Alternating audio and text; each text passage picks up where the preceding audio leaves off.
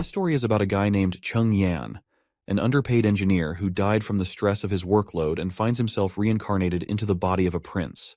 In this new world, witches exist with supernatural powers, and Chung Yan plans to use his engineering skills and the witches' powers to advance in this primitive society. His new life begins abruptly when he hears someone calling him to wake up. As he opens his eyes, he discovers himself seated on a chair, bewildered by his unfamiliar surroundings. He looks around and sees these oddly dressed ladies. When he looks in front, he sees an entire town gathered around what looks like an execution platform. Naturally, the poor guy's mind is blown by this bizarre scene. I mean, just a while ago, he was probably crunching numbers or drafting some blueprints, not dodging beheadings. Suddenly, a bald guy addresses him as Prince and reminds him that the time for the execution has arrived and he has to announce his ruling soon. The boy remains clueless for a moment about what's happening, but when he focuses, memories of the body's previous owner flood his mind instantly. Apparently, he's the fourth Prince of Grey Castle, known as Roland Wimbledon. He recalls his father assigning all his siblings to various territories under his control, with the promise that in 5 years, the one who governs best will inherit the kingship. But the boy faces a big problem. He's just an ordinary guy, while his siblings are a formidable bunch, giving them an edge in this competition. The first prince has exceptional martial skills. The second excels in finance. The third princess commands a strong following, and the fifth princess is highly intelligent. Meanwhile, Roland, as the fourth prince, seems to be only a waste of oxygen thus far, with no notable talents. To make matters worse, he's been assigned to a desolate border town, God-forsaken city, where streets are filled with filth and neglect. Here, he must interact with the locals and somehow turn this dismal place into a thriving territory. While feeling sorry for his situation, the old man reminds him once again to make his announcement quickly. That's when the boy realizes he has a witch to execute today. The crowd is restless, eager to witness the demise of this alleged witch, whom they believe to be a spawn of the devil and wholly deserving of death. The boy is shocked by the bullcrap spewed by these ragtag individuals and deeply disappointed by their uncivilized behavior, which infuriates him. In frustration, he flings the paper from the old man's hands away and with an annoyed expression, orders everyone to release the witch immediately. The crowd goes quiet, clearly unhappy with the prince's sudden decision. After seeing the public reaction, he lets out a tired sigh, saying he's beat and suggests they move the trial to another day. The old man tries to talk him around. Chief Knight Carter Lannis steps forward, urging him to think it over. He insists they must execute the witch right away to prevent other witches from trying to save her. The prince can't help but chuckle at the sight of this tough knight, built like a bull, looking so scared of witches. Our hero then starts to head down, casually pointing out that if more witches showed up, they could squash them all in one go. The knight has no clue how to handle this, and the scene shifts to the fourth prince's residence in Bordertown South Castle. Outside, the grumpy knight stands while our hero slams the door in his face. The prince lets out a sigh at first, but then suddenly freaks out because he hasn't dealt with this many people in his entire life. Even after his meaningless death, he's not complaining, because he is grateful for this second shot in life, and he's dead set on fully stepping into Prince Roland's shoes and getting to the bottom of things with the witch. The scene then shifts to the dungeon in the border town, where he's about to meet this witch despite all the warnings from his knights about the potential dangers ahead. The boy just laughs it off, poking fun at his chief knight for being scared like a coward of a little girl. But the knight nervously insists that witches are minions of the devil. Unfazed, our hero keeps on walking until he finally comes face to face with the supposed witch. The witch stands up and steps forward, and our hero starts to blush a bit at the sight of her beauty. But his noisy knight immediately butts in, telling the prince to back off from the witch. Our hero just casually puts a reassuring hand on the knight's shoulder and steps forward again, asking the girl her name. Once again, the annoying loudmouth interrupts before they can even exchange pleasantries. Finally fed up with the knight's constant yammering, our hero gives the shiny armored guy a gentle bonk on the head out of frustration and tells him to stay the heck away while he's talking. Turning back to the girl, our hero asks if she's cool with sharing her name. She decides to spill the beans. Turns out her old man was working in the mines when a cave-in trapped him. Some greedy miner tried to loot his stuff in the chaos. She rallied the neighbors to help free her dad, but her uncle had to throw down with that Baldy McShine. Just as he was about to finish her uncle off, she intervened. She extended her hand and unintentionally did something she never wanted to do. The man burned to crisp, leaving nothing but ashes. This was the day her neighbors labeled her the evil witch, even though she begged them not to spill her secret about witchcraft. And the worst part of this sob story is that her own dad ratted her out. Then this same old consultant guy shows up and suggests our hero just roast the lady before she pulls anything sketchy. But my guy tells him to chill because he's curious to see this witchcraft in action. The lady's baffled that someone actually wants her to unleash her powers, but our hero's all cool about it, pushing her to just go for it. She reminds him that her powers are blocked by this locket around her neck, and asks if he's really up for her taking it off, warning him she might cause chaos. But then he grabs the locket chain, breaks it, and tosses the locket away like it's nothing. "Show us your damn powers already," he tells her. And so, the fire starts to crackle around her, and this macabre dance of flames just leaves our hero's eyes wide open, and the entire prison cell lights up with the light. The prince freaks out while the woman casually strolls out after melting the prison bars. The knight bolts in the opposite direction, but our guy is just blown away by her fiery powers. Finally, he gets why his consultant said fire can't touch her, because she's basically fire herself. Once the flames die down, the former engineer in him sparks with a genius idea. He's not about to waste such epic magic without using it to revolutionize things. When she asks him to end her life because she's shown him what he wanted to see, he surprises her. He throws his coat over her burnt clothes and tells her she's hired. Prince Ronald, drawing on his past life knowledge, declares that she's essentially a perpetual motion machine, able to generate firepower seemingly out of nothing. However, not everyone shares the prince's visionary thinking.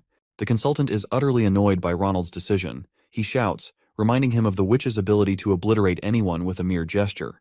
Moreover, he warns that hiring her could attract the attention of the Witch Cooperation Association, potentially leading to their destruction. But Ronald dismisses the old man's concerns, instructing him to prepare a work contract. He then starts walking away, casually mentioning that he intends to establish a working relationship with the witch, Anna, and further orders the consultant to arrange accommodation for her as well. Back at the administrative office in Bordertown Castle, the old man reports he's taken care of everything as instructed, but he's not sure about sparing the witch's life. The prince cuts him off, saying not to question his decisions. To him, witches aren't some monsters, but the old man's still not convinced. That is when our hero lays it out straight, reminding him that Bordertown is a total mess, and he doesn't have his brother's riches or his siblings' smarts. So winning here is a long shot, and he's got to try something out of the box to claim the victory. The old man's impressed by the prince's determination and agrees to arrange a meeting with Miss Anna. Meanwhile, Miss Anna is getting a thorough wash and cleanup, and once she's looking all cute and tidy in some nice clothes, she's escorted to meet our hero. The knight shows our hero the cottage where Anna will be staying. The prince is pretty impressed with the cottage, especially since it was prepared on such short notice. Just then, the knight announces Anna's arrival. When our hero turns around, he sees her in a maid's attire, looking absolutely stunning. He's pleasantly surprised and amazed at how well the clothes turned out. He asks her if she's comfortable in her new outfit. But instead of being happy, she starts a tirade, questioning why he's giving shelter to a murderer like her, someone tainted with evil and loathed by everyone. The prince surprises her by stating that he doesn't see things that way. He dismisses all the talk about evil witches and devils' powers as nonsense. He explains that people are just scared because they don't understand her significance to society. He extends his hand, telling her he accepts her despite her flaws. He promises to teach her how to use her powers for good and to make a positive impact on the world. Once inside the empty cottage, Anna immediately starts practicing, unleashing her fiery powers. However, as flames scatter around uncontrollably, our hero realizes teaching her magic control is going to be tougher than he thought. On top of that, there's the issue that every time she uses her powers, her clothes get incinerated, leaving her embarrassed and naked. Both of them feel awkward, but our hero is relieved he had prepared multiple sets of clothes ahead of time. Just then, the old man bursts in with urgent news. While gasping for breath, he shocks everyone by reporting that their patrols have spotted signs of demon activity months earlier than expected this year. Of course, our hero has no clue about these months of demons, and seeing everyone terrified only piques his curiosity further. The old man reveals to the clueless prince that every winter, after the first snowfall and when the sun sets, the gates of hell open in the Dragonspine Mountains. Bordertown isn't defensible, so everyone must flee to Longsong Fortress. However, the old man reassures him that his safety is their top priority. Curious, the boy asks if the old man has seen these gates of hell himself. The old man replies no, explaining that it's impossible for them to see such things. The Dragonspine Mountains are not only impassable, but also emit a foul miasma that affects anyone who gets too close, unless they've already fallen into the devil's grasp, meaning only witches can explore the area and see the gates of hell. The prince then wonders if the old man has ever encountered demons. Once again, the answer is no. It's his first time in the central region of Grey Castle, and hardly anyone's ever come face to face with a real demon. Looks like it makes sense to our hero why this place doesn't thrive with a bustling economy, because people always get evacuated at the end of every year. The boy then raises a valid point, which is that if Longsong Fortress can fend off the demons, it means they're not invincible. So keeping that in mind, he is itching to throw down with these demons by himself. The old man is terrified by this plan and explains that Longsong Fortress has massive walls and Duke Rayon's elite troops stationed there.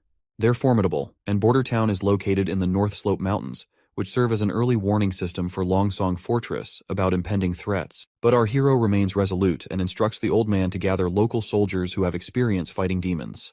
In the bright day under this gazebo, we see our duo having afternoon snacks, and while they are at it, the prince requests her to tell him something about months of demons.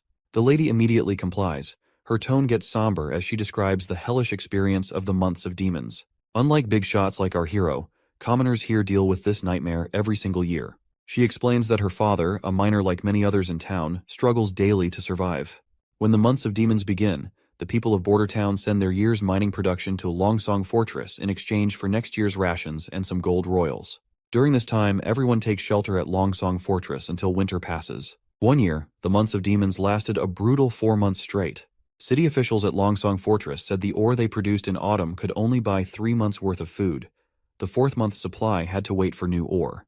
But the months of demons lasted another extra month, which trapped the people inside the fortress.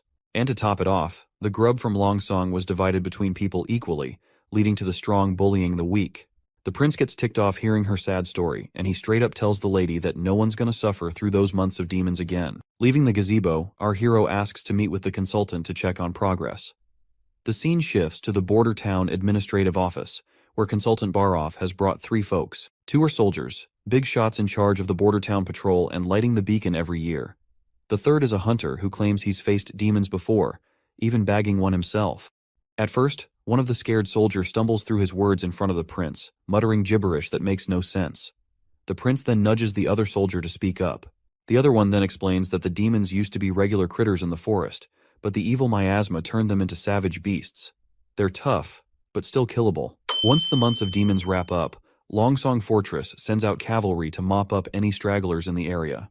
That's when the hunter slams his fist on the ground like he's showing off, boasting that those monsters are as easy as slicing cucumbers with his sword, and he's taken down 2 already. The big guy then drops to his knees before our prince. The consultant introduces the hunter as Iron Axe, saying there's gossip he's so tall because of his giant monster blood in his veins from the Mojin clan. Our hero asks him straight up if his stories are true. Iron Axe nods confidently, saying he's already killed a demonic boar and a wolf type. Iron Axe explains how hunters categorize demons. As the guard mentioned, these critters started out as regular animals but went berserk after they got a taste of hell miasma, and which is why they're such a pain. The wolf type is sneaky and lightning fast, and the wild boar has a tough back which is so thick that even crossbows struggle to pierce it. The prince quickly realizes that these demons are essentially animals, but with enhanced traits. The hunter agrees, saying they don't pose much of a threat. However, he gets serious when discussing hybrid types, calling them the true spawn of the devil. He explains that these monsters are horrifying creations that only hell could concoct. Describing one hybrid, the hunter mentions it had the body and legs of a rugged beast, but also sported huge wings for short-distance flight. What's more, its senses were keen, always pinpointing its prey no matter how well hidden. The hunter barely survived by diving into the Redwater River before losing consciousness. It seems our hero can handle the regular monsters with big walls, but he's stumped on how to deal with those that can fly. He then asks his knight if those hybrid demon types are supposed to be rare, and the knight nods firmly, saying during any months of demons, you'll usually get 2 or 3 of those bad boys popping up. It's enough to give Longsong Fortress a serious headache. The boy finally connects the dots. With a bang on the table, he announces he's staying put in Border Town for the winter. Everyone's jaws drop at his decision, and the knight scrambles to convince him they're outnumbered by monsters. Our hero fires back, suggesting they build a wall from the foot of North Slope Mountain to the Redwater River. But the knight ain't buying it, and waves it off as a pipe dream, saying it'd take them a lifetime to build such a wall. My guy leans back, telling the knight to chill. He promises if he can't get the wall up fast, he'll retreat like everyone else, because he is not about to throw his life away in this place either. The riled-up knight finally calms down, pleading his loyalty to save our hero at any costs. At the bustling gray castle port of Clearwater, we catch a glimpse of the third princess. She remarks on the chilly ocean breeze, signaling winter's approach, then turns to her knight, Rayon, asking about the return of their black sail fleet. He assures her they should be back at port in 3 days if all goes well. The princess notes this is their last expedition of the year and hopes it brings some nice surprises. Back in the palace, the knight wonders how she was already geared up for the throne competition her father sprung on them. She admits she didn't see it coming, but she figures it's all about paving the way for the king's favorite son to take the throne. Still, She laughs it off, saying being good at running things doesn't automatically mean the second son will win. She tells her knight to dig deeper and understand why she's sending out the Black Sail Fleet on this big expedition. After mulling it over, the knight realizes her fleet isn't just about making money, it's about gaining serious influence and power. Since launching the Black Sail Plan, she's rounded up skilled sailors, tough fighters, and key allies to back her play. This is Garcia Wimbledon, the third princess of Grey Castle. She is using smarts and strategy to secure her shot at the throne. The princess then asks about how their plot to off the fourth prince went down. The knight sighs and says there's been no word from the border, meaning their poison plan probably flopped and the spies they sent to do the job are missing in action. She figures her little bro must have wasted no time offing those spies once they got caught. Looks like the poison actually did its job and killed the fourth prince, but our hero just happened to swap into his body, which is why they think their poison plan tanked. She's now planning to kill the hero once he seeks refuge in Longsong Fortress, and tells her knight to sit tight until then. She also snarks that since the poison didn't do squat, it means that Snake Enbies, who sold them that stuff, was lying about it being colorless and tasteless. And as punishment for deceiving the third princess, she suggests her knight to hang that liar immediately. It's quite funny how she's about to drop the hammer on their reliable poison guy, even though the fourth prince really did kick the bucket from that poison. The next scene shows us Anna setting in the landscape of greenery, and there we meet her teacher Carl, who asks her what she is reading today. Is it poetry, or perhaps history of their church? The girl greets her teacher, and before she can say anything, her innocent image shatters before his eyes. He is left staring with wide eyes, and the next scene takes him to a rowdy crowd accusing his disciple of being a witch and the reincarnation of the devil. Seeing her hanging there, he slaps his hands over his face, jolting awake in his office. Once he's finally awake, he breathes heavily, haunted by the vision of Anna's hanging. He believes that if even a pure-hearted girl like Anna could be called evil, then those greedy administrative officials of Grey Castle must be true demons, born from the depths of hell. He angrily expresses that if they hadn't switched to lower-quality stones just to save a few hundred gold, the theater would never have collapsed, and those innocent victims would still be alive. In his eyes, those corrupt individuals are the ones who truly deserve to be hanged for their heinous acts and corruption. Sadly, this country didn't administer proper punishment to them. Instead, the blame fell unfairly on innocent stonemasons, resulting in harsh taxes, rampant inequality, little rule of law, and even labeling a curious and innocent girl as a demon and sending her cruelly to the gallows. He appeals to God for help in punishing these deserving evil people. Suddenly, there's a knock on the door, and when he opens it, he finds one of his young students, Nana, looking really worried and anxious. The little girl timidly asks if she's going to end up like Anna, hanged. The man quickly reassures her with a pat on the head, promising to protect her no matter what. He strolls through town, thoughts swirling about how the powerful have mistreated the innocent while he stood by. Determined to act this time, he vows not to let another girl suffer like Anna did. His attention is then drawn to a commotion at the town square. People are gathered around the quest board, where they're reading a notice posted by the fourth prince. It calls for workers for construction jobs in the border areas, gravel workers, stonemasons, and more. The notice details everything the applicants need to know. The teacher's eyes widen in shock as he sees the notice signed and stamped with our hero's name. That's when he remembers our hero, the fourth prince. He's heard rumors about the prince having all sorts of unique ideas and a personality that's totally different from everyone else. The prince also doesn't seem to be a big fan of the church, which gives the teacher a bit of hope. But right now, he's worried that supporting Anna, who is a witch, might get him labeled as a witch sympathizer and land him on the gallows as well. He's banking on the idea that if the prince hates the church enough, maybe he also hates their strict laws. That's the only way he sees to protect other girls from facing the church's severe punishments for being witches.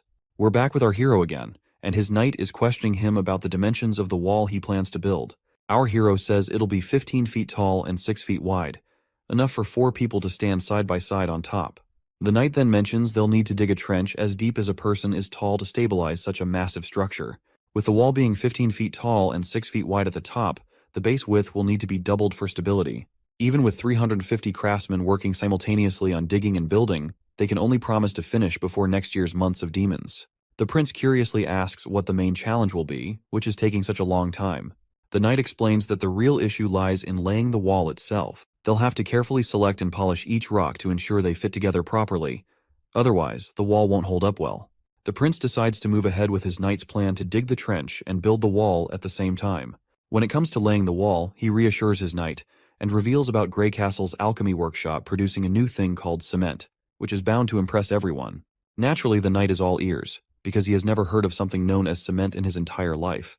In the next scene, we're outside the cement kiln room at Border Town, where we see both of them standing outside of the cottage. The prince explains to us that making cement is pretty straightforward because the raw materials are plentiful here. But the real trick lies in getting the calcination temperature just right. Sadly, he can't recall the exact temperature needed, and there's no way to measure it precisely in this world. Suddenly, the cottage door swings open, revealing Anna. Before the prince steps inside, our hero tells his knight to hang back. It's clear that the prince is using Anna's witch powers to create his cement, and she seems perfectly suited for the task. Before she heads out fully naked, our hero hands over his coat to her once more, and once she is out of the cottage, she eagerly expresses that she has done as her prince had asked of her. Inside, we find a heap of cement on the floor. The boy quickly checks the product to see if their experiment paid off, and decides to give it a try before producing at mass scale. Curiously, Anna asks where he plans to use the cement. The boy explains it can be used for building homes, bridges, roads, and more. He highlights how it will protect them from natural disasters like rain, heat, or snow that could otherwise damage their homes. He gives all the credit for the success of making the cement to Anna, recognizing her crucial role. Outside the cottage, they finally glue a few square boulders together with the cement, and both the knight and the girl are pleasantly surprised by the result.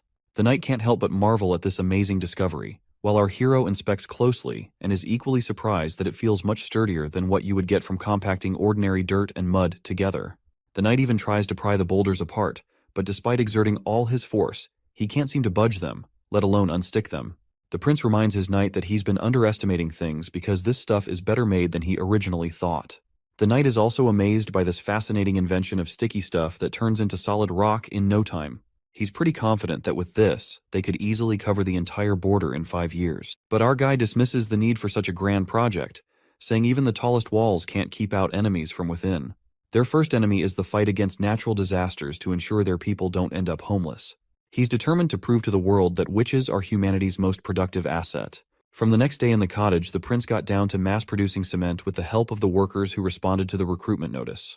They hustled to gather essential ingredients and supplies, giving Anna some well-deserved rest. Meanwhile, the prince kicked off the excavation for the city wall's foundation between the North Slope Mountain and the Redwater River. However, things didn't go as smoothly as expected. The knight was impressed that the prince personally visited the construction site and gave the workers a pep talk at the North Slope. He noted their dedication, but the prince grinned sheepishly, admitting that despite their efforts, all they managed to dig was a rough trench at the North Slope, a makeshift drainage ditch rather than the sturdy foundation needed for a city wall. Even though our hero used to geek out over mechanical blueprints, paired with his civil engineer buddy, they made quite the geeky duo. But now, tackling these civil project details is way beyond his expertise, and he's itching for a pro in the field to brainstorm ideas with. Interrupting his moment of contemplation, the consultant points out that a stonemason has responded to their recruitment notice, claiming to have been a member of the Grey Castle Mason Guild. The prince immediately recognizes the guild as a prominent organization in the country, though he's heard they were disbanded due to a construction accident. He then shrugs it off, pointing out that risks are always present in this line of work. He is eager to secure highly talented individuals, and instructs his consultant to bring the stonemason to see him. The next scene takes us to Roland's administrative office in Bordertown. Our hero lounges at his desk, idly passing the time, while Anna sits nearby, absorbed in a book. Finally, the knight arrives with the person our hero has been eager to meet. To our surprise, it's none other than the teacher who had been fretting about his little witches. Before the teacher can start extolling the prince, our hero cuts in, waving off the formalities and telling him to relax. When the teacher's gaze falls upon Anna, he looks completely bewildered, his mind clearly spinning. Meanwhile, both our hero and the knight are totally dumbfounded to see this unexpected meet and greet. Sensing potential trouble, the prince quickly directs the knight to block the door. The knight immediately follows the command, positioning himself at the entrance, ready to not let this threatening man go away. Our hero finds it hard to believe that a random craftsman could end up being a neighbor of Anna. But then, the teacher suddenly falls to his knees, pleading for forgiveness from Anna for not helping her in the times she needed him the most. That is when it becomes clear to the prince that this man poses no threat to her after all. Anna also recognizes her teacher immediately. The prince then instructs the man to stand and demands an explanation about his relationship with Anna. The man immediately pulls himself together and quickly apologizes for causing a scene. He then introduces himself as Carl Van Bate, a former member of the Mason Guild turned teacher in the border town. He reveals that Anna was once his student. Carl further points out that he doesn't really understand why our hero would spare Anna's life. Perhaps he wants her as his lover, but he isn't complaining since being beheaded is still better than being a prince's side chick. Carl is further relieved to see that our hero doesn't believe in witches being incarnations of the devil. After explaining everything thoroughly to the prince, The man further mentions that there's another talented girl like Anna, whom he would like our hero to also keep hidden here in the palace. The prince gladly gives this teacher the green light to bring her here, promising no harm will come to her if she truly is a witch. However, he can't simply take her away from her family, especially since they aren't directly threatening her at the moment. Our guy bursts into happiness inwardly, looking forward to meeting this next witch and discovering her formidable abilities, though outwardly he remains composed and calm. The prince clarifies that he didn't save the girl out of kindness, but because he needs her help. He doesn't believe in those nonsensical tales that portray witch powers as evil. Instead, he sees them as valuable gifts if handled wisely and used responsibly. So whether it's Anna, this other girl Nana, or any other witch, as long as they haven't committed actual crimes, he won't presume them guilty in any way. Once that's out of the way, our hero finally gets down to business and asks the man if he's ever helped build in Greycastle Town. The man nods enthusiastically, saying he's had plenty of experience. The prince then lays out his plan to erect a wall between the foot of the North Slope Mountain and the Redwater River to keep those demonic critters at bay. From now on, this guy's in charge of the whole project. In the next scene, we're in Roland's palace gardens in Border Town, where Nana finally pays our hero a visit. She looks a bit nervous at first glance. When the little girl asks if she's really seeing Prince Roland Wimbledon, the prince grins and confirms it's him in the flesh. Nana lights up and introduces herself as Nana Pine. Without missing a beat, Nana dashes over to Anna and starts playing with her like they've been sisters forever. The prince wondering these girls are really young, and yet they are a talented bunch, so he is really looking forward to see what future have store in for them. The boy then turns to the little girl, reminding her that her teacher mentioned she's awakened as a witch. The girl asks if he's going to execute her, but the boy quickly says no, explaining that only criminals with a rap sheet end up facing the gallows or a beheading. The girl insists she's possessed by a devil, which her teacher also confirmed. Anna gives her a reassuring pat on the head, while our hero asks when she first noticed something was up. She explains it all started a week ago, when she saw a bird with a busted leg. Feeling a strong urge to help, something like water blobs popped into her mind and surrounded the bird, and the bird's leg got healed instantly. After hearing her story, the prince tells his knight to go grab a chicken. As the knight heads off to find a healthy one, our hero wonders if her awakened powers might lean towards healing, which is nothing to scoff at. The prince then tells her that if she can save animals like that bird, it means she's actually a good person. The girl agrees, saying their teacher also told them that regular folks fear witches just because they can do things others can't. She insists she's never seen a devil and isn't connected to one either. Our hero believes her right away and gives her a gentle pat on the head, reminding her that the church and even their teacher were tricked by lies. Confused, the girl asks why anyone would lie. The boy explains it's not about good or bad, it's about people trying to make money by spreading fake stories. Once the chicken arrives, the little girl asks the prince to go easy on it. The boy agrees, but tells his knight to hold the chicken tight before giving it a quick whack on the head. The poor bird squawks in pain and flops to the ground. He then turns to the girl and urges her to heal the chicken pronto. She nods, saying she'll do her best. When she lays her hand on it, those watery blobs pop up again, and she gets to work right away. A few hours pass, and despite the boy's rough treatment, which leaves the chicken drained, he finally seems to understand Nana's power. She can fix up broken bits and mend fractures, though bringing a chicken back from the dead isn't in her playbook. Once the chicken has served its purpose, the boy tells his knight to take it to the kitchen, leaving the girl with tears in her eyes and a pout for how rough the prince was with the chicken. But he assures her it was necessary. Before long, a feast of delicious food appears before them. Nana seems to forget her chicken grievance as she eagerly eyes the cooked bird laid out before her. After their little feast, the little girl heads off, waving her hand one last time, and our hero waves back in response. Meanwhile, Anna is curious why our hero is not keeping her in the palace, knowing she's a witch too. He reminds her that she still has a family who doesn't know about her powers yet. But Anna worries it's only a matter of time before her parents find out and exile her. He agrees, but reassures her that as long as her abilities remain secret, she should cherish the time with her parents. He then asks if she misses her father. She sadly shakes her head with a no, but our hero can empathize with the loneliness she feels. To ease her mind, he promises that Nana will come daily to practice magic with her so she won't feel alone, and further vows to give both girls the ordinary life they desire. And he means every word. Back in the castle, our hero's been feeling kinda boring ever since Carl Van Bate took charge of the wall construction. He's taken to having a tea party every afternoon while teaching the girls how to work their magic. Every now and then, he checks on the city wall's progress at the foot of the North Slope Mountain, always impressed by how much better it's going than expected. But then, the consultant shows up with some not-so-great news. He points out that hiring all those craftsmen and laborers has been super expensive, and all that cash is coming straight out of our hero's pocket. At this rate, the steward's worried they won't have enough money left by spring. Our hero officially starts to panic, realizing that he is freaking screwed. A moment later, while he's brainstorming ideas to get out of this financial mess, the old man finds it strange how much the prince has changed lately, as if he's become a completely different person. Back in the day, this guy knew nothing but the pleasures of life, and the only reason this old man sticks with our hero is because the king has promised him the position of Minister of Finance once the throne competition is over. When he first rolled into Border Town, he wasn't planning on running the place, nor was he gunning for the throne. He let down all the nobles and dumped all the responsibilities on the old man's lap. But ever since he rescued that witch, the prince has done a complete 180. The prince is now handling things with more thought and dealing with stuff like it's his second nature. He even talks to the old man in this grown-up tone that's seriously creeping the old dude out, making him wonder if the prince got possessed by a devil or something. But the old man brushes it off, saying if the prince were really possessed, he wouldn't have casually snagged that godforsaken retribution locket. Cut to the scene back at the port in Border Town. Two nobles and this redhead guy, who looks like some ambassador, are shooting the breeze. The guy in glasses reminds the ambassador they last swung by a year ago and gripes that the town's still a desolate pile of rocks. The redhead pipes up, correcting him that it was just 6 months back. He mentions how every season Duke randomly sends someone new here. He remembers visiting last summer, when besides rocks, there were all kinds of fancy furs floating around. When he is about to spill something juicy, he decides to keep it under wraps for some reason, and instead, he focuses on Border Town's potential. He suggests that although it's currently just a fortress outpost, if they set up a solid defense line here, all the land between Border Town and the fortress could be put to good use. Suddenly, the guy in glasses freaks out, pointing out that the stockpile is empty and Border Town was supposed to have their ore ready today. Looks like these visitors are here to collect ore before the demon months hit, offering shelter for the Border Town in return. The ambassador sighs and decides to take the problem to our hero.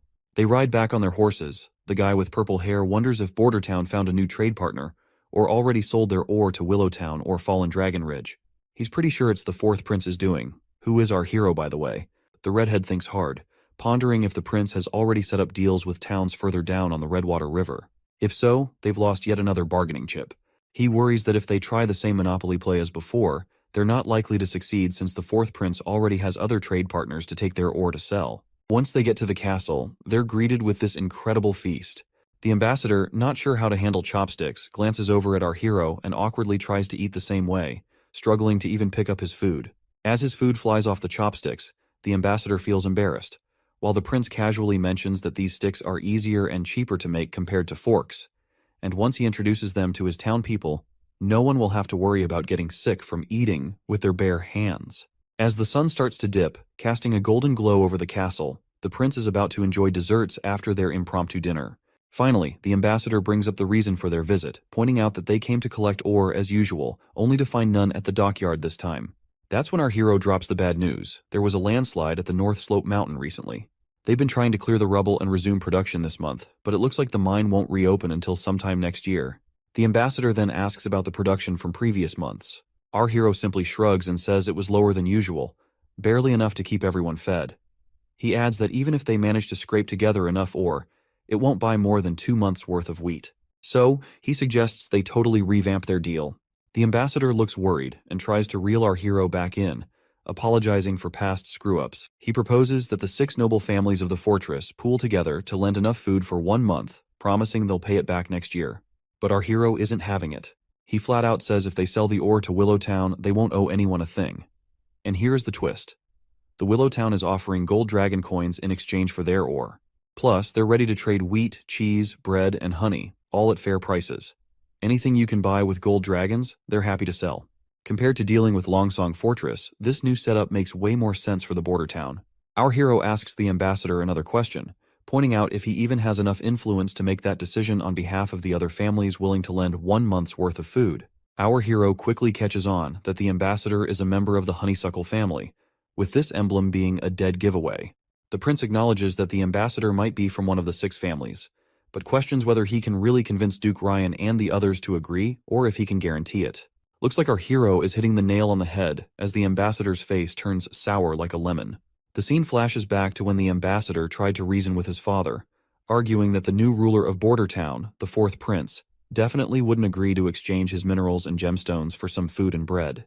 He suggested buying from them at 30% under the market price, as they could still make substantial profits. But this bald machismo of a father confidently brushed off the concern, saying the sloth-like 4th prince would never handle Border Town's trade affairs. He believed they could continue swindling border towns' resources for mere bread and shelter. In the present moment, the redhead ambassador, after thinking it through, realizes our hero has a point. He couldn't even convince his own father, but still wants to try his best. So, the redhead takes the plunge and offers to buy the ore and gemstones from Border Town at 30% below market price. The ambassador is confident his offer must be higher than what Willowtown is proposing. He emphasizes that Willowtown is far away, making it difficult to seek shelter during the demon months, which is why Longsong Fortress is the best option for shelter. The ambassador starts to mention the bad roads leading to Willowtown, but stops himself mid-sentence. Curious, our hero urges him to finish his thought. The redhead points out the dangers that could easily spring up along that road. The ambassador realizes he may have inadvertently issued a threat to a prince and starts panicking internally. Our hero just chuckles, dispelling the redhead's confusion, and explains that he never intended to seek refuge in Willowtown in the first place. That bombshell catches the redhead off guard, and he really throws the ambassador for a loop by making it crystal clear he's not going anywhere, not to Longsong Fortress or anywhere else. The prince goes on to explain that Border Town isn't just going to be some outpost anymore, it's going to be a full-fledged part of Grey Castle Kingdom. He's pumped to show off the brand new city walls stretching all the way from the North Slope Mountains to the Redwater River.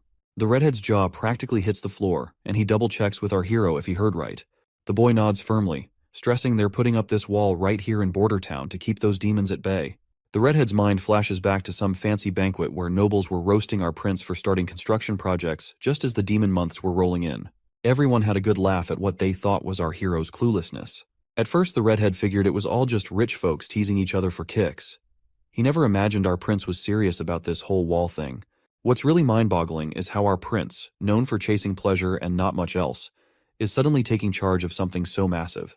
The redhead, freaking out a bit, assures our hero that once he's back at the fortress, he'll try to hash things out with the 6 noble families, hoping it'll all swing in our hero's favor. Now it's smack dab in the middle of the night, and our hero's feeling bummed that nightlife in this backwoods world is non-existent. People here hit the bed early unless they're up for clapping some cheeks. Even though he could easily bring someone over to liven up his night, he's got morals and won't stoop to anything sketchy. Out of the blue, someone sneaks up on our hero from behind. He spins around to find a woman in a robe singing his praises for handling the ambassador with brains, hinting the prince isn't all about the party life after all. Turns out she's an assassin, but our hero doesn't waste a second before trying to dash out of the room.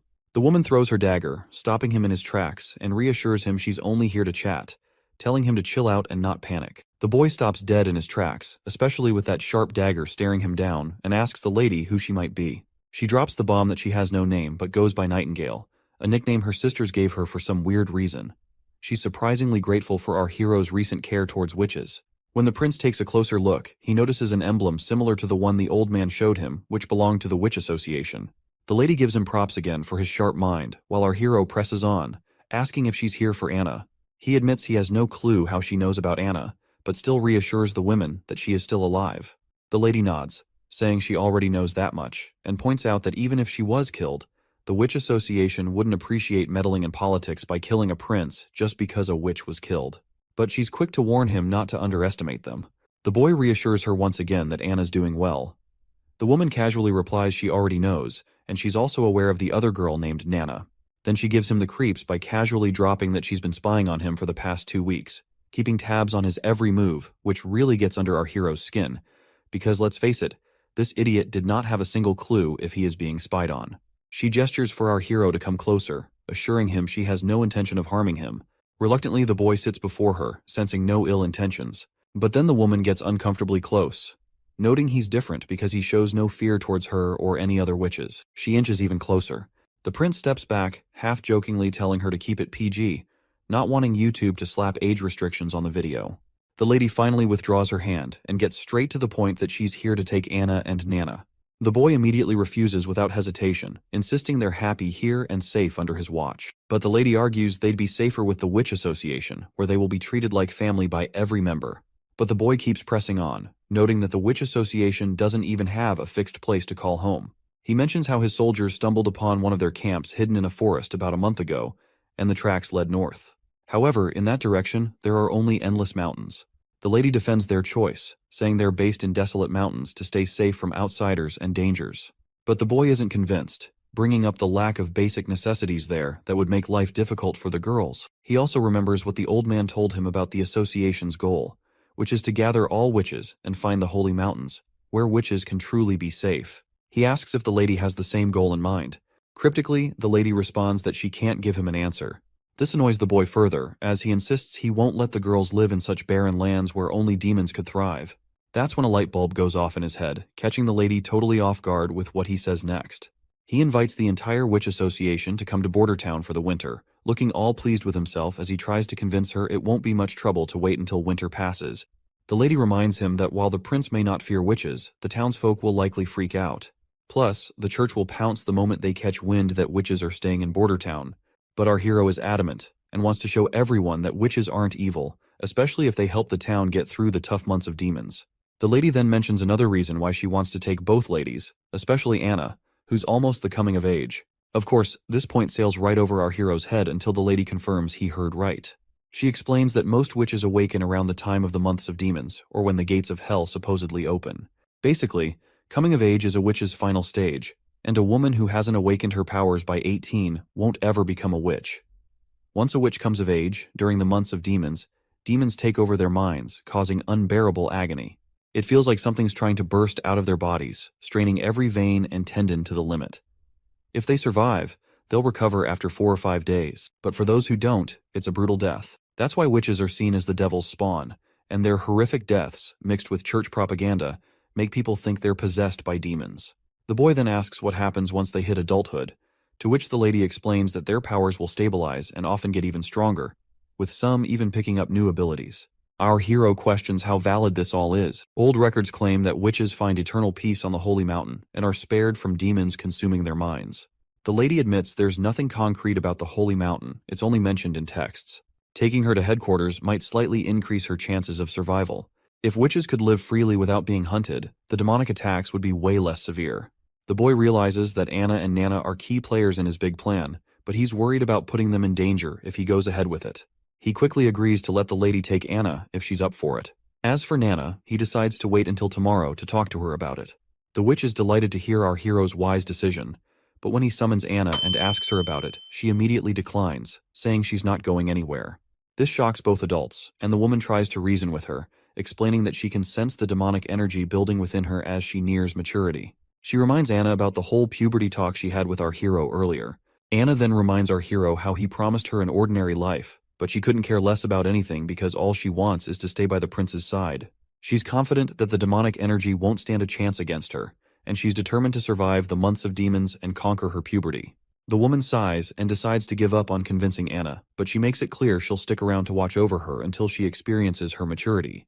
She thinks Anna is just a naive kid who doesn't understand the dangers. Of course, our hero doesn't like the idea of her keeping a watchful eye on him for the rest of the winter. Anyway, before the woman disappears, she comes face to face with Anna and talks about the hardships she's seen and the friends she's lost, vowing not to let Anna suffer the same fate. With those final words, she bids farewell to our girl and vanishes into thin air without a trace. Seeing her abilities totally blows our hero's mind. He's amazed by her assassination skills. Once they're alone, the boy gives Anna a reassuring pat on the head and tells her to hit the hay as it's already pretty late for her. The next day rolls around and our hero greets the citizens of the town with a cheery, "Good morning." He gathers everyone for an important announcement. He explains that almost 4 days ago, the ambassador from Longsong Fortress visited him to collect the already mined ore. However, everyone should remember that a month ago, the northern mining quarry collapsed, and production hasn't resumed since then. The community immediately panics because the last output was only half of the average, and they had to endure starvation and a lot of crap from Longsong. He then exposes the Longsong Fortress hideous act, saying he tried to get a loan and supplies from the ambassador, but the guy shut him down hard, just like 2 years back. People freak out again, fearing starvation once again. He reminds them of the time when food was so scarce that many lost family, siblings, kids, and more. He asks them how long they want this cycle of loss to continue. The crowd starts begging him to save them, and he nods positively, swearing he won't let his people fall into that pit again. After a dramatic cough, he drops the bomb, which is that 2 months' worth of mining would have bought them enough food for almost a year, but those Longsong jerks never played fair. The whole crowd starts to seethe at Longsong Fortress for taking advantage like that. So, our hero explains that he traded his stones for a bunch of food from Willowtown, enough to keep everyone fed through the winter. Just as folks start celebrating and feeling relieved, he puts a pause on the party vibes. He reminds them that cutting ties with Longsong means they're committing to sticking it out in Border Town for the winter. That news sets off another round of worry, But the boy quickly shifts gears, reminding everyone about the wall they're building. He boosts their spirits by saying demons aren't any tougher than the beasts in the forest and won't be able to scale their wall no matter how hard they try. Then he gives them a choice: either seek refuge to starve in Longsong Fortress or stand with him to protect their families. He asks if anyone's up for joining him on the wall to fend off monsters, promising good silver coin rewards for those who help out. And if the worst happens and someone doesn't make it, he pledges 5 golden coins to their family. The whole crowd gets fired up by his speech, and suddenly everyone's geared up to face whatever comes their way with determination and grit. The atmosphere in Longsong Fortress is lively with laughter echoing through the entire castle. People seem to be having a good time poking fun at our hero's decision to stay put in Border Town and build a wall. One guy, sporting a solid mustache, jokes that our hero would probably stack some rough rocks together, throw in some dirt and mud, and call it a day. He is sure that eventually our hero will come running back to Longsong, and they can further exploit him when he's desperate. However, the leader of this committee doesn't seem to dismiss our hero as lightly as the others. He asks for the ambassador's take on the matter. The redhead, bewildered at first, mentions that their original plan was to maintain their monopoly as usual, and as long as they purchase ores from our hero at 3 times lower than the market price, it's a good deal for them. But our hero has other plans. He's not just looking to sell the ores to only Longsong fortresses.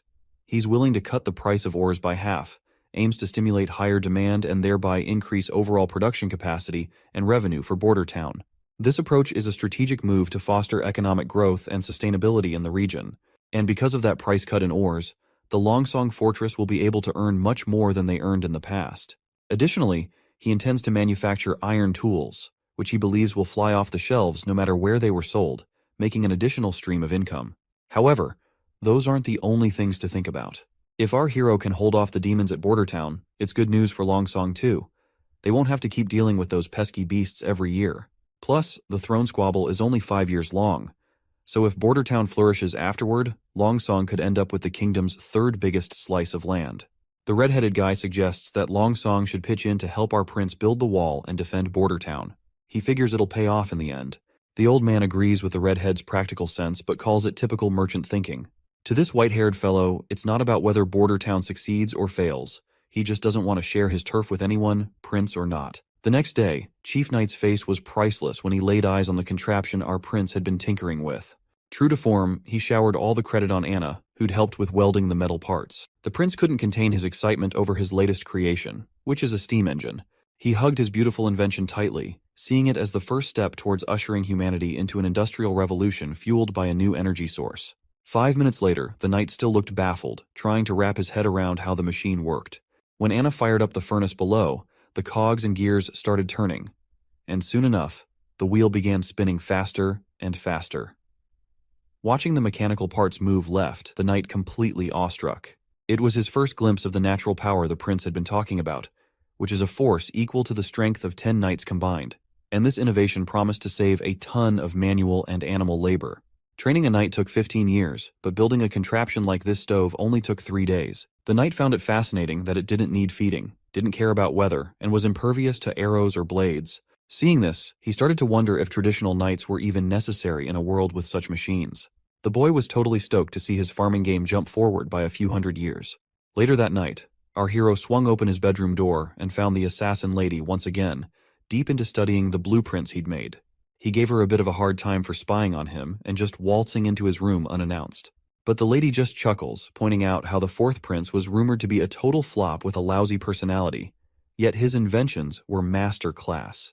She wondered if those blueprints were for the stove he'd cooked up recently, but the boy was feeling kinda down and out, watching her toy with his secret plans he had kept locked up tight in his office.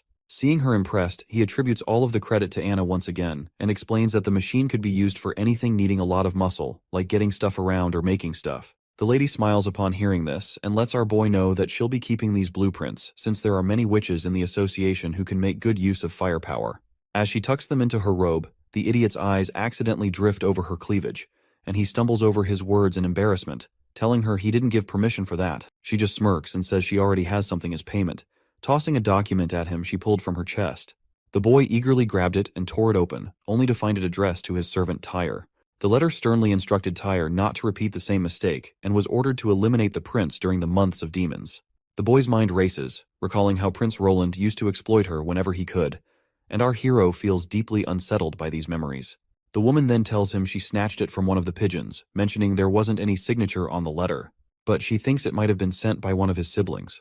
So she asks if he's cool with her digging deeper to find out who's behind these orders. He gives her the go-ahead, and she strikes a respectful pose, saying she'll be taking the blueprints as payment. The next day, he's still hung up on last night's letter when the knight shows up. The guy drops to his knees and spills that Tyre kicked the bucket last night. Apparently, she took a tumble from her balcony, and there weren't any signs of a struggle, and the guards swear they didn't see anyone come or go. The boy's visibly bummed out and tells the knight to have the head servant handle the situation. Once the knight had left the room, our hero called the assassin lady back, and she showed up right on cue. She quickly spilled the beans that the servant had killed herself the moment she laid eyes on her. The boy couldn't hide his disappointment, muttering that he figured she'd know how to handle such things. The lady countered, saying she had tied Tyre with ropes up tight, but the wily servant had stashed poison in her fake tooth, and once she died out of poison, she threw the servant from the balcony to make it look like an accident.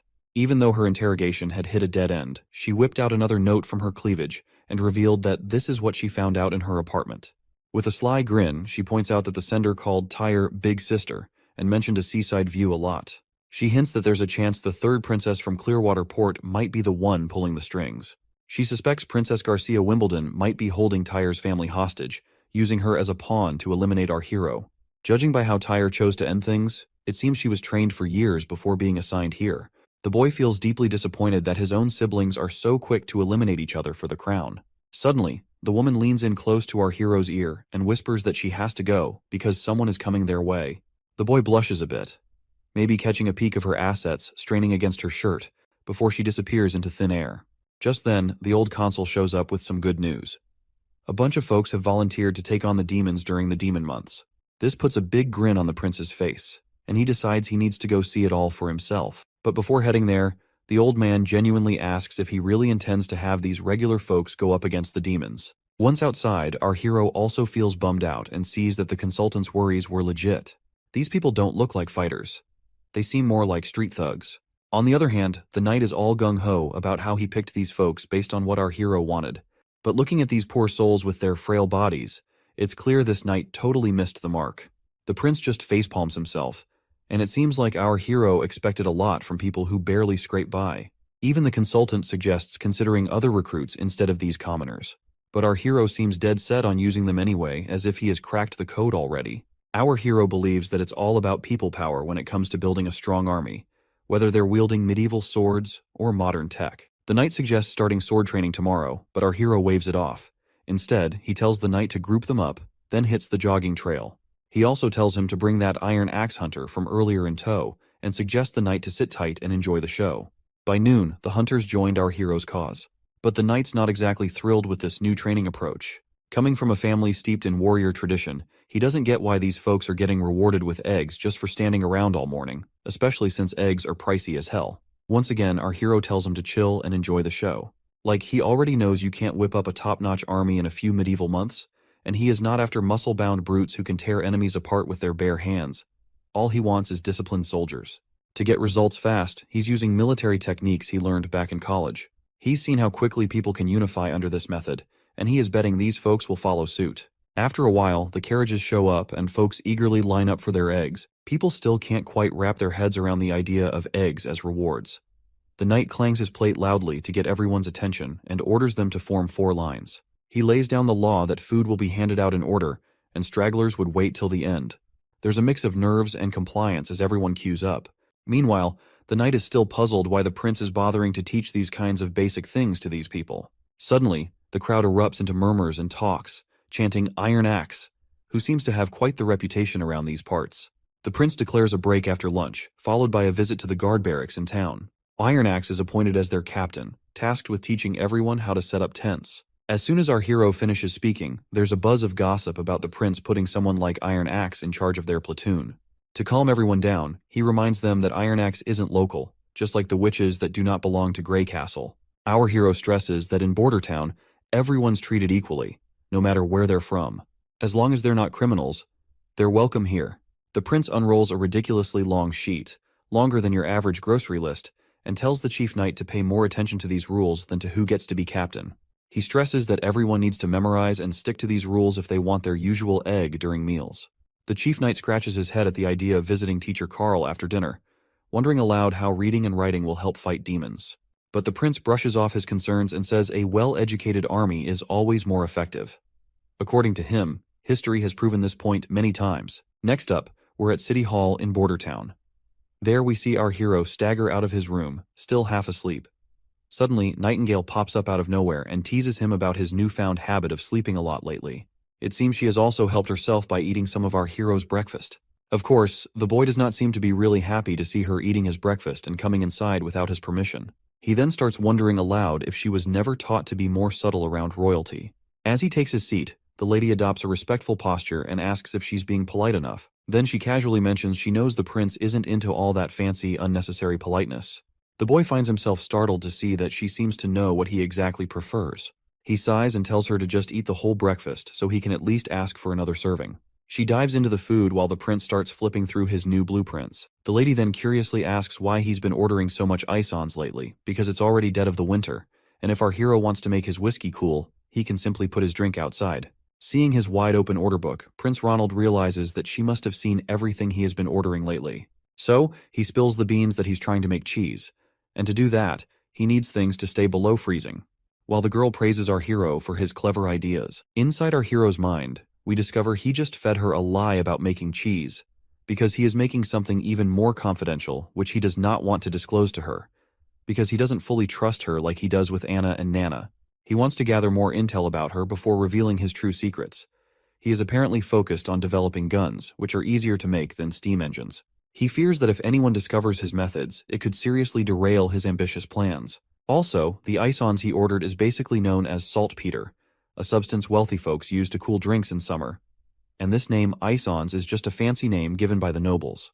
But what's crucial is that saltpeter is a key ingredient in making gunpowder, adding another layer of secrecy to his activities. The boy then changes the conversation by asking if witches train assassins as well, aside from searching for the Holy Mountain. The lady mentions that they're a group of oddballs who came together because of their dream of finding the Holy Mountain, and she only joined the Witch Cooperation Association about 2 years ago. Hearing this, the boy asks if she worked for someone else before joining the association, and wonders if there are people who accept witches. Putting down her plate, the lady laughs at the idea, calling it ridiculous. Sadly, she reveals that if her previous owner had known she had become a witch, he wouldn't have let her through the front door. Furthermore, she admits that if she hadn't been useful to him later on, he would have disposed of her quietly and quickly.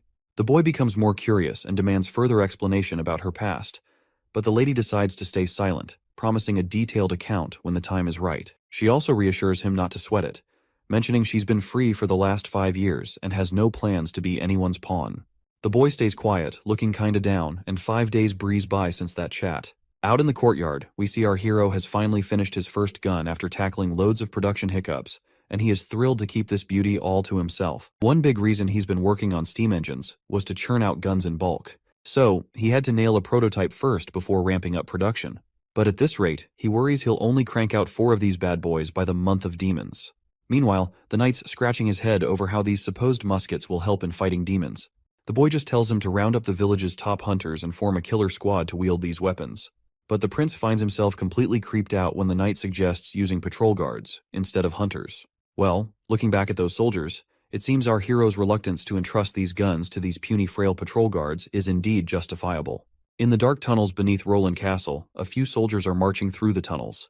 Suddenly, one of them leaps into the air and attacks another soldier. The scar-faced soldier tells this thin mustache to surrender or face the same fate as his friend Greymut. As the thin mustache soldier recalls his fallen friend, he becomes even more riled up, vowing never to let these hooligans set foot in the castle. With a surge of strength, he flings the scar-faced man back, causing his sword to fly off. Thin Mustache then readies his own sword and thrusts it into the left shoulder of Scarface, declaring that, "This is for Greymut." As he bleeds, Scarface scoffs, amazed that an ordinary guard patrol like the Thin Mustache soldier could hurt him. The Thin Mustache gets annoyed upon hearing this, and makes it abundantly clear that while Scarface was wasting time gambling and sleeping in pubs, he and his friends were training every day to protect their hometown. He swears he won't let Longsong and his partners disrupt their village's peace. As the Thin Mustache leaps to finish off his opponent, another cocky guy joins the fray and stabs him right in the chest. The poor guy writhes in pain from the dagger wound and collapses to the ground. Meanwhile, the other intruders stand over him confidently. Surprisingly, the Thin Mustache manages to pull the dagger out of his chest, despite the agony, and in a swift move, he throws it toward a nearby torch. The dagger shatters the torch, extinguishing the flame and plunging the area into darkness. Up in the castle's food storage, the thin mustache hides himself in one of the bins. He's certain these infiltrators are here to attack the food supplies. If they succeed in spoiling all the food, the border town will have no choice but to evacuate to Longsong Fortress. The soldier starts feeling disappointed in himself for not being able to protect a vital food bank while their prince is busting his butt for this town's progress. All of a sudden, his face goes terrified as the door behind him swings open, revealing those rowdy soldiers once again. One of the intruders grabs the soldier by the collar and throws him to the ground, telling him to quit running and surrender to Duke Ryan's demands. In case you forgot who Duke Ryan is, he's that white-haired guy who doesn't want our hero anywhere near his territory. The soldier stands his ground despite the threat, boldly stating that his prince will definitely foil Duke Ryan's plans. The intruders just scoff at the idea, laughing off the prince's abilities. Then, the leader tells his lackeys to take out the soldier and mess up the food while they're at it. Without hesitation, a lackey smacks the thin mustache guy hard on the head. Before losing his consciousness, the poor soldier wonders if this is how he will meet his end. But it seems fate has other plans, as Nightingale suddenly arrives on the scene. She questions the intruders if they're enjoying themselves in someone else's territory, but warns them their party is about to get shut down real quick. The intruders demand to know who she thinks she is. Nightingale coolly replies she's just a local from the border town. She questions why these clowns are here and suggests they look like sewer rats creeping out of the drains. Looks like those intruders do not realize how deep in shit they are, and their leader tells his crew to just take down this mysterious lady. But she just smiles, and in a flash, she swings her hand, and suddenly bodies are hitting the floor. Our soldier watches with bleary eyes as this mystery person swiftly takes out the intruders. Before he can even figure out who she is, he drifts off into unconsciousness. The next day rolls around, and we find the intruders' bodies scattered in the food storage. The knight inspecting the scene is scratching his head. He's trying to piece together who could have taken out these guys. He knows the thin mustache guy couldn't have done it with his injuries. The most likely scenario is some outsider jumped in without needing any backup. Their moves were so slick, the enemies didn't stand a chance. And there's no mess left behind. No blood or barrels knocked over. Not even a scratch in the place. Suddenly, he's thinking there must be someone with serious sword skills around. He starts feeling proud of his clan's history and their knack for knightly arts. The soldier gives his report. The autopsies are done, and they've identified the corpses. 8 were from our town's guard, and 1's still a mystery. The chief knight asks about the survivors. The soldier says Captain Brian's getting special healing, but Scarface got tossed in the dungeon and locked up. The knight tells the soldier to wake Scarface pronto for interrogation. Meanwhile, the prince feels annoyed that he hasn't made any real progress yet, and these guys are already trying to bring him down. But he's thankful Nightingale swooped in and saved the day. Nightingale reassures him that those intruders couldn't have gotten to him anyway, with Anna sleeping right under his floor. That's when the prince gets an idea. He proposes that Nightingale become his secret bodyguard, offering her a gig that pays better than Anna's. A sweet place to live with a garden, 2 days off each week, and paid vacations. But even with all those tempting perks, she politely turns down his offer, explaining she can't leave the association and her friends there. The prince suggests bringing everyone to town since there's plenty of space after the construction. He assures her there won't be any discrimination, and they can live freely. Once again, she declines, saying she'll think about it in the future, leaving the prince feeling a bit awkward after being turned down. Moving on, the boy asks if she safely sent Nana back home after healing the soldiers. She confirms she did, mentioning Nana was scared when she saw the injured soldiers. But that's not surprising. Given her experience is mostly patching up chickens, healing a person covered in wounds was understandably terrifying for her. Returning to the conversation, the boy asks her if she has figured out which of his siblings might be behind this infiltration. The lady points out that this time it wasn't one of his siblings behind the infiltration. The culprits bribed the patrol guards of the border town. Their plan was so sloppy they left 2 witnesses alive who didn't even have the guts to kill themselves before getting caught. She assures him they'll figure it out soon, since the chief knight is already grilling one of the infiltrators. She also mentions these guys were surprisingly wimpy and tearful compared to the 3rd princess's infiltrator. While everything is peaceful outside the castle, we see our hero strolls alongside the chief knight, heading to visit the thin mustache soldier. When the soldier spots the prince in the room, he's totally thrown and jumps in his bed. The prince starts off by praising Brian for his guts and the fight he put up. But Brian gets emotional, saying it was his buddy who really stepped up, the true hero who sacrificed his life. But the prince reassures the soldier, saying his friend's funeral will give him the recognition he deserves for his bravery. As for Scarface, he's getting the full punishment. He's set to hang in 3 days, and the prince hopes Brian will be well enough to see it happen. Thin Mustache then mentions Scarface supposedly has noble blood. hinting it might stir up trouble with Longsong Fortress. The prince brushes it off, explaining Scarface might have noble lineage from the Elk family, but he's got no titles or land. Besides, he tried to burn down all of Bordertown's food, causing a huge mess that can't just be ignored. With reassurances that someone else will handle patrols, the prince tells Thin Mustache to rest up. In the coming month of demons, he promises to honor him as a brave knight of the prince. Next, we're up on the city wall where the new recruits are getting trained hard by Hunter Iron Axe. Iron Axe suddenly grabs everyone's attention, and they snap to attention because the prince is here for an inspection. But it seems our prince has no clue what he's supposed to say during this inspection. He awkwardly starts walking up to a random soldier and decides to ask about their daily routine. With a friendly smile, he asks the soldier how he feels about the training and if he's been eating well lately. The soldier looks really nervous in front of the prince, while our prince seems to be copying something he saw on TV once. Out of nowhere, the soldier drops down to his knees, leaving the prince totally puzzled and kinda weirded out, wondering if he's missed something. Meanwhile, the soldier's got tears in his eyes. Not just him, but everyone's really moved that the prince came to check on them personally. The boy reaches out and tells the soldier to get back on his feet. It looks like all those good meals our hero fed them have really perked up the soldiers. Then the prince reminds everyone they can speak up if they have suggestions or complaints, and promises to make sure everyone gets enough to eat. Out of the blue, that shy kid from earlier pipes up. He says there aren't enough soldiers in their civilian army, and with the way they're training, he's worried they won't stand a chance against the demons when they attack. Whispers and murmurs start buzzing around, everyone thinking the same thing, and wonders if the prince plans to hire mercenaries to fight off demons. But our hero cuts them off with a hand gesture, and with a big grin, he asks the soldier for his name. The soldier Vanner replies nervously. Our hero gives Vanner props for his sharp eye, and agrees that relying solely on a civilian army to defend the entire wall doesn't not make any sense. However, he points out that demons are just mutated animals and beasts, not as smart as humans, and Iron Axe has proven this by taking on those monsters directly. Iron Axe nods in agreement, saying those creatures are exactly as the prince described, but he admits hybrids are a whole different ballgame, posing a tougher challenge altogether. The prince comes up with this idea to strategically place fences, ditches, and hills to guide the dumb beasts into traps they set up. He figures it'll work since these creatures are pretty simple-minded. Iron Axe still seems worried about getting too close to these beasts. He says spears and bows won't cut it against them if push comes to shove. Our hero smirks and agrees, knowing traditional weapons won't do the trick. That's why he's cooked up these new weapons that are more dependable than a whole squad of armored knights. The crowd's buzzing to see these new toys.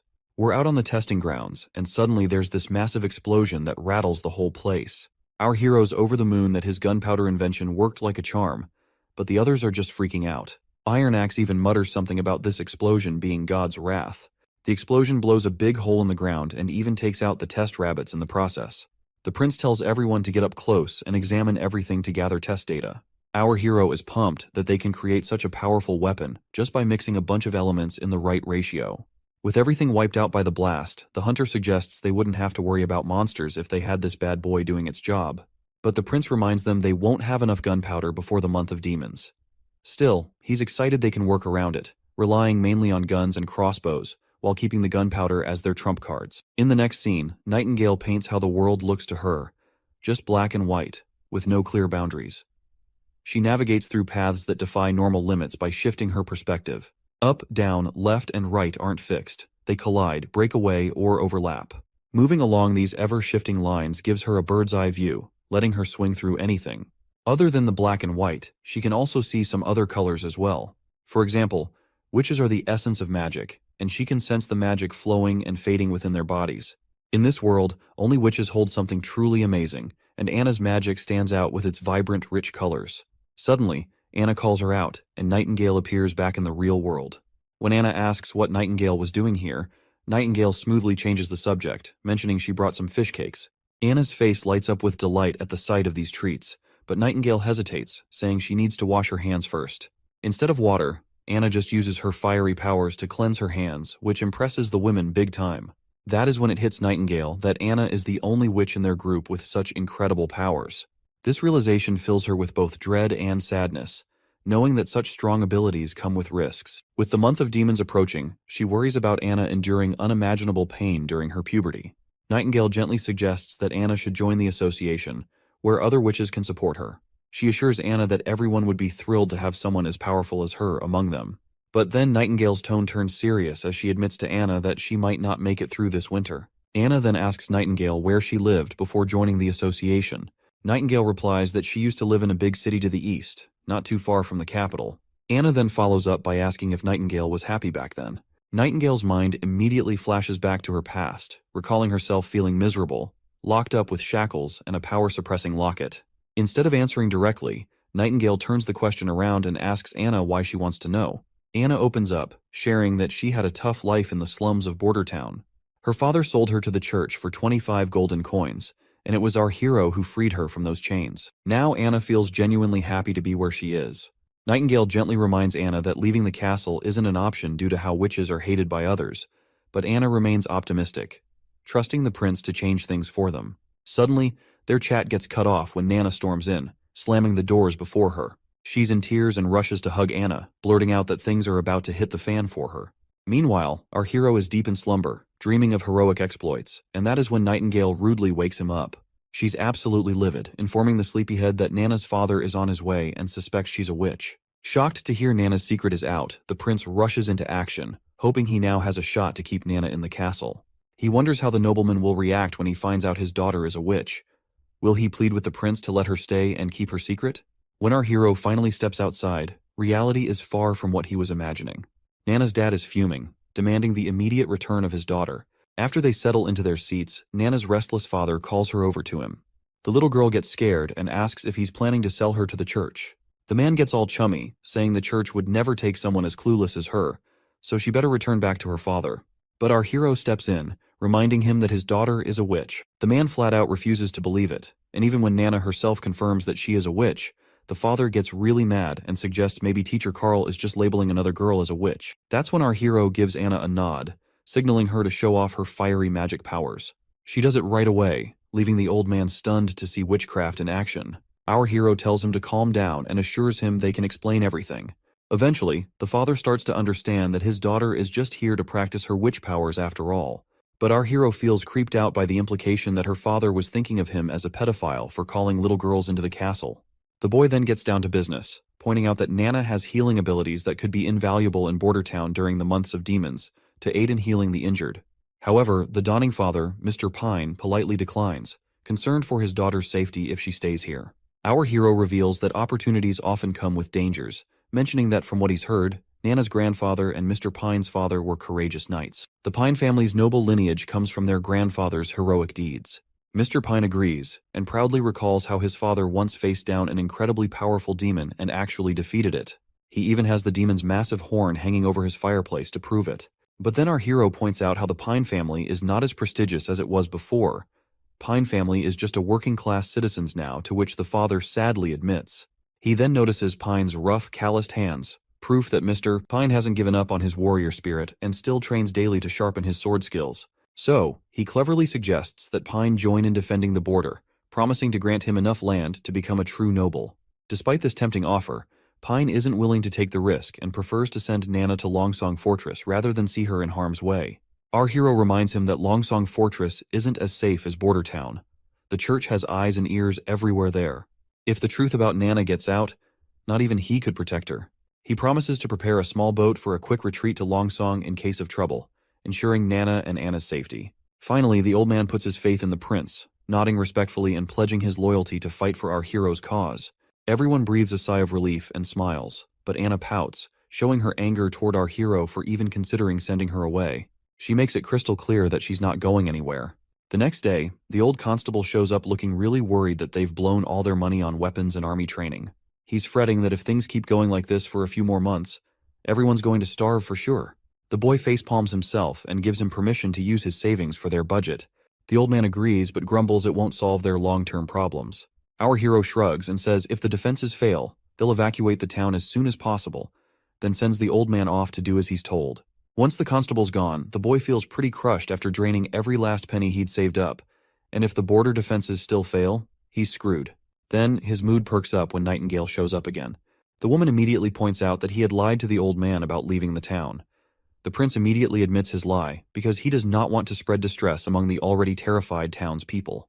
Nightingale advises him to spend his time with Anna instead of stressing over politics. She shares her fear that Anna might not be around much longer, but the boy insists she will survive, because she has promised to beat those demons at all costs. Nightingale wonders how he can trust a witch cursed by demons. The boy just shrugs and says he believes in her, and further points out that he also trusts Nightingale as well. The woman just stares at our hero's poker face and realizes he's not lying.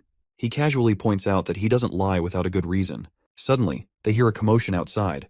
Nightingale glances out the window and gets visibly anxious, noting that it's snowing. Winter has arrived. The boy decides to check on Hunter Ironaxe and his progress.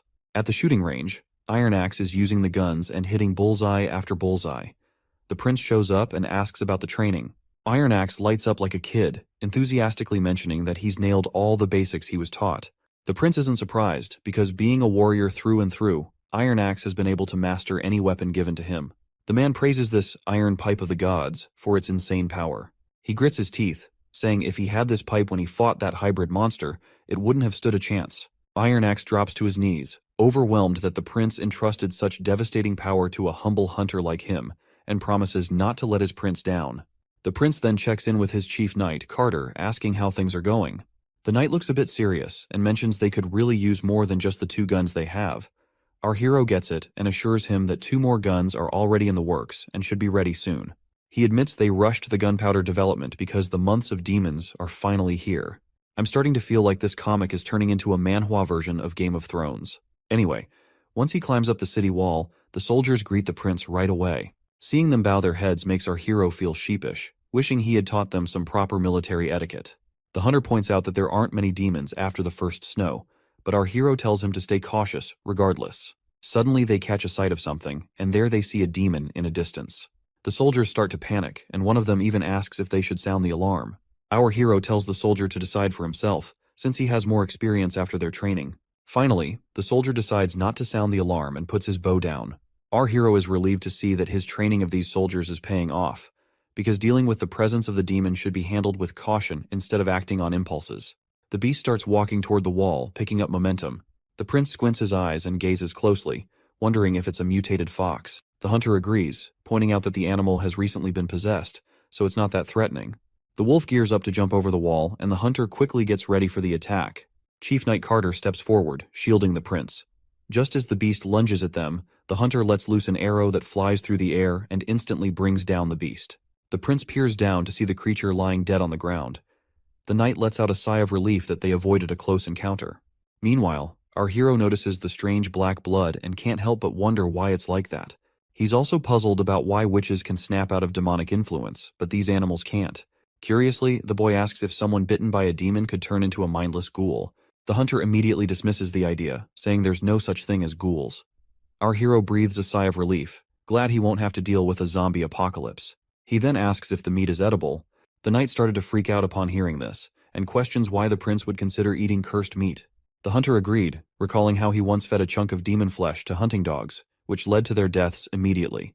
The boy sighs in disappointment, thinking it's a total waste of good meat.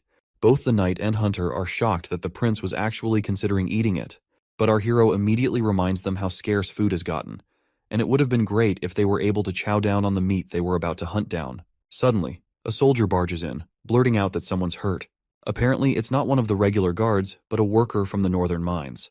Next thing you know, Nana's sitting alone when Nightingale suddenly pops up, asking if she's bored. The little girl jumps a mile after getting scared out of her wits, and the woman quickly apologizes for scaring her like that. Nightingale then mentions that Anna's still busy working, and might be back soon. Nana asks if Anna's still tackling those dirty mounds, and Nightingale nods in agreement. Nightingale then sits down on the chair and grabs Anna's tea out of habit without her permission. It seems Nana is feeling a bit down because of her new job. The prince has assigned her to heal the wounded guards. It's not that she's unwilling to do the job, but seeing the injured soldiers traumatizes her. She wants to overcome her fear to keep using her abilities effectively, and wishes she were as courageous as Anna. Suddenly, Nightingale spots someone coming, and a soldier bursts in with urgency, telling Nana to come downstairs pronto, because there's a badly hurt patient who needs her help. Down in the infirmary, the injured man screams in agony, begging his prince to relieve his excruciating pain. Seeing the soldier there, desperate for his life, makes our hero anxious as he wonders if this man's burns are from the steam engine malfunction in the northern mines. Nana arrives at the scene, trembling in fear as she approaches the burned miner. Her father gives her a reassuring pat on the head. Nana gulps down her fears, calming herself immediately, and declares that she's ready to proceed. Once the curtains are drawn around her, she takes a deep breath, summons her magical ability, and begins healing the man. Shortly after, the injured man is completely healed, looking as fresh as a freshly picked cucumber. Meanwhile, the father is really amazed and proud of her little girl after witnessing her healing abilities for the first time, and calls it nothing short of a miracle. Knight Brian happily mentions it's all thanks to Nana that he's also back from the brink of death. The prince freaks out upon hearing this and quickly tells Brian to keep it down. He reminds him that when Nana healed him, she snuck out without her dad knowing, and he doesn't want to deal with her angry father. Now that the injured man is awake and fully healed, he can't believe he's actually alive. Prince Roland assures him it's real, and proudly reveals that Nana, who is one of the witches, saved his life. Later that night, when our hero gets back to his room, Nightingale greets him and asks why he had to spill Nana's secret so early. And that's when we flash back to the moment when the miner is shocked after learning about Nana's true identity. He starts freaking out and reminds everyone about witches being devils. But her dad got annoyed real quick and set him straight that his daughter wasn't involved with any devils, and she was the one who saved his life. Out of nowhere, the miner sits up and drops to his knees in front of the little girl, apologizing big time for his earlier words and thanking her deeply for saving his life. Back in the present moment, our hero reflects that it was the perfect time to reveal her as a witch, considering how well it all played out. Plus, if they're going to use her powers against demons in the coming months, hiding her identity as a witch wouldn't have been an option anyway. He also stresses that since the church folks have already left for Longsong Fortress, there is no one to bully his girls. The lady asks him if he had already planned everything from the start. The boy immediately agrees, saying the snow has blocked the roads to the fortress and the seaports are under his control. The church has no means of learning what is going on in Border Town, let alone taking direct action against witches. This gives him a sweet 3 months to change public opinion about witches being the reincarnation of evil. He points out how Nana is now seen as an angel instead of a villain in the eyes of the soldiers she has recently healed. They can continue using her power to heal everyone, which will help boost everyone's morale. Once they remove prejudice from the civilians' minds, everyone will be happy. Nightingale has no clue what our hero is trying to achieve by all this, so she asks him why he is doing so much for the witches. Our hero reminds her once again that his border town does not discriminate by origin, and someone as loathed as witches should live on this land like every other person. The woman's eyes widen hearing our hero's big plans, and it's clear she's got something important to get off her chest. She admits she wasn't straight with our hero before. The prince is taken aback by this revelation, and the woman starts explaining how her sisters in the association have been moving around for ages, losing hope along the way. All they want now is a safe place to be happy, even if it's just a castle. At first the boy is confused by her confession, but then he's stunned to realize she's actually open to bringing all the witches to the border town. But she quickly brings him back down to earth, warning him that if witches come to the castle, he'll be facing off with the church. The boy reassures her, saying the church's main headquarters is far away. Even if they find out about witches leaving the border town, they won't march all the way to Grey Castle just for him. He's already plotting to gather enough influence to rival the church and create a world where witches can live alongside regular folks. He dreams of expanding that world to Grey Castle, or maybe even the whole kingdom. The next scene takes us to the capital of Grey Castle. There, soldiers on their horses are marching down the road when their captain suddenly yells for everyone to stop. This person looks really pumped as they finally return to the castle.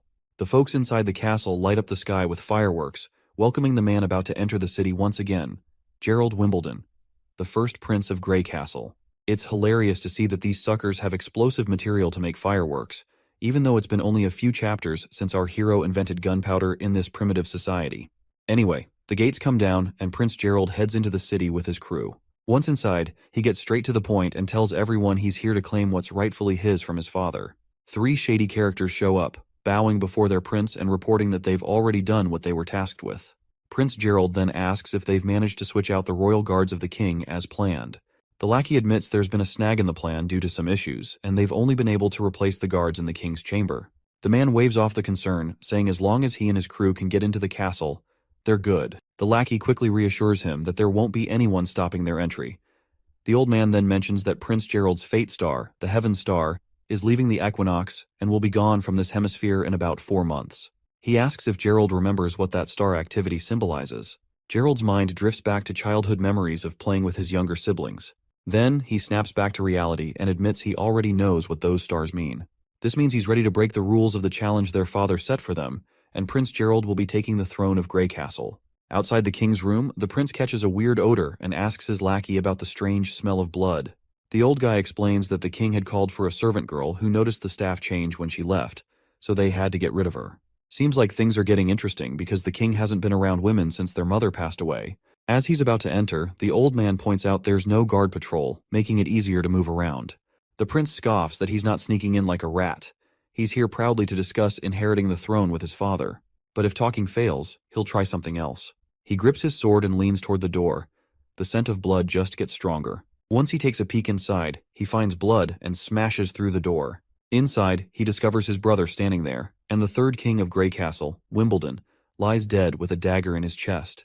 The assassin behind this is Timothy Wimbledon, the second prince of Grey Castle. Seeing his older brother, Timothy claims he didn't want to do it, but had no choice.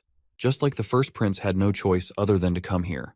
Almost instantly, a bunch of soldiers pop up right behind the first prince and surround him, catching him off guard. The older brother asks his younger sibling how long he'd been planning this. Timothy explains that the decree their father set was like a chess game. He admits he planned to play by the rules, but the third princess started playing dirty. He also points out Gerald as a dirty player, suggesting the first prince wouldn't have rushed all the way across the kingdom to the capital without a heads up from his astrologer lackey. Seems like his lackey has also betrayed the first prince, though the old man clarifies he never lied. When the heavens move from the equinox, it symbolizes a seeker who's lost their way, but also foretells downfall. The first prince gets annoyed and yells at his younger brother, reminding him how he was the favorite son, given all the advantages by the king. Yet he killed their father. In response, Timothy grins shamelessly, pointing out the first prince's hypocrisy, since he was also there to kill the king if talking didn't work out. The first prince trembles, probably after seeing his brother dropping truth bombs so brutally. He asks Timothy if he intentionally lured him here to get rid of him as well. Timothy just shrugs, saying he didn't plan to confront their sister just by staying put to kill his older brother. He's kinda impressed their sister also saw all this coming before the decree was even written. Timothy goes on to explain he wants to end this royal decree early because his Valencia city isn't like their sister's Clearwater port, which is breeding warriors like rabbits. He needs an army, a big enough one to challenge her sister, and that's only possible if he's rocking the Grey Castle crown. The first prince gets furious and charges at his brother, but the soldiers quickly intervene. One of them strikes him from behind with a spear, forcing him to drop to his knees in front of his younger brother. Timothy devilishly informs his brother that he'll be framed for killing the king and labeled a murderer, and he will face the guillotine for his crime as well. The soldier pins the first prince down, but he keeps protesting, asking if Timothy even has the right to judge him, and vows to expose Timothy's crimes to everyone in public. But Timothy has covered all his bases. He's prepared a potion called the Silencer. Once someone drinks it, they won't be able to utter a word. After executing his brother, Timothy plans to play the grieving role perfectly. With no one else in line for the throne, he'll become king without breaking a sweat. He further tells his brother to curse his sister for the terrible fate he's about to face, while the first prince's mind flashes back to a memory once again, and the soldiers start dragging Gerald out of the place. The cunning fox who betrayed the first prince starts calling Timothy king, declaring that the crown is already his. Timothy gives the man a verbal high five for a job well done, but then he pulls out a presumably poisonous pill and tells the man to swallow it if he doesn't want to be betrayed later. Timothy looks at his father, gritting his teeth in frustration at seeing him dead before his eyes. The scene flashes back to the past when Timothy reported to the king that Gerald was on his way to the capital with intentions to forcibly take the crown. Timothy asked if the king had a plan to prevent this. The king just grinned manically, leaving the boy confused. In the next moment, the king pulled out a dagger, swung with all his force, and thrust it into his own chest, dying immediately before Timothy's eyes. Right in the middle of things, Timothy is pissed off, trying to figure out who's stirring up trouble in the fight for the crown. He's dead set on finding that bastard and showing them what happens when you mess with royalty. Looks like the women who visited the king earlier must be involved in this mess. In any case, we're back at the border town castle where everything's been pretty smooth lately. The steam engine prototype in the mines got fixed up, no accidents, and demons haven't been causing trouble either. Our hero's been chilling out, brainstorming how to boost the town's economy and fill up his empty wallet back again. But then, bam!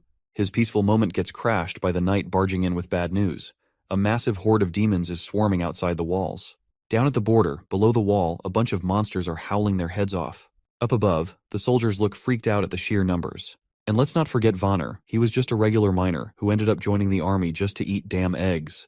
One of the beasts charges at the wall and directly hits it with full force, leaving the entire wall shaking. And that also did quite a damage to the wall, but the monster immediately falls to the ground and the wolf-type monster starts marching down.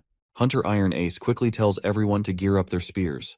As soon as the wolves are right on top of them, the terrified Vanner gathers his guts and stabs those beasts at the captain's command. One of the wolves manages to climb up, but the captain swiftly whips out his gun and blows the monster's brains out. With the immediate threat dealt with, Iron Ace tells everyone to stay focused and keep an eye on what's ahead. Suddenly, a soldier screams as they're attacked, their belly pierced deeply. Seeing their guts spill out terrifies Vanner to his core. The knight and the prince finally arrive at the scene. The knight tells Vanner to chill out and remember his training. Once the soldier regains composure, he snaps back to his senses and orders the others to take the injured soldier to the hospital while everyone else holds their ground and fights off the demons beneath the wall. The prince can't help but smile at the sight of Vanner showing such discipline. He's glad that all that egg-eating didn't go to waste in training the civilian army after all. Suddenly, something catches their eye on the ground, something so freaky that even our hero starts to freak out. The hunter, equally spooked, quickly pulls out his gun, saying they've officially stumbled onto trouble for the day.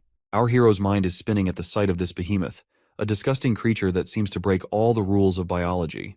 He never thought he'd come face to face with such a mutant monster. The soldiers rain arrows down on the behemoth, but it's like shooting toothpicks at a tank. The arrows just bounce off its thick, mountain-like shield. They look to their leader, asking what the heck they should do next. Meanwhile, the monster keeps stomping along, each step rattling the whole dang ground. Realizing they need more firepower, our hero tells his crew to get their muskets ready. When the monster gets close enough, they start blasting away, but it's about as effective as trying to stop a T-Rex with a water gun. The soldiers start freaking out when even the muskets can't do squat against this monster. The prince quickly tells them to chill and orders Vice Captain Vanner to round up some guys and grab dynamite from storage. After dishing out orders, he tries to get everyone to listen, but bam! The giant behemoth demolishes the wall they busted their butts to build. At this point, the prince is pretty darn sure they're screwed. He didn't figure the monster would be this tough and calls for an immediate retreat before shit goes down real bad. As the wall crumbles, Nightingale swoops in and saves our hero from a nasty fall. Once they're back on solid ground, the boy asks her what she's doing there. She explains she came because she was worried, and now it looks like her worries were on point.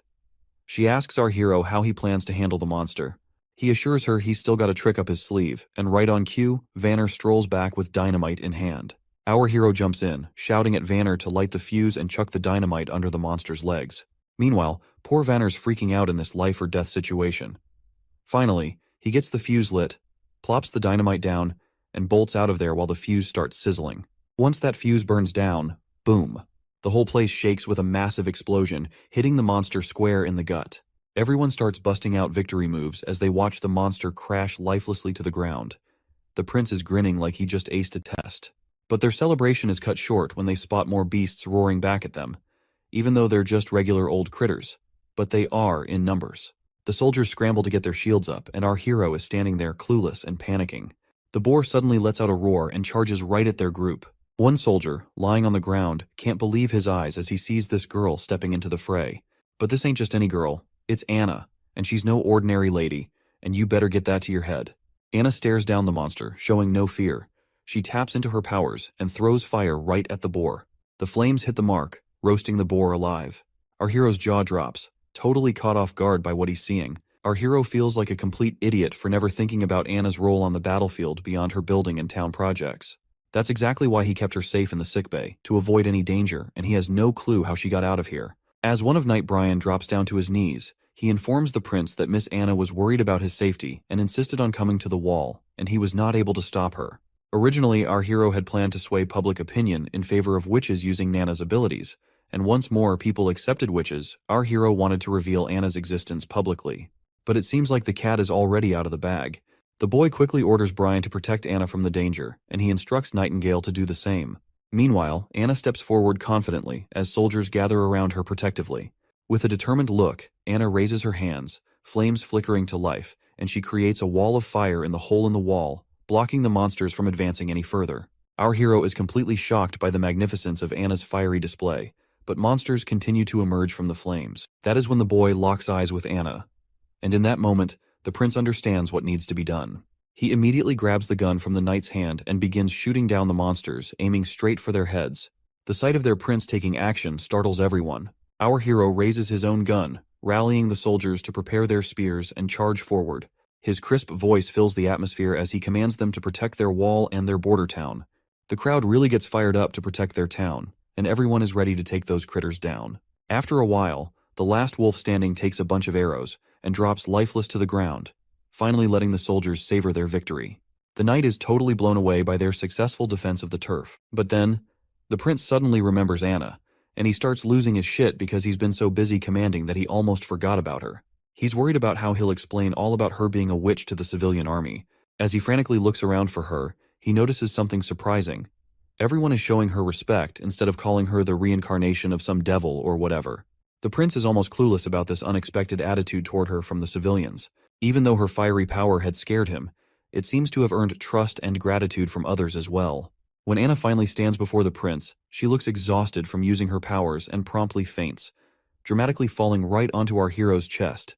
The next scene takes us to Clearwater Port at Garcia's residence, where the third princess gets the news that her father has kicked the bucket. According to the letter, her brother, Gerald the First Prince, has been fingered for the assassination and is now locked up by the guards. They're saying he didn't kill himself, but rather got slapped with an execution sentence by the bigwigs. This news really throws her knight for a loop, and he finds it all pretty fishy. After a bit of hemming and hawing, she admits her brother can be a bit of a dumbbell, but he's not dumb enough to wish for death. She lays out how Timothy's trying to shift the blame to Gerald to fool the public, but snagging control of all Grey Castle won't happen overnight. So, she's tweaking her plans accordingly. The knight, though, he's still scratching his head over why Timothy would pull such a stunt, especially when the king always favored him. That's when the princess drops a truth bomb. Timothy's scared of her.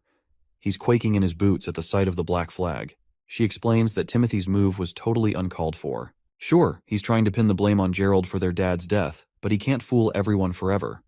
If he wants to take over all of Grey Castle, it will require a more elaborate and sustained effort. Therefore, she decides to adapt her plans accordingly. The lady decides to set sail for Grey Castle tomorrow. Her knight asks if she's planning to go head-to-head with Timothy. She tells him that if Timothy isn't waiting out the 5 years to let the decree end organically, she won't either. The knight looks anxious and mentions that the whole kingdom must be mourning the king's death by now. She jokes if he wants her to shed a tear too. The knight hastily says no and obediently drops to his knees, waiting for her next move. She then instructs him to go fetch the captain of the Black Fleet for her, because they are about to sail as soon as possible. Back in the border town, after that horrific raid by the monsters, there have been no further attacks. The injured soldiers were healed quickly and returned to their duties right away.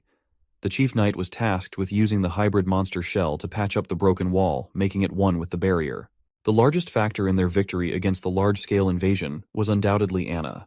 However, it's been a few weeks since she fainted, and she still hasn't woken up. Nightingale mentions today's supposed to be her maturity day, but she's sure she is going to die in her sleep, because the pain of maturity can only be endured while awake. She somberly spills that she's seen too many witches die before her eyes, treated like animals, burned or tortured slowly by nobles for some twisted fun. The lucky ones live in exile, far from society, always chasing the holy mountain, a distant dream they can't catch. But she says Anna's not like the rest. Unlike the Association sisters, she's actually cared for here, valued by our hero, and given due respect. This, Nightingale explains, is what the holy mountain truly signifies: a life free from prejudice. In Anna's case, she has already achieved this. As the memories of Anna flood our hero's mind, her strength, her resolve from the day one to the moment she vowed to stay with the prince, he clutches her hand tightly, refusing to let her slip away. Just as midnight strikes, Nightingale notices Anna's puberty beginning, sensing the magic within her body stirring. A candle nearby starts glowing with an eerie green hue, startling our hero, who wonders if it's the work of demonic spirits. But there's no visible change in Anna herself. Then, unexpectedly, the candle's flame dwindles, causing a wave of anxiety, especially for the young Nana. The candle flickers back to life with that bright green energy, surprising everyone again. Suddenly, Anna opens her eyes, which shocks everyone present. Prince Roland hurries over, immediately asking how she's feeling. Thankfully, Anna seems totally okay. She reaches out her hand toward our stunned hero, and he's not quite sure what to expect. But then, a flame bursts to life over her palm, glowing in that vivid green color, which catches everyone off guard once more. After summoning his courage, Prince Roland cautiously reaches out to touch the flame. Just as he does, the scene shifts into the office, where we see our hero's bewildered face. He is shocked to hear that Nightingale has decided it's time for her to leave the border town. She remarks that Anna not only woke up but also survived being possessed by demons, something totally unexpected and unexplained. She suggests that Anna's new ability with those green flames seems to be fully under her control now, synced perfectly with her mind. Anna can adjust its heat, manipulate it, and even move it within a 5-meter radius whenever she wants. But she's still confused over how she dodged that painful experience, given her super strong magic. The guy figures maybe after she used up all her magic at the border, her magic tank was running on empty, which might have toned down the demon pain.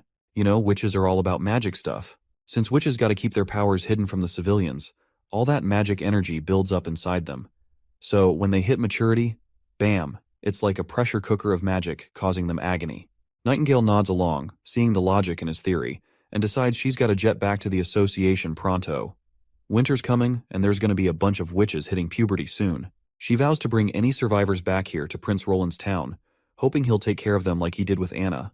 But Prince Roland tells her to stay put, maybe wait till the demons have stopped popping up and the weather settles down.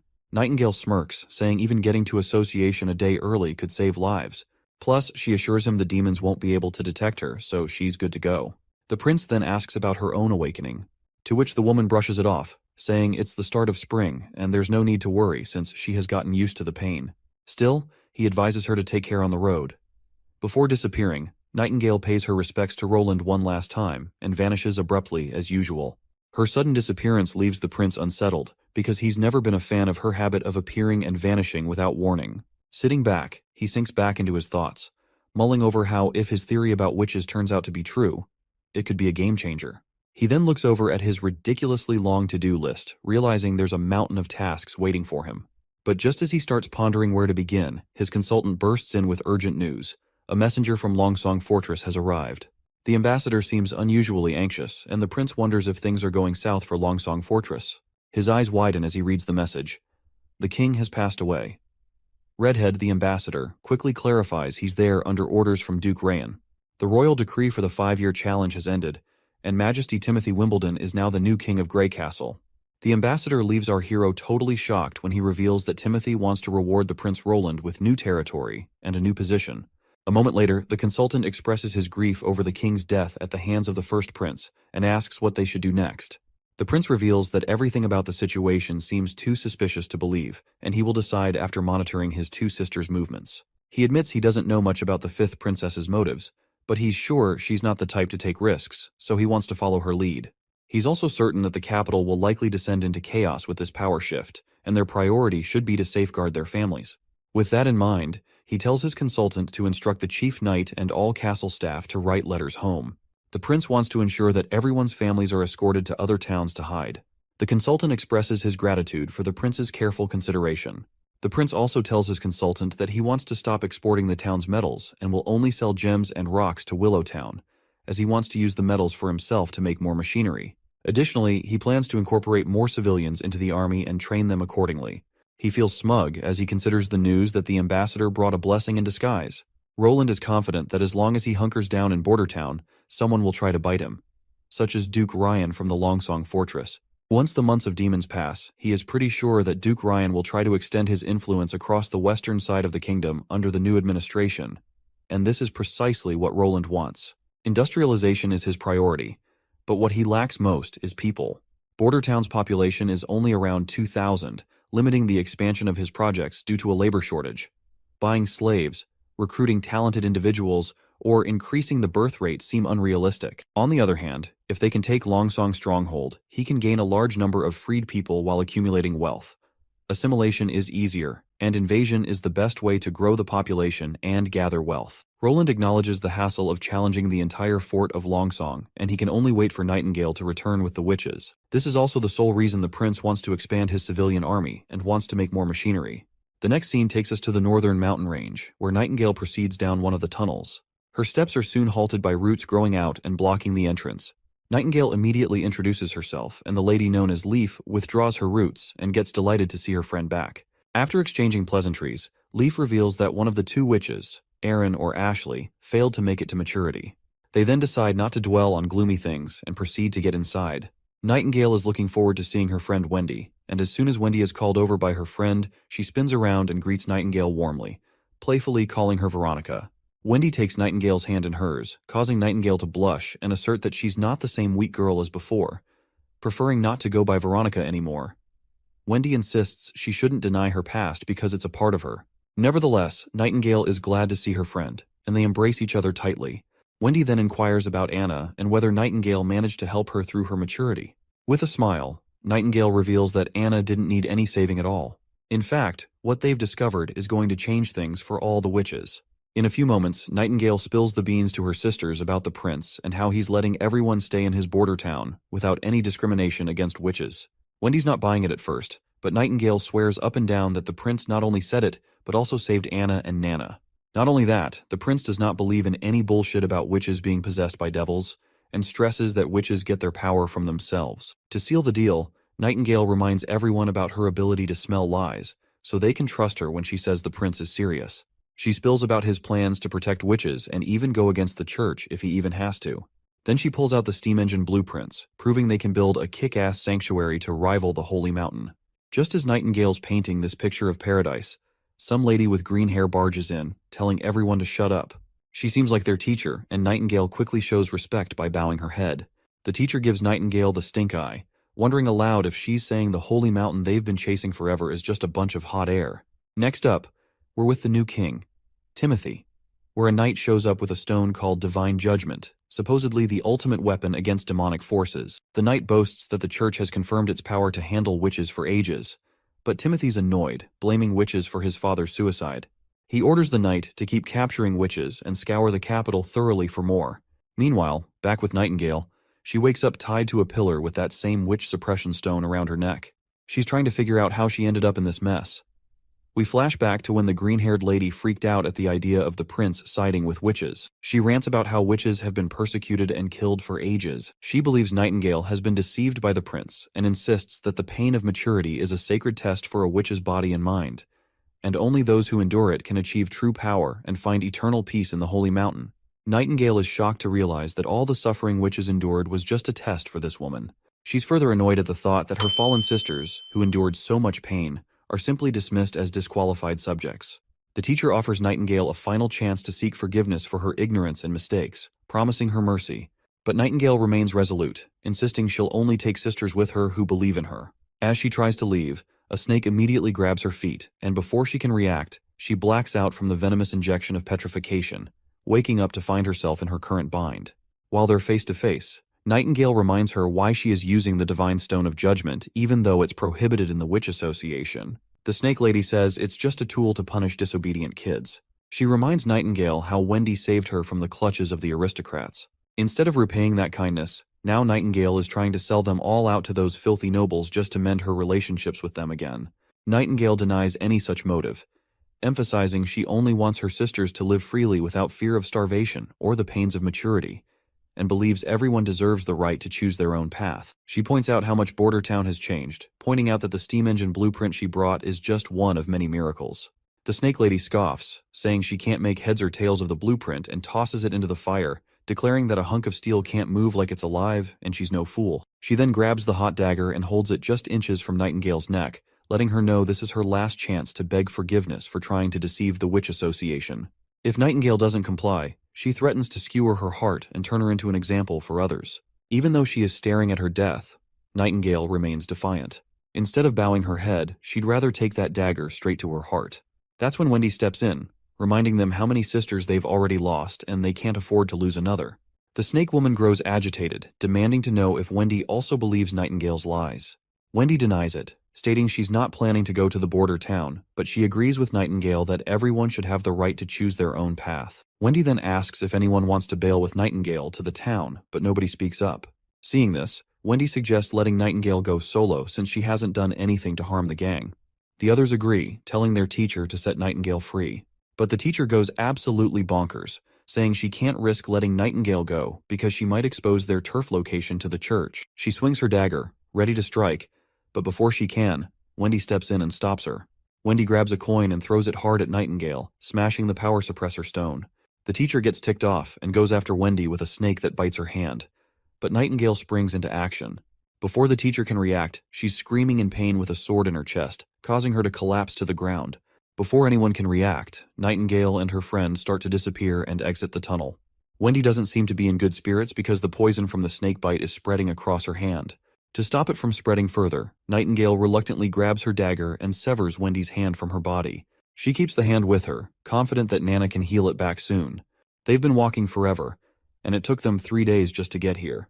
Carrying Wendy is slowing them down further, and with her losing blood, Nightingale fears she won't last another 3 days. But her worries prove unnecessary when a mysterious newcomer arrives, ready to lend a helping hand.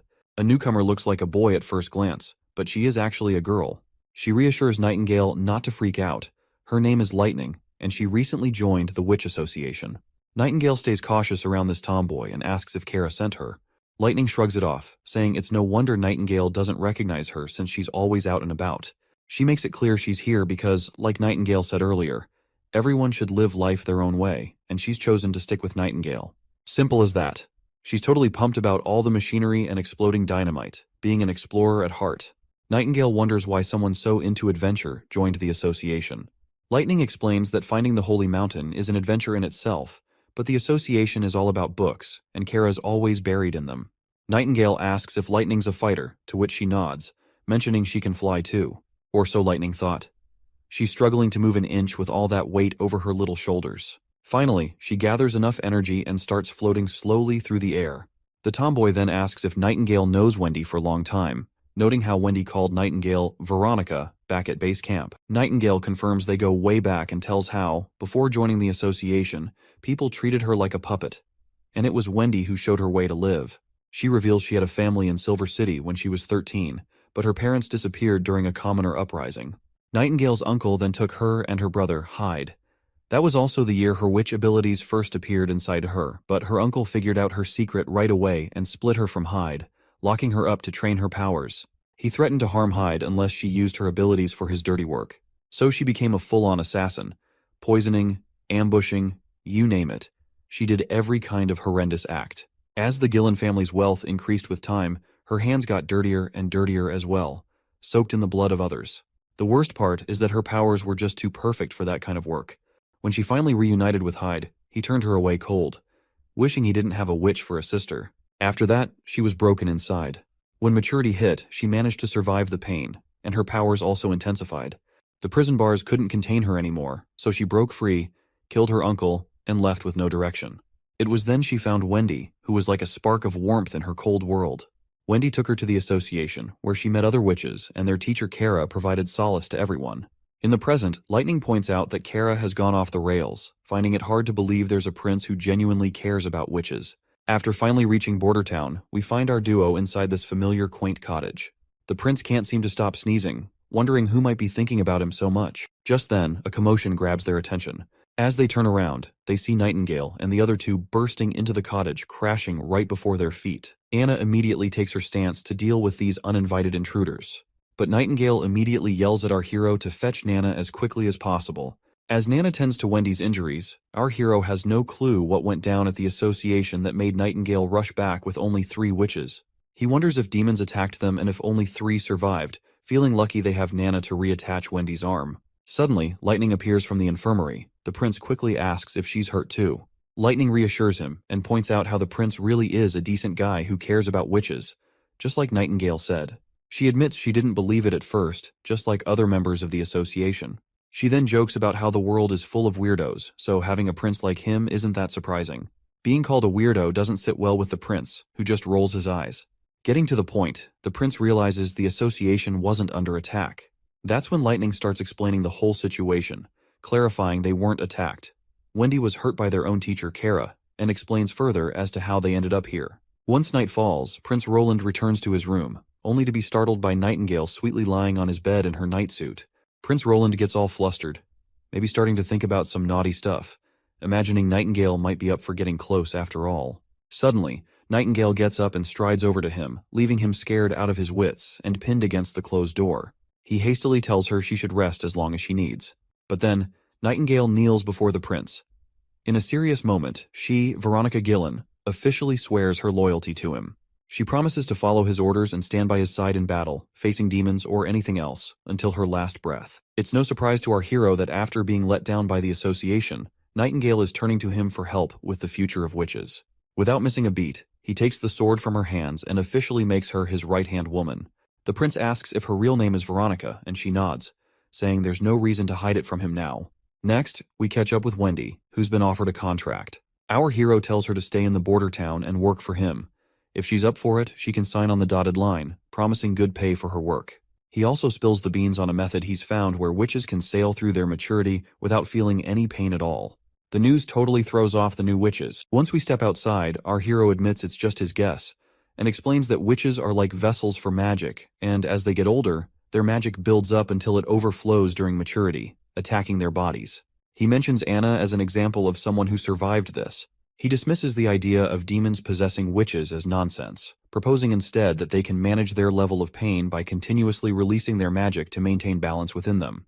He promises a safe haven in Border Town where witches can practice their magic freely, without anyone discriminating against them or threatening them.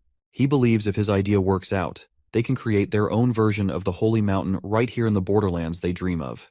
Wendy has already signed on to the plan and asks where to start. He simply tells her to keep using her magic until she masters full control over it. Once the prince gets busy with the newcomers and their magic training, Nana and Anna have a little chat about recent events. Nana looks impressed by Wendy's wind magic and Lightning's flying skills, which also saved Wendy's life as well. Anna expresses happiness at having so many sisters around, but Nana points out how Nightingale seems to look at our hero with warmth in her eyes, a detail not to be taken lightly. Anna is clueless about what Nana means, but the little Nana warns her friend not to blame her for not giving a heads up, and if Anna doesn't make a move, Nightingale might just win over our hero. Suddenly, they hear the alarm ringing, a clear sign something's wrong. The report comes in that a demon monster has arrived. The hero rushes to the wall and meets his soldiers. He squints to spot the danger but sees no demons in sight. The prince wonders if it was a false alarm and questions the hunter who raised the alarm. The hunter tells him to look closer, and when he does, he sees a dark blob of mist forming. As he takes a closer look, he's shocked to see a hybrid monster right before his eyes.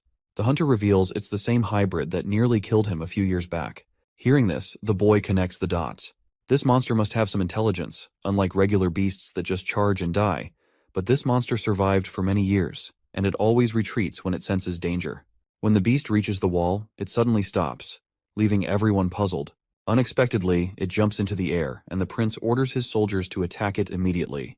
Before they can react, the monster is already airborne, crashing onto the wall above. Our hero is stunned to see how cunningly it targeted the wall's weakest spot, which confirms our hero's last remaining doubts about this monster's intelligence. Once the demon makes it to the other side of the wall, soldiers report it's heading toward the town. The hero commands his 2nd Civilian Division army to accompany him, while the backup division holds the wall for now. Our hero marches toward the town with his platoon, regretting underestimating the smarts of these monsters. Finally reaching the monster's location, they're hit with the gut-wrenching news that it's already devoured someone alive in town. The trail of blood before our hero's eyes sends a terrifying chill down its spine. But he does not succumb to fear, and annoyingly orders everyone to stay on high alert. The monster pops into view once more, snatching another civilian. Prince Roland immediately cautions everyone as the soldiers look helpless against the monster, unable to use their guns for fear of hitting civilians in the chaos. Not only that, the soldiers can't even get close to this monstrosity. Iron Axe commands his soldiers to get on rooftops and higher ground to aim precisely without harming civilians. Soldiers immediately climb up to the rooftop to take their positions. Despite the odds, soldiers manage to shoot over the monster's overgrown head, but they slightly miss their mark. The monster glares back with an annoyed face. But before it can strike, Iron Axe closes in and blasts the monster's head right away, finally avenging the innocent lives taken by this monster. In the Hermes perimeter, north of Grey Castle, a gigantic mutated creature crawls its way toward the towering wall. The knights on the wall tremble as they witness the enormity of the approaching monster. Upon finally stepping on the rooftop, the creature drools and immediately perks up at the sight of the humans nearby. Without hesitation, the monster opens its massive mouth, unleashing an entire army of monsters marching out from its belly. The soldiers realize they're trapped with no escape route in sight. Still, they immediately start running in the opposite direction while a creature in the sky keeps following the soldiers. Eventually, when they reach the inner city's north wall, they find themselves waiting for the gate to open. The girl reveals to us that the whole outer city has been wrecked by the monsters. They've got to defend the church, but with only a handful of soldiers and monsters right on their tails, it looks like a tough fight ahead. But then the girl pulls out a red pill and instructs the soldiers to take it and annihilate the enemy. Without hesitation, the soldiers obey her command.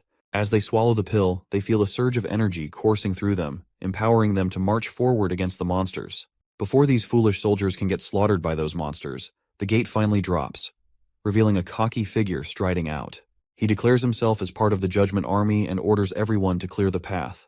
These soldiers are clad head to toe in sturdy armor, appearing like elite knights. The lady is bewildered by the sudden appearance of this so-called Judgment Army, having no clue who they even are. However, she doubts that mere humans stand a chance against the hybrid monsters. But it looks like we're about to find out if these soldiers are all talk, or if they've got the goods. As the monster and army of judgment comes face to face, the sky monster swoops down. One of the knights on the ground immediately grabs hold of its gigantic sharp claws, and the other knight takes a stance and sends a spear flying with godly speed, piercing the monster right through the head. The woman is completely blown away by the soldier's speed and strength, which is matching the power of hybrids. As these badass knights wreak havoc on the monsters, the scene shifts to a church spire. On the balcony, we see 3 archbishops using a telescope to observe the Judgment Army. Seeing those monsters dead on the ground, they seem pleased to see that their army appears to be winning against the monsters. Archbishop Taefun shakes his head, noting the worst part of the battle was the total annihilation of the reinforcement armies sent by the 4 great kingdoms. Archbishop Heather chuckles in agreement, commenting on how those kingdoms sent thousands of soldiers who ended up as mere cannon fodder. She's clearly pleased, seeing it as proof that the border defenses of those kingdoms can't hold a candle to the church's mighty Judgment Army. However, a third individual interjects, pointing out the heavy toll of using so many pills in the process and the loss of much of the judicial army, which forms the core of the church's power. Taefun clenches his teeth, emphasizing that they had no choice because the beasts of the wastelands have appeared exactly as foretold in the Bible. He warns that time is running out, and unless the continent unifies and gathers its strength, destruction awaits them all. The arrogant lady chuckles again, saying humans are basically monsters committing horrifying acts just like demons, so maybe wiping out humanity isn't such a bad idea after all. This really ticks off the old man, who tells her to cut out the blasphemous talk and stop defying God's will. But the girl just brushes it off with another sassy comment, saying God never promised humanity would survive, and further challenges the old man, asking if he's sure God cares more about humans than demons. The old man looks even more ticked off, but he stays quiet. Maybe because deep down, he knows there's some truth in what she's saying. Well, even Archbishop Maine thinks the same way as that woman does, but he is also sure that God only favors those who come out on top. Back in the border town, they lay the fallen soldier to rest. Our hero gathers everyone's attention and announces that they are gathered to mourn Mr. Aggie from the Civilian Army 2nd Division. The prince goes on with the usual talk about the man's heroic deeds in sacrificing his life to save their hometown, bidding him a final farewell as they cover his grave with mud. Chief Knight Carker is deeply moved by our hero's compassionate gesture, noting he's never seen someone of noble birth show such respect for commoners whose names he didn't even know. Our hero points out that giving a proper farewell feels right, especially since Bordertown has never held proper funerals for those lost to the monsters, and they deserved more than a hastily dug hole. Besides, the prince believes that holding these funerals serves the purpose of decency and boosts morale. He explains that when people reflect on who and what they're fighting for, it can spark a profound change in an army. He aims to ignite everyone's willpower to steer Bordertown back on track. The wife of the deceased soldier shows up with her 2 kids, one of them really small. The soldiers nearby start wondering how she'll manage now, but this bald guy steps in and explains she'll get her husband's salary, some extra cash, and all the basics to get by. While they talk, Vice Captain Vanner suddenly senses someone nearby. The bald guy asks if something's up, and Vanner mentions feeling a presence of someone but brushes it off, saying he's probably imagining things. Back at the cement-making cottage, our hero catches up with Anna and asks how things are going with making barrels for the blunderbuss guns. Anna sweetly explains that thanks to the new steam-powered boring machine, the blacksmiths can handle most of the heavy lifting now. Meanwhile, lighting is bouncing off the walls as usual, super pumped about all the new stuff. She bombards the poor smiths with so many questions, they can barely keep up. Well, the prince was already wondering why he has not seen her around lately. I guess he now knows why. Looks like our hero has another project for her to handle. He shows her the rough sketch of a 12-pound gun, essentially a giant weapon for our sweet Nana. The prince then delves into the technical details of how these things work, but everything he says goes right over Anna's head. He then instructs her to use those 2 holes on the ground to cast a die for cannonballs. Anna gets right to work and starts pouring the molten metal into the holes, while the prince warns her not to stare at the bright lava. She immediately closes her eyes, and our hero starts blushing before he moves to wipe the sweat from her face. It's quite literally hilarious that despite the freezing temperatures in this place, these guys are still sweating. Looks like the knight can see that this is more than just a prince wiping the sweat, and the way the prince is blushing just proves it further, and Anna is also blushing as well. Meanwhile, there's this guy who's absolutely freaked out to see our hero, the 4th Prince of Grey Castle, openly sheltering witches. He's practically sprinting to report this back to the king. Looks like Vanner wasn't imagining things when he felt someone's presence, because this man is definitely a spy sent by the new King Timothy. What's really messing with this guy's head is how these regular folks are just chilling with witches. And don't get him started on the other weird stuff he's seen, like that giant wall that popped up out of nowhere on the border, those metal sticks shooting projectiles to kill demons, and the fact that witches are treated like they're just regular folks by the prince. It's all making him think this town's cursed or something, and he's feeling like he's dealing with some dark magic. If they hadn't waved a fat paycheck in his face, he'd have never agreed to spy on this messed up place. Well, looks like this dude failed miserably at his sole job of spying, because we can see Vanner in the background, calling this oddball out right away and telling him to halt his tracks. Word spreads like wildfire that there's a spy among them. This poor guy has no clue what to do before an angry mob comes for him. All he can think about is how the fourth prince must be channeling powers straight from the devil. Inside the castle, we catch up with the consul again. He's losing his shit over the prince's latest demand: buy 2 boats but don't hire captains and crews. Like, how's he supposed to float boats without a crew? The old coot's utterly worn out by these ridiculous orders that somehow always end up working in the prince's favor. Then comes a knock on the door. A soldier reports they've caught a rat, a guy named Cole, also known as Groundhog, who's apparently Prince Timothy's spy. Turns out this guy's been living under a fake identity for months, pretending to be a border town resident. They found a letter and some money on him, but he's still being grilled for more info. The old man orders them to squeeze every last drop of intel and execute him right away. Looks like the old man is not freaking out because this is already a 4th spy they have found out. Our clever prince had foreseen more spies would come, so he told the old man to announce that there are people in the border town trying to destroy their food reserves. He instructed everyone to keep an eye out for anyone acting suspiciously, promising a reward for anyone who catches a spy. The old man is always surprised by our hero's cunning decisions. He sees him as a devil who doesn't even fear the stone of divine judgment. Back in the Grey Castle capital, Timothy inquires about the royal decrees he sent to his siblings, but none of them have replied. One of his men reports that the 4th prince, our hero, sent a reply stating he will return once the months of demons are over and his people are safe. The reporter points out that Prince Roland still acknowledges Timothy as a prince, not a king. Timothy considers our hero a fool for opposing him, especially since Timothy had plans to offer him land and a comfortable life. He dismisses Roland as an oddball and asks his lackey if there's been any response from the 3rd and 5th princesses. The lackey reveals that the 3rd princess has disappeared from the city along with her butler and 2 servants, and they haven't been found since. The prince facepalms in disappointment, as he never wanted commoners to lay a hand on his sister despite any personal disagreements. He then inquires about Garcia Wimbledon, the stubborn pirate. Before the council member could speak up, Timothy orders him to seize her water port and forcibly escort her back to the capital. Right on cue, a knight arrives on the scene and hastily reports that Garcia Wimbledon has defeated Duke Joseph's Karl at the southern border and gained full control of Hawk City. The news terrifies Timothy beyond belief, and he sinks even further into despair when he hears she has crowned herself Queen of Clearwater with the blessings of the local dukes, and the whole southern half of Grey Castle has split off. Next scene, we're down by the river south of Border Town, where our top captains are tearing down the cannon they just put together. Both of these tough guys are beat, griping to their boss that this thing is way too damn heavy. The chief knight then asks why he got stuck guarding this behemoth, since no one can move it an inch, let alone stealing it. Our hero just sighs, explaining it's not just something, it's a masterpiece built with blood, sweat, and the grind of steel. He wonders why others can't see its beauty like he does.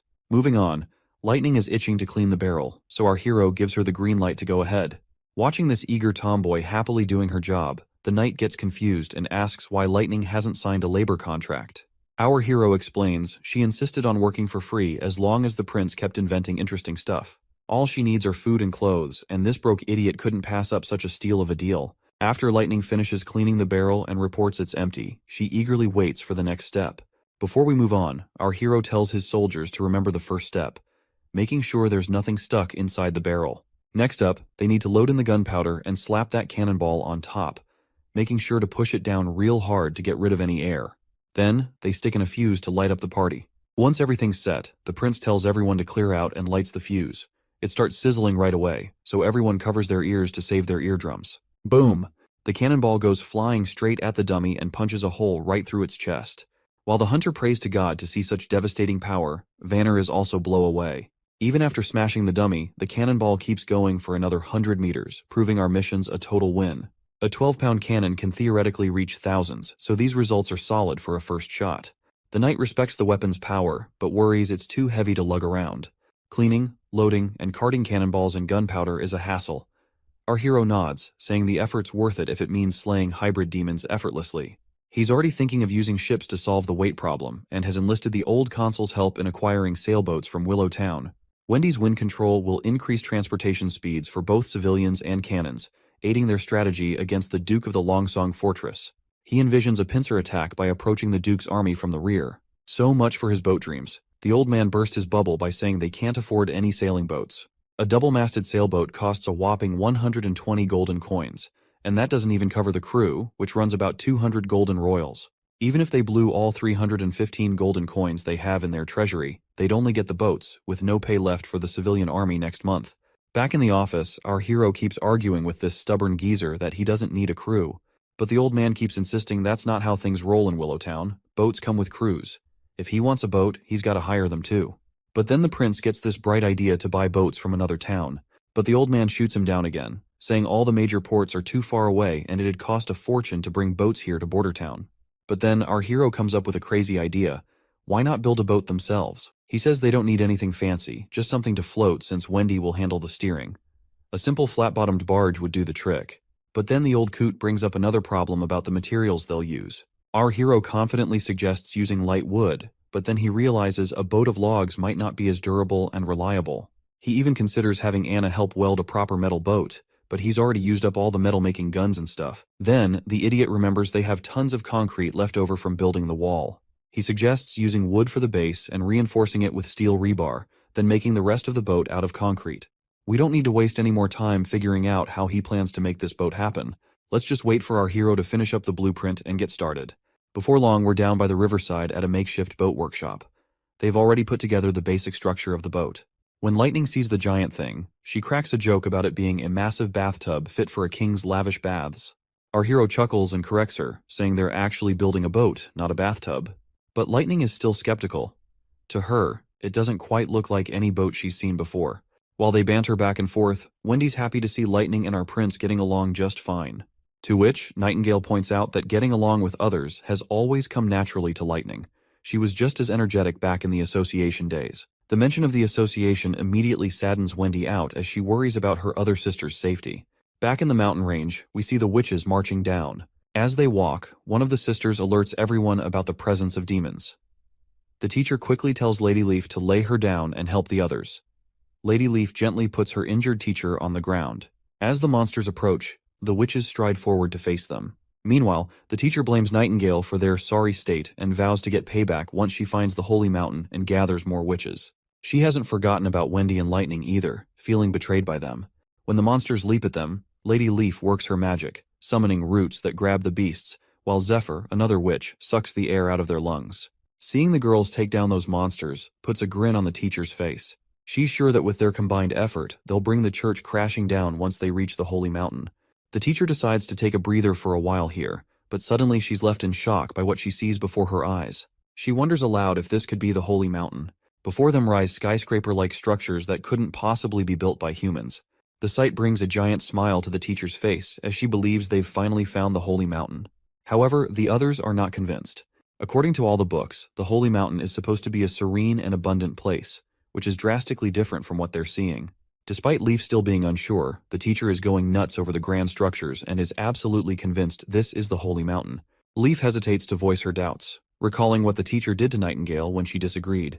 Feeling she has no other choice, Leaf reluctantly starts walking forward. She's certain that if they don't explore further, the teacher will never rest.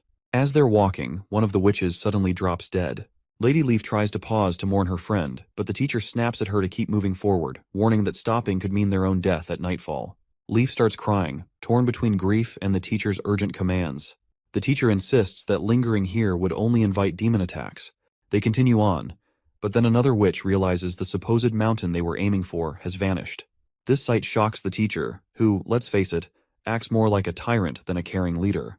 The teacher sinks into despair, recalling a city that's like an unreachable illusion in the sky, disappearing every time with the sunset. The snake woman declares it was all just an illusion, something she'd heard rumors of typically occurring at sea, but seeing it on land was unheard of. Suddenly, something approaches them, confirmed by another witch to be 3 demons once again. But this time, it becomes clear this new threat is not just a regular demon. This mysterious entity attacks one of the witches with some weapon, leaving Leaf frozen in place as her friend is struck down, a long spear piercing her chest in an instant. Leaf stares at where the spear came from with disbelief. Before them stand hybrid creatures, riding demonic beasts. Looking at their ripped bodies, it's no wonder they took down the girl with just one blow. One of the witches immediately uses her abilities to turn the ground into a swamp, but the creatures effortlessly leap from their mounts and land right in front of the women. One monster swings its hand, smashing a witch with brutal force, splattering blood everywhere, leaving the sisters absolutely terrified out of their minds.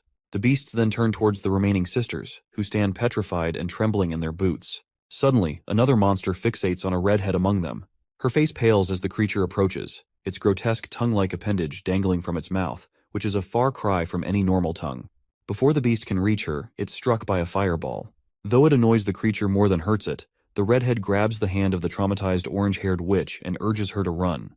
But the orange-haired witch is so shaken that she's forgotten how to move. Another witch decides to confront and pulls out her puny bow, which, let's be real, looks like a toy, and she's brutally kicked by the monster right in the chest.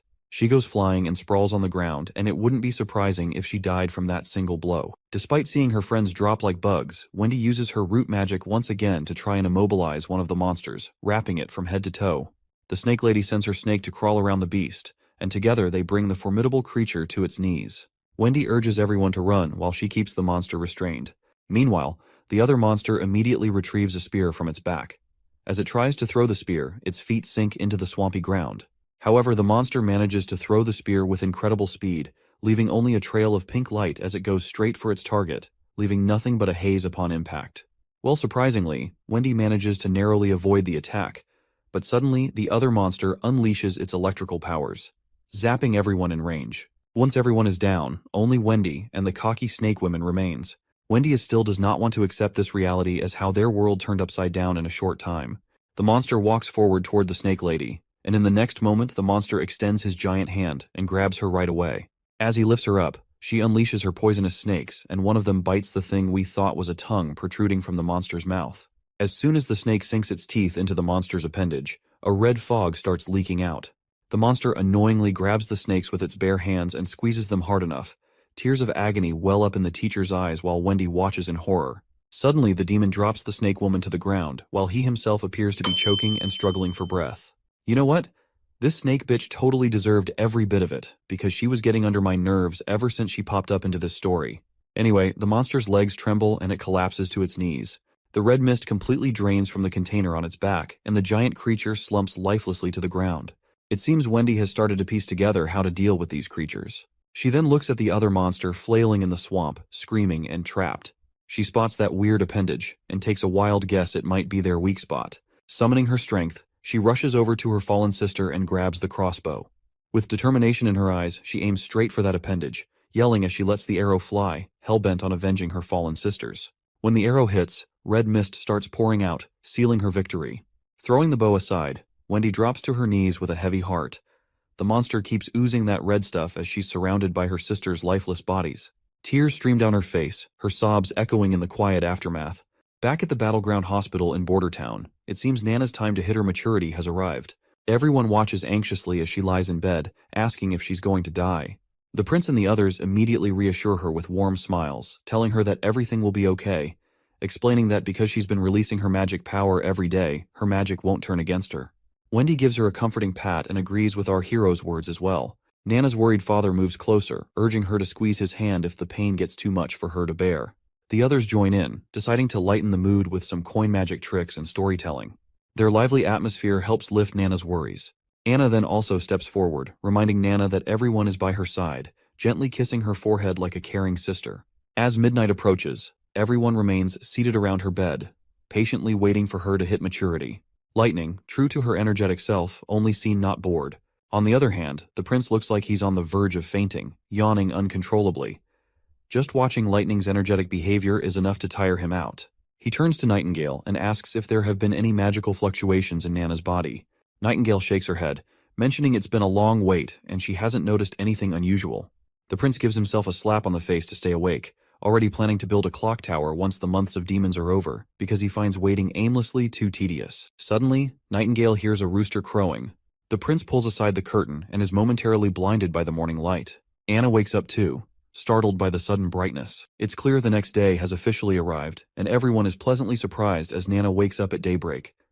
Lightning bursts with happiness, and her father breaks down in tears. Everyone is incredibly relieved that Nana has successfully passed through her maturity ordeal without any issues. After some time, the prince leans over to Nightingale and asks if she's absolutely sure today is Nana's maturity day. Nightingale nods, mentioning the change was subtle but definite. She agrees with our hero's theory about witches, how daily magic practice can boost their powers and ease their hardships. If all witches get good training daily, they could make it to adulthood without issues. Wendy joins in, saying since the prince is the only one welcoming witches, they could turn Border Town into a sanctuary. She pledges full support, and the prince lights up, saying he's been thinking about this for ages. But since openly inviting witches could get him cancelled by the kingdom, he plans to spread rumors about a sanctuary to let the witches come by themselves.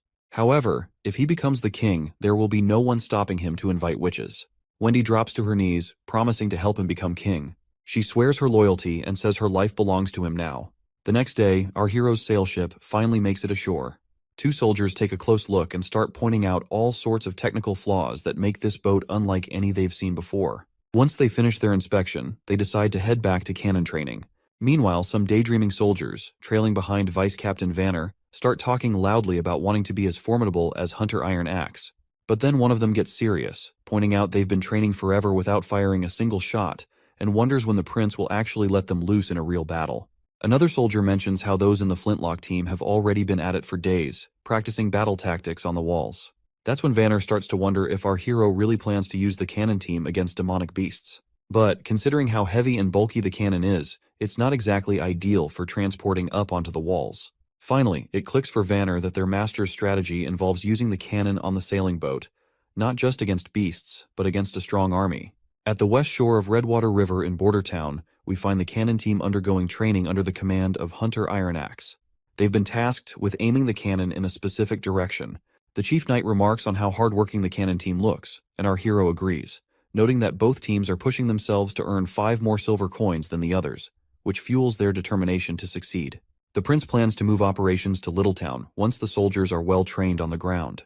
Curiously, the knight asks if our hero means the concrete ship they built, and our hero nods, saying that's what he's calling it. He points out that the workers managed to wrap up everything in these few days when the snow was light. They not only slapped on some anti-rust treatment, but also threw together a shed for storing cannonballs. And hey, Wendy's got herself a platform now to play around with her wind powers to stir the boat. Chief Knight finally gets why our hero was so bent on training Wendy to handle her magic. Then Prince Roland drops a bomb on the poor knight by making him the commander of the boat. The knight freaks out, saying he's never sailed a ship in his life. Our hero shrugs it off, saying it's no big deal because the witches will be the ones running the show anyway. When the soldiers finally let loose a cannonball, it goes boom. And our hero is feeling pretty smug as he is about to kick off this new leg of his journey aboard his boat. With the glass bottle shattered by the impact, Lightning finally inaugurates their boat adventure, all set to sail as Littletown's navigator.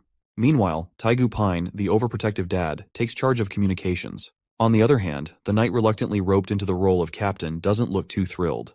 Lightning gives the knight a reassuring pat on the shoulder, assuring him that navigating suits her perfectly since she's a pro at sea adventures. She mentions her dad, known as Thunderbolt, also has a knack for the sea. Exploring the ship, Lightning is totally blown away by the bizarre materials it's made of, unlike anything she's ever seen. The chief knight is pleased that the weather is surprisingly good today, a choice made by our hero for testing Littletown. Once the boat is on the water, everything seems to be going smoothly, with a man named Brian assigned as helmsman. Lightning then tells Brian to turn the rudder fully to the right, and the knight echoes the same command. The tomboy gets curious and asks why the chief knight is repeating her, to which he explains he's following orders from the prince. Meanwhile, Brian is clueless about what he's supposed to do, so Lightning, after facepalming, decides to take charge herself. She goes all out and spins the rudder sharply to the left, leaving the two behind totally terrified.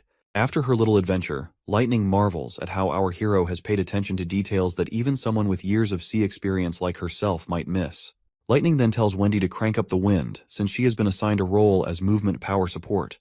Before she got this title, our hero had pushed Wendy to master her magic, which she hadn't really bothered with before getting to Border Town. After some serious effort, her early attempts were only enough to blow dry some pieces of meat, but she matured slowly.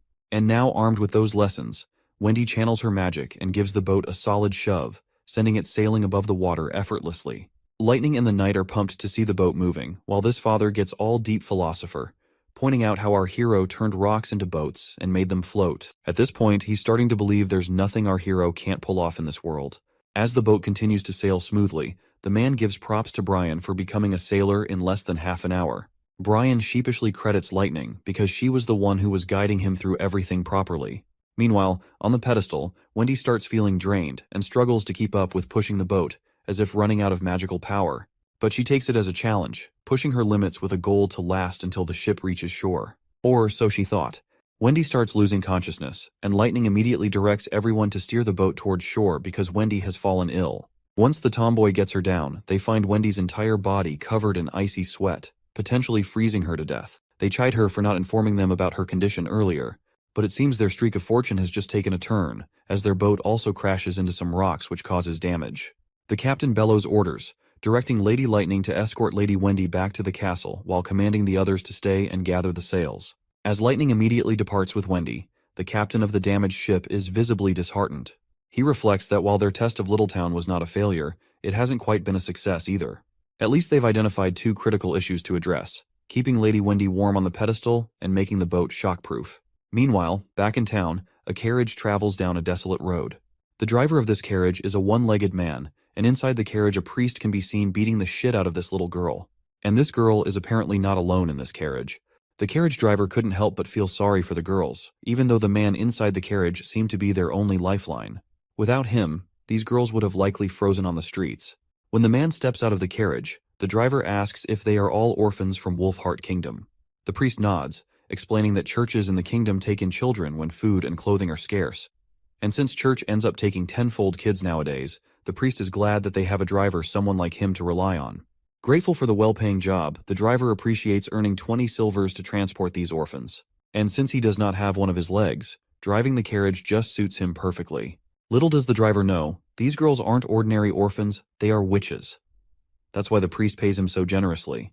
But the priest doesn't disclose this detail, just urging the driver to keep going without questions and promising payment upon arrival. Once they stop at a hotel to grab some food, the priest tells a woman that he's brought some tender kids for her to take care of.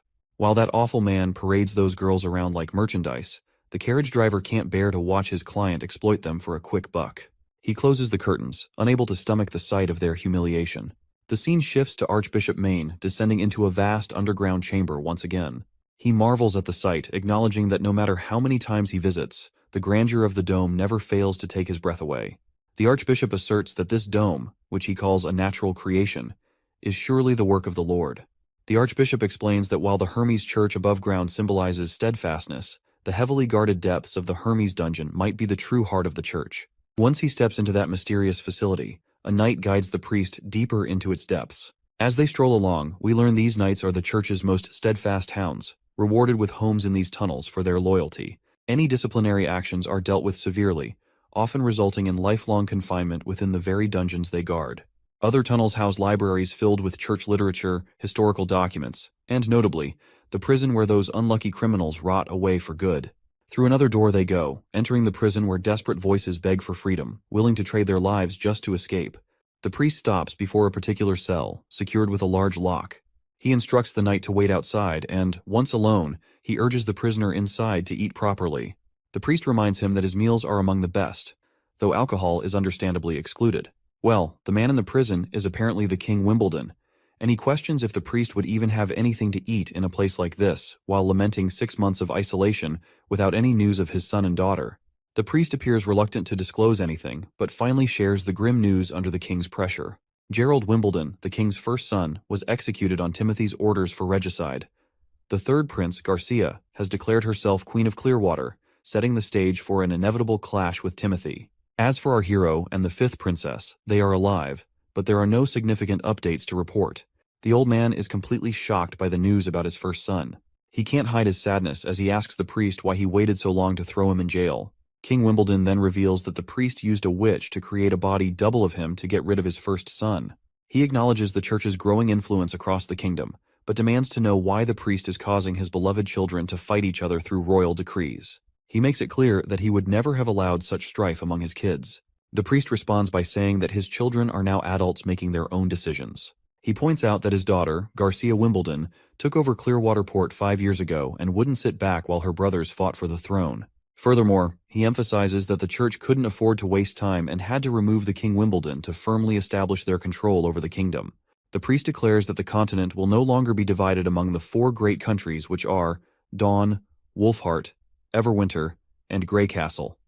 Instead, it will unite as one land under the church's rule and governance. The old man, looking defeated as hell, drops to his knees. Blood's dribbling from his mouth, but he still manages to spit out that he'll be waiting for the priest in hell. The priest, not giving a damn, brushes off the whole hell thing, saying their moves are all part of the church's grand plan. The king kicks the bucket right there, probably poisoned. But who knows? The priest sees this as their golden ticket to power, and he is preparing to take down the real enemy they have ahead of them. I guess he is talking about the demons, the true enemy they have yet to repel for the greater good of humanity. Honestly, church politics never really did it for me, but this series has been a wild ride. Can't wait to see what our hero gets up to next. Back at the Witches Association camp in the mountains, the witches who stayed behind are mourning their fallen sisters who died because they did not make it through their maturity. One of them speaks up, worried about their next steps. They barely escaped death themselves, and now their sisters who went off to find the holy mountain haven't returned in 2 weeks. Their food is also running low, which is only adding to their anxiety. Suddenly, they hear footsteps approaching. It's Lady Leaf. She enters the tunnels and drops to her knees, completely exhausted, and her face eventually meets the floor. Rewinding a bit in time, we find Lady Leaf walking a desolate path, her face pale from the harsh weather and hunger gnawing at her belly. Suddenly, her maturity hits hard while on this desolate journey. Just as she's grappling with this personal battle, a monstrous figure appears right behind her. Startled, she turns and begs for help, only to snap awake abruptly from her nightmare. As she sits up, Hummingbird tells her she's been out cold for 2 whole days. The other witches gather around, looking worried. One of them apologizes for discussing serious stuff right after she's woken up, but the sister insists they've already hashed it out. If Kara doesn't come back, Leaf will have to step up as the teacher to keep the association from falling apart after the recent losses. Without a second thought, Lady Leaf decides she's going to find Nightingale. This bombshell leaves everyone stunned. They're hesitant to believe Nightingale's tale about Border Town, unsure if they can really trust her. Lady Leaf then reassures everyone that they can find a safe place to rest, while she assesses the situation first at the Border Town. She instructs the purple-haired witch to take the role of teacher if she doesn't return, citing her experience as a former member of association. She places her faith in their hands, emphasizing that if Nightingale's information is accurate, Border Town will become their new holy mountain, potentially ending the need for their current association. Meanwhile, back in town, our party confronts some monsters. When one of the creatures vaults over the wall, Vonner thrusts his spear into its belly. However, as he tries to lift the monster, the spear snaps in half, causing the creature to crash back to the ground. The vice-captain quickly orders the muskets to be prepared, and they promptly follow his command, shooting down the monsters without delay. One of the soldiers offers a spear to the vice-captain, who is surprised to see a young boy named Claw there. Claw explains that he goes wherever he's needed to help. As the monsters lie defeated on the ground, the captain acknowledges that while they don't pose a significant threat, they must remain vigilant. He expresses his thrill that ever since our hero took charge of Border Town, they've been able to repel these terrifying monsters. Previously, it was only possible with the help of Longsong Fortress, but now even the town's commoners can fight thanks to our hero's leadership. He notes our hero's consistent presence on the mountain during times of danger, standing alongside ordinary soldiers. Suddenly, a hybrid monster appears, and a soldier promptly reports it as a winged lion hybrid. Lightning eagerly steps up to take on the monster, but our hero advises him not to rush. They stick to the plan. Lightning will act as bait to draw the demon's attention while ensuring she stays at a certain height. The monster lands on the wall's surface, and Lightning, brimming with confidence, decides to go for it, assuring everyone he won't disappoint. The prince officially initiates the hunt, but Lightning's confidence is momentarily shaken when he remarks that our hero's determined roar sounded more like a whimpering dog. After blurting out this unexpected comment, Lightning vanishes, leaving our hero unsure how to respond. He even asks the other ladies if he sounded that weird, and they reluctantly agree. The prince tells the ladies to stick to the plan and stay safe, and they nod in agreement. With a smile, the prince looks up at the sky, pleased to see everything going according to plan. Meanwhile, the monster is getting increasingly annoyed as our mischievous tomboy keeps pelting it with pebbles. She eggs the monster on, and it roars back at her. She dashes around it, teasing and taunting like she's playing tag with a giant cat. The monster gets frustrated and smashes the ground with a mighty blow, but Lightning is still enjoying the game. As the monster continues to chase her, Nightingale rushes through her dimensional space, because Lightning has successfully lured the monster into the town square. She tells Anna that even in her hidden dimension, the monster can still sense them with its sharp senses. So she advises Anna to approach cautiously with her fire, which has a radius of 5 meters, emphasizing they only have one shot to take down the beast, and they can't afford any slip-ups. Meanwhile, Lightning's still playing tag with the lion, making it increasingly ticked off with her relentless pursuit. When the ladies spot their chance, Anna gets down to business. Once the lion's in her sights, they pop back from that dimension. Anne immediately unleashes her green fiery powers, hitting the monster with screeching hot flames so intense that even Nightingale feels the heat from across the way. Lightning also boasts about her fire, which could even melt the steel, so roasting a monster alive is not a big deal for her. Once the monster is incinerated into ashes, the prince is kinda glad to see that Anna didn't even need help to defeat the monster. Suddenly, the other monsters start retreating, leaving everyone puzzled as to why they are withdrawing. Our hero catches sight of something unexpected, and looks up with astonishment on his face. He sees the gloomy clouds clearing from the sky and sunshine forcefully making its way through it, indicating that the months of demons have ended. News quickly spreads that the months of demons have finally ended, and everyone basks in this moment of triumph. Our hero gathers everyone together, and as he starts his speech, the crowd of townsfolk and soldiers gets all hyped up, cheering about how nobody went hungry this winter under our prince's watch. The prince acknowledges that the months of demons are behind them now, and Bordertown has come out on top with few casualties, all thanks to the gutsy civilian army. He contrasts this with how Longsong Fortress used to threaten them with starvation and cold, but today's victory proves that Bordertown can stand tall on its own. The crowd goes wild again, thrilled that they don't need to depend on others anymore. With a grin, the king decides to throw a big bash to celebrate their hard-won success. He announces a victory parade, promising that everyone who joins the town square dance will get a tasty treat of honey-glazed beef. Once the parade time arrives, the chief knight escorts a big chunk of beef into the party, and Hunter Ironaxe takes charge of lighting up the fire grill. Soon, everyone starts their victory dance as flames crackle around the bonfire, filling the air with the sweet aroma of sizzling meat. Hunter Ironaxe announces that anyone who dances will get meat, and the longer they dance, the more they'll receive.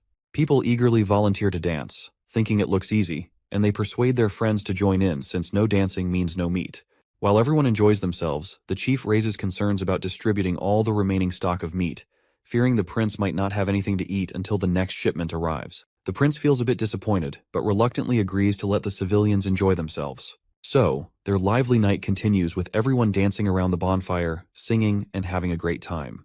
For the people of Bordertown, surviving the months of demons peacefully is an achievement worth celebrating, and festivities like this one will be remembered fondly for years to come. Meanwhile, our prince rushes back to the castle for his own private banquet, where all the witches are eagerly waiting. As soon as the prince arrives, Lightning decides to start the feast officially. Anna roasts sweet chickens with her fiery magic, cooking them to perfection and leaving Nana drooling over the delicious aroma. Nightingale shows off her skills by expertly slicing the meat into many pieces. Meanwhile, the tomboy and Nana are having the time of their lives, because having an outdoor barbecue party is the best thing they can wish for in their lives. Our hero is also having a great time, especially seeing everyone so happy. He believes they deserve this kind of luxurious treatment, thinking that people with such incredible abilities shouldn't be treated any less. Suddenly, the boy finds himself getting a sweet smooch from Lightning, right on his face. Nightingale and Anna are absolutely blown away by this unexpected move, and our hero's reaction is just as stunned. When the tomboy is asked about this abrupt kiss, she points out that women may kiss the territory ruler during celebrations, and it's a tradition. Meanwhile, Nightingale feels annoyed and a bit jealous, while Wendy clearly sees the tension. As the prince and Lightning go back and forth, we see Anna feeling a little down, probably because she wanted to kiss the prince too. Once midnight strikes, our hero feels dizzy from too much drinking. Suddenly, his dizzy mind perks up when he spots Anna in the distance. She gets really close, and our hero blushes. Right away, he starts explaining himself, saying the smooch with the tomboy was just an accident, to which Anna agrees. The prince further clarifies that Lightning is young, and he didn't look at her that way. Anna agrees once more. Anna then gathers her courage, and admits she was waiting for them to be alone, because she's not as bold as Lightning. As they get closer, just inches apart, Anna gives him a gentle kiss on the cheek. Meanwhile, Wendy's holed up in her room, buried in a book. She's totally baffled by how these books about the church's origins skip any mention of gods and just slap the title, Pope, on everyone. It's all a bit too much for her to wrap her head around. Just as she's mulling it over, Nightingale breezes in, catching Wendy mid-brainstorm. Wendy snaps the book shut, instantly lighting up to see her friend there. Wendy mentions how Lightning had gone to sleep while calling for Daddy, like a child. Nightingale chuckles and takes the book from Wendy's hand, reminding her that reading late at night could strain her eyes, especially in poor light. Suddenly, Wendy catches Nightingale off guard, asking if she's troubled by thoughts of the kiss Lightning gave our hero. Nightingale blushes and denies it, but Wendy presses her, telling her not to lie. Reluctantly, Nightingale clenches her teeth and admits the kiss is bothering her. Meanwhile, Wendy reassures Nightingale that Roland Wimbledon is the fourth prince of the kingdom, and their mission is to help him seize the throne and become the king of Grey Castle. She's confident he'll protect the witches under his rule, and when the time comes, Marry a princess or a duke's daughter to secure the next generation. Wendy explains that as witches, they can't have children. It's a limitation granted by the heavens in exchange for their powers, and she hopes Nightingale understands this. Outside, as the party winds down, the townsfolk are busy with cleaning duties. They're already nostalgic for the months of demons, thanks to our hero who made their days unforgettable with his inventions and victories. They're also curious about what the artillery division will do now that the demons are gone. Vanner assures them they'll find out tomorrow. The next morning begins with the sound of horns, gathering all the soldiers for an announcement from our hero. Iron Axe informs them that since they've successfully protected Bordertown from the demons, every member of the civilian army is now a private soldier under Prince Roland. However, he gives them the option to leave if they wish not to continue. A knight asks if being in the private army means they'll become knights. Hunter Iron Axe clarifies that a private army is a professional military force dedicated to protecting Prince Roland and his territory. They'll undergo year-round training focused on battle readiness, stricter discipline, and will receive higher salaries.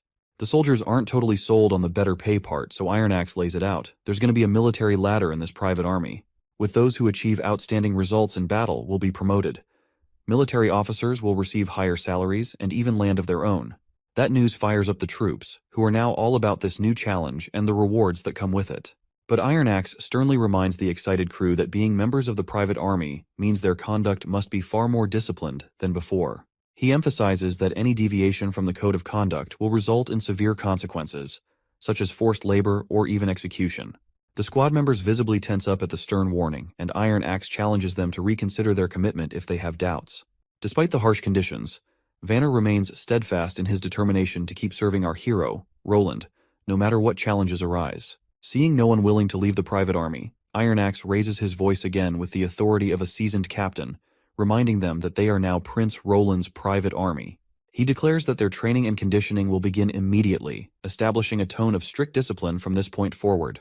Back in the castle, Lightning reports to Prince Roland about the plans for the private army. She explained that due to the lingering snow outside the city, the soldiers will be crawling more than running during their 4-mile daily routine. While Lightning admires the new blueprints our hero has recently drawn up, the prince himself is deep in thought, contemplating the daunting task ahead of him, creating the army's structure from scratch, including regulations, rewards, and penalties. The sheer magnitude of the task gives him a major headache, considering he played military chess in his youth, but has since forgotten much of it. He's determined to innovate and do something unprecedented in this world and time. As they examine the blueprints, the word bayonet catches their attention. Before they can delve further into their discussion, a knock on the door interrupts them. With both witches vanishing into thin air, our hero grants permission for the visitor to enter. The old custodian surprises us once again by reporting that there's an aristocrat named Chris who wishes to meet our hero.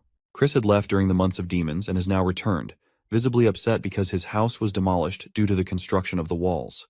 When our hero confronts Chris, the noble sternly demands answers about why the prince allowed his house to be taken down. He emphasizes how he spent a substantial amount, 150 golden coins, to build that magnificent mansion. Our hero bluntly asks if Chris is referring to the westernmost house in Bordertown, to which Chris confirms. The prince apologizes, explaining that it was necessary because the house was too close to the wall and obstructed troop movements. However, he reassures Chris that the city will reimburse him for his loss. The greedy noble immediately perks up and asks how much he'll be getting. Our hero points out 20 golden royals, but this greedy guy isn't satisfied with such a small amount. Eventually, he agrees and asks where he can collect his money. The prince then reminds him that the sum has already been transferred to the property's rightful owner. The noble gets agitated and slams his hand on the desk, insisting he is the rightful owner of the property. Our hero cunningly points out that if the property truly belonged to him, why hadn't he been there even once during the months of demons? The noble explains that he had stayed at Longsong Fortress because he didn't want to die in Bordertown. That is when the prince sees his opening, and questions whether this fat cat is implying he deserted his ruler out of fear of the demons. As the chief knight strides over, he claps the noble on the shoulder with a fierce look, letting him know that admitting his mistake about the house ownership can make this whole thing just a misunderstanding. He warns the noble that he can leave quietly to avoid any trouble, but if he does not leave, he will be charged for the act of treason and will be executed right away.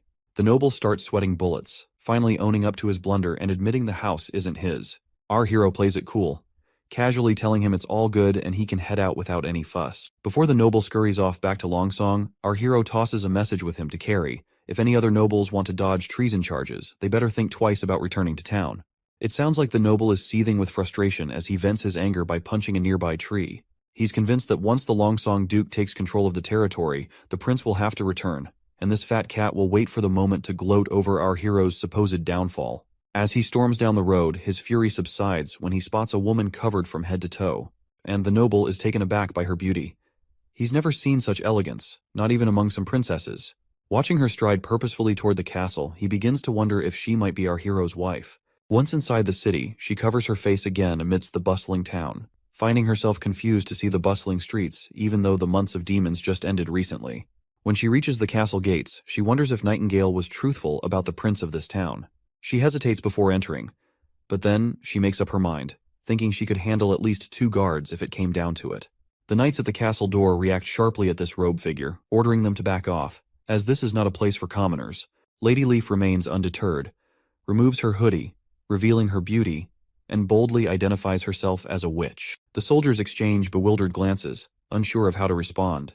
Meanwhile, Lady Leaf nervously swallows her fear and, with determination, requests to meet Nightingale, Nana, or Anna. The both guards take glances at each other, and one of them decides to step inside to report the situation. While seeing those soldiers go, Lady Leaf remains fearful that the soldier might be fetching reinforcements, or perhaps Nightingale had deceived them about the existence of Nana and Anna. With her head down in thought, she suddenly feels warm hugs from both Nightingale and Wendy. Once she realizes that they are her friends, the Lady Leaf is stunned to see both Nightingale and Wendy embracing her, their eyes moist with tears of joy. Wendy whispers a heartfelt "welcome home" into Lady Leaf's ear, which causes her to burst into tears herself. Meanwhile, our hero is seen yawning, and Wendy brings him some tea. During their tea time, our hero inquires about Nightingale, prompting Wendy to happily reveal that Nightingale is welcoming a new sister who has recently arrived. Our hero nearly chokes in surprise at this news, while Wendy enthusiastically mentions that the sisters from the association have come to Border Town. Shocked and excited, our hero asks Wendy if they were not looking for the Holy Mountain, to which the woman explains that only 7 witches remain, as the rest were obliterated by the monsters during their adventure. She then apologizes, mentioning they arrived while our hero was asleep, and asks for forgiveness for letting the witches enter the castle. Our hero, on the other hand, is thrilled to have more witches join them, no matter their skills or how many there might be. Wendy, though, drops a hint from Lady Leaf that these gals aren't exactly warriors, which means they might not be much help in a fight. You see, under the Stone of Divine Judgment's influence, these witches are kind of limited in their combat skills. But hey, the prince is cool with that. Having a witch who can zap things with electricity means no more dark nights, and one who can sculpt stuff means skipping all that refining and molding hassle. It's got our hero daydreaming about how much he can jazz up this ancient world with technological advancement using the power of witches. Nightingale abruptly snaps our hero out of his daydreaming, dragging him back to reality, reminding him that everyone is waiting for him. Shortly after, everyone gathers for dinner, with all the witches present. Our hero is pleased to welcome them to Border Town and hopes they enjoy the food, encouraging them to ask for anything they want. Lighting enthusiastically chimes in, agreeing that our prince is quite the generous guy and mentioning how he's always open to new members as well. One of the witches scolds Lighting for being so casual with our hero, but our hero dismisses her concerns, saying they don't bother with titles or formalities, and urging everyone to start eating before the food gets cold. Meanwhile, the other witches watch Nana and Anna using what look like 2 little sticks to eat. These newcomers have no idea how to handle these utensils, so they can't help but stare in confusion. Regardless, everyone digs into their meal, thoroughly enjoying it, and once dinner ends, our hero finds himself poring over documents detailing each witch's abilities. After reviewing everyone's skills, the prince realizes that there isn't a witch capable of shaping materials or generating electricity.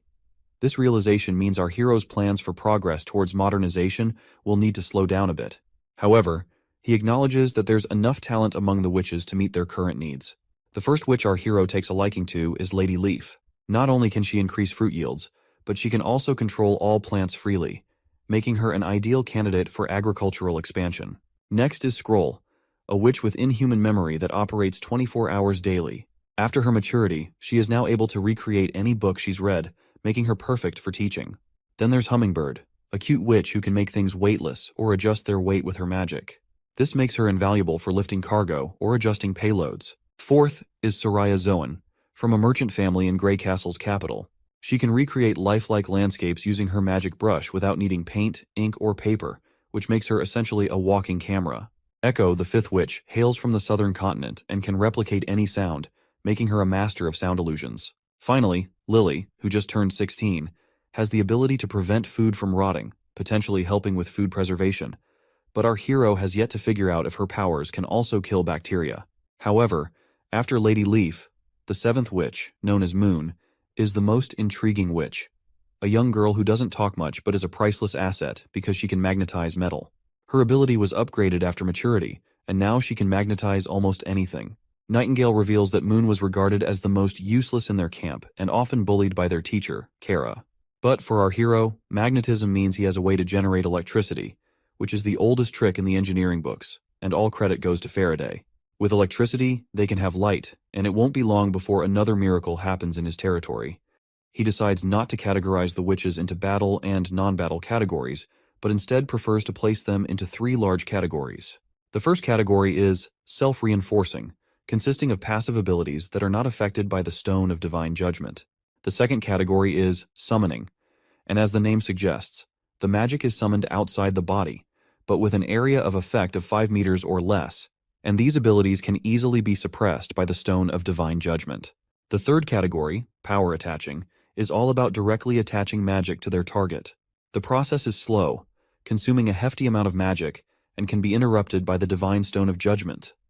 However, once the conversion is done, the added properties become intrinsic to the object. They remain effective even in the presence of a Divine Judgment stone. Once he sorts everything out, he calls it a day, knowing that things are about to get a lot more hectic from here on out. While Roland is about to hit the sack, we catch all the witches gathered in one room.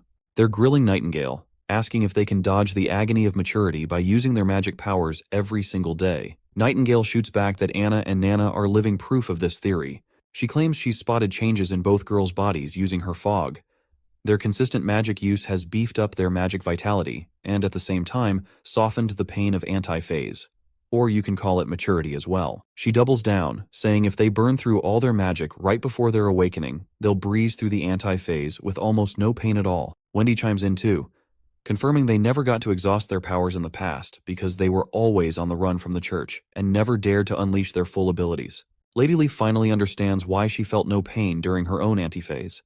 She suffered while making her way back to the association. It was probably because her magic was exhausted after battling those demons. Once Lady Leaf finally understands the cause of their suffering due to the antiphase, she is terrified to realize that there was no holy mountain they were chasing after. However, Wendy immediately reassures her that the holy mountain may not be a physical heaven-like place. Instead, this town is more than the holy mountain to every witch because there is no discrimination here. A witch then suggests that if all this turns out to be true, then perhaps other witches might have also found their way around antiphase. However, she reveals that she had sent letters to the other witch associations in the kingdoms of Wolfheart and Daw, but received no replies. Nightingale reveals that Roland is trying to gather all the other witches by spreading rumors in the cities about this town being the holy mountain, hoping they'll gain confidence and come to this place too. Another witch admits she still doesn't understand Prince Roland's motives, questioning why he's taking an interest in them. One lady speculates he might want them as dancers like other nobles. Nightingale gets mad at this portrayal of our heroic prince and tells everyone they'll understand him better once they've lived here longer. Wendy agrees, speaking from her experience living there, vouching for Prince Roland. She advises them to be prepared to sign a working contract with the prince tomorrow. So, the next day rolls around, and everyone gathers in the dining room. Prince Roland lays down the law, telling everyone to carefully read through the contract details before scribbling their names. He urges them to start practicing their abilities according to the plans in the contract. Lady Moon pipes up nervously, worried she'll mess things up during her practice once again, like that time she almost bonked Lady Lily with an iron pan. Roland quickly reassures her, saying he will assist her in her training. He then tells Lady Scroll, Leaf, and Lady Soraya they are going to meet him privately. Later on, we find ourselves in our hero's office, where he starts his questioning. He kicks things off asking about the incident where they encountered creepy creatures, and only 7 witches made it out alive, including the teacher from the association who bit the dust in the Badlands. He wants to know if those things they saw were hybrids. Everyone clams up, especially Lady Leaf, who faced those beasts alone. She trembles a bit and finally speaks up, and states that they weren't demons but more like devils from the underworld. She mentions that they had tall frames and they could control demons, and they had magic as well, just like witches. The boy turns to Lady Soraya, asking if she was there when those monsters showed up. Anxiously, she confirms, and our hero slides a paper towards her, urging her to sketch out what the monster looked like. If you're confused about if Sister Leaf was the only survivor, then how did Soraya see those monsters? To clarify, Lady Leaf allowed some of the witches to retreat while she fought the monsters. Anyway, Lady Soraya conjures her special pen, leaving Roland in awe of her skill. She starts sketching, and with some deft strokes, what appears on the paper terrifies both our hero and Nightingale. Soraya feels drained after completing the drawing, and Lady Leaf wastes no time pointing out that the monsters in the picture are exactly the devils they encountered. She explains how one devil could throw javelins at lightning speed, while another could summon lightning itself, all alongside their immense physical strength. Lady Leaf also notes their weakness. They couldn't sustain their special attacks continuously, which she exploited to defeat them solo. Roland is shocked to hear that Lady Leaf took on those monsters alone. She then clarifies that she discovered a weakness under the devil's masks, a tube that was vulnerable. Kara's snakes bit the tube, severing it and causing the monster to perish, though it also cost Kara her life. So, the Lady Leaf used the same strategy to defeat another monster, discovering that there was red gas inside the tubes, which dissipated and caused their deaths. Prince Roland quickly realizes this sounds exactly like a respiratory system. But looking at the pictures, he's unsure if these creatures are aliens. Their skills and weapons don't seem to match up with typical alien descriptions. She then reveals they also encountered a floating city in the sky. No matter how much they tried to approach it, it always remained distant. Lady Leaf points out that the floating city might be a mirage. Our hero asks if they can draw it, because if it's actually a mirage, then the real devils could be somewhere in the Badlands, and the red blood mist above the city is what the devils breathe. Soraya starts drawing again, while Prince Roland considers that the flatlands to the west of the mountain range are unknown territories, so it's not surprising that other beings might live there. He then turns to Lady Scroll, asking about the ancient text Kara read about searching for the Holy Mountain. The girl explains that Kara never let anyone read it, but she once peeked at it. However, the text is scrambled and sloppy, and its contents are unimaginable. Prince Roland instructs Sister Scroll to recreate the ancient script for him, but she insists it's misleading nonsense and shouldn't be delved into. Despite her reservations, she conjures up a book as commanded, quickly closing it and explaining it's meant for his eyes only, fearing others might end up crazy like Kara. The prince nods, and later we find Nightingale snacking while Roland immerses himself in the book created by Sister Scroll. He asks Nightingale if she's not curious to see it, to which she simply walks away, uninterested in anything that might mess with someone's head. Roland argues that reading text won't drive anyone insane, and besides, he can't fully understand most of it because its language and grammar are archaic. He points out there's no mention of a holy mountain so far, only references to a bloody crimson moon and a massive stone door. He can decipher each word individually, but piecing them together is proving challenging. Suddenly, his eyes go wide as he gets something crucial from the text. The line he reads states that, "We regular humans don't stand a chance against these devils." Roland keeps reading from the book, telling how the divine stone of judgment couldn't hold up against the devil's relentless attacks. These monstrous enemies, scary as heck just with their brute strength, brought down the holy city of Tequila. They scattered all over, climbing mountains and crossing rivers to escape the underworld's door. The writer then spills that she's on her deathbed, being eaten alive by the devil's power. No medicine can help, so she's writing to her buddy Nataya for a favor. She explains how Alice's Judgment Army experiment is wrapping up, successful in making warriors who can stand toe-to-toe with the devils. But she's afraid even if they beat the devils, it won't be a real win. It'll just spell disaster. She begs Nataya to shut down Alice's Judgment Army, believing only Nataya can make that call. Once he reads all of this, Roland grabs his head in utter confusion. He speculates that Kara might have mistaken devils for witches, believing witches would reign supreme and prompting her to bring down the church's army. But he's still confused by how Kara had planned to overcome the Divine Stone's power, which is effective against witches, but useless against devils. With that knowledge in mind, at least he now knows the devils mentioned are a separate species, not witches. Still puzzled, Roland wonders when the church fought these devils and what kind of place Tequila is. He's frustrated with the original Roland for not taking studies seriously, leaving him with a disappointingly empty brain focused only on pleasures. He turns to Nightingale, asking if she knows where Kara found the book that drove her mad. Nightingale explains Kara already had the book when she joined the association, but she points out that, according to Wendy, the association was started by some witches who happened to meet in a sea breeze town. Nightingale explains that Kara, Wendy, and Scroll are the original members of their group. They discovered ancient underground ruins in the eastern forest near a town, but only Kara investigated further and claimed to have found the book there. After this discovery, the association expanded, and the church caught wind of their association and began a manhunt. Kara fled to the mountain range in search of the Holy Mountain, and that's the extent of their association's history. She then asks Roland if he's up for checking out the ruins. Roland shakes his head, saying the eastern forest is too far, and he'd rather focus on developing his territory than wandering off. Roland has another idea brewing, setting up a proper organization. He assures them it won't be like before, obsessing over holy mountains. Instead, it'll be a witch union, all about managing witches responsibly, no crimes or dodging the law with the use of power. Just freedom and happiness for all. The next scene takes us to the Longsong Fortress, where a grand noble gathering is in full swing. Among the attendees is Perov, the ambassador, who marvels at how this celebration mirrors the lavish banquets of the capital. He's certain that it took considerable effort from the Elk family to gather guests from such prestigious backgrounds at Longsong Fortress. In the background, we see a blonde guy telling her sister to approach the ambassador, but she is too embarrassed to do such a thing. So, the blonde then unexpectedly addresses the ambassador as Buddy. The ambassador bristles at the informal greeting, while this newcomer insists they're old friends and tells him not to be so uptight. He teasingly asks Perov ambassador if he wasn't appointed by the leader of Longsong Fortress, then jokes about the profitability of the mines at the border town, implying they must be raking in money from the locals. Perov quickly dodges the question, but the loudmouth keeps blabbing, sharing how he was headed to the holy city but got stuck in a blizzard, which probably saved his life. Curious, the redhead asks for clarification. The blonde reveals that the new holy city nearly fell, with demons breaching the inner city. If the church hadn't sent their strongest warriors, the holy city's church would have been in big trouble. He adds that all the armies in the 4 great kingdoms suffered heavy losses, with few returning from Frost Valley. In just a month, many women were left widowed, and now those widows are easy prey, with anyone able to take advantage of them for just 2 silver coins. If you can't recall, we've seen these tough church soldiers clash before in previous chapters. I hope that rings a bell. The blonde guy is pretty convinced this is all part of the church's plan, where the 4 biggest kingdoms lost their generals and warriors in this war with demons and Hermes. Suddenly, newcomer asks the ambassador if he noticed a handkerchief in his invitation. The ambassador gets a bit peeved and asks if there's some mischief going on. The blonde guy reassures him, joking that if he wanted to tease him, he'd have included socks instead. He then mentions the handkerchiefs were sewn by his sister, who turned 16 right after today's shindig.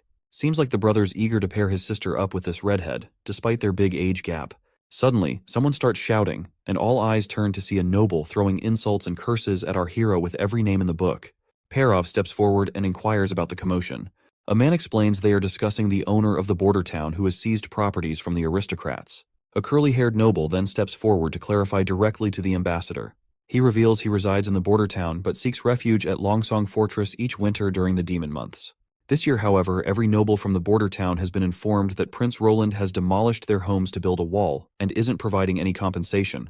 What's more troubling, Prince Roland has branded those who fled to Longsong Fortress as traitors for abandoning their prince and territory. Returning to Longsong Fortress now means facing the death penalty for treason. The ambassador quickly catches on that Prince Roland is probably aiming to cut his ties from Longsong Fortress completely to make his territory self-sustaining. Meanwhile, the noble keeps on bashing Prince Roland's moves, hoping Mr. Medi can help them get a message to the Longsong Fortress Duke to help them. Medi steps in coolly, telling everyone to chill because Duke Ryan is already on it. He boasts how the Duke's been building up an army and the Elk family is also ready to help in this cause.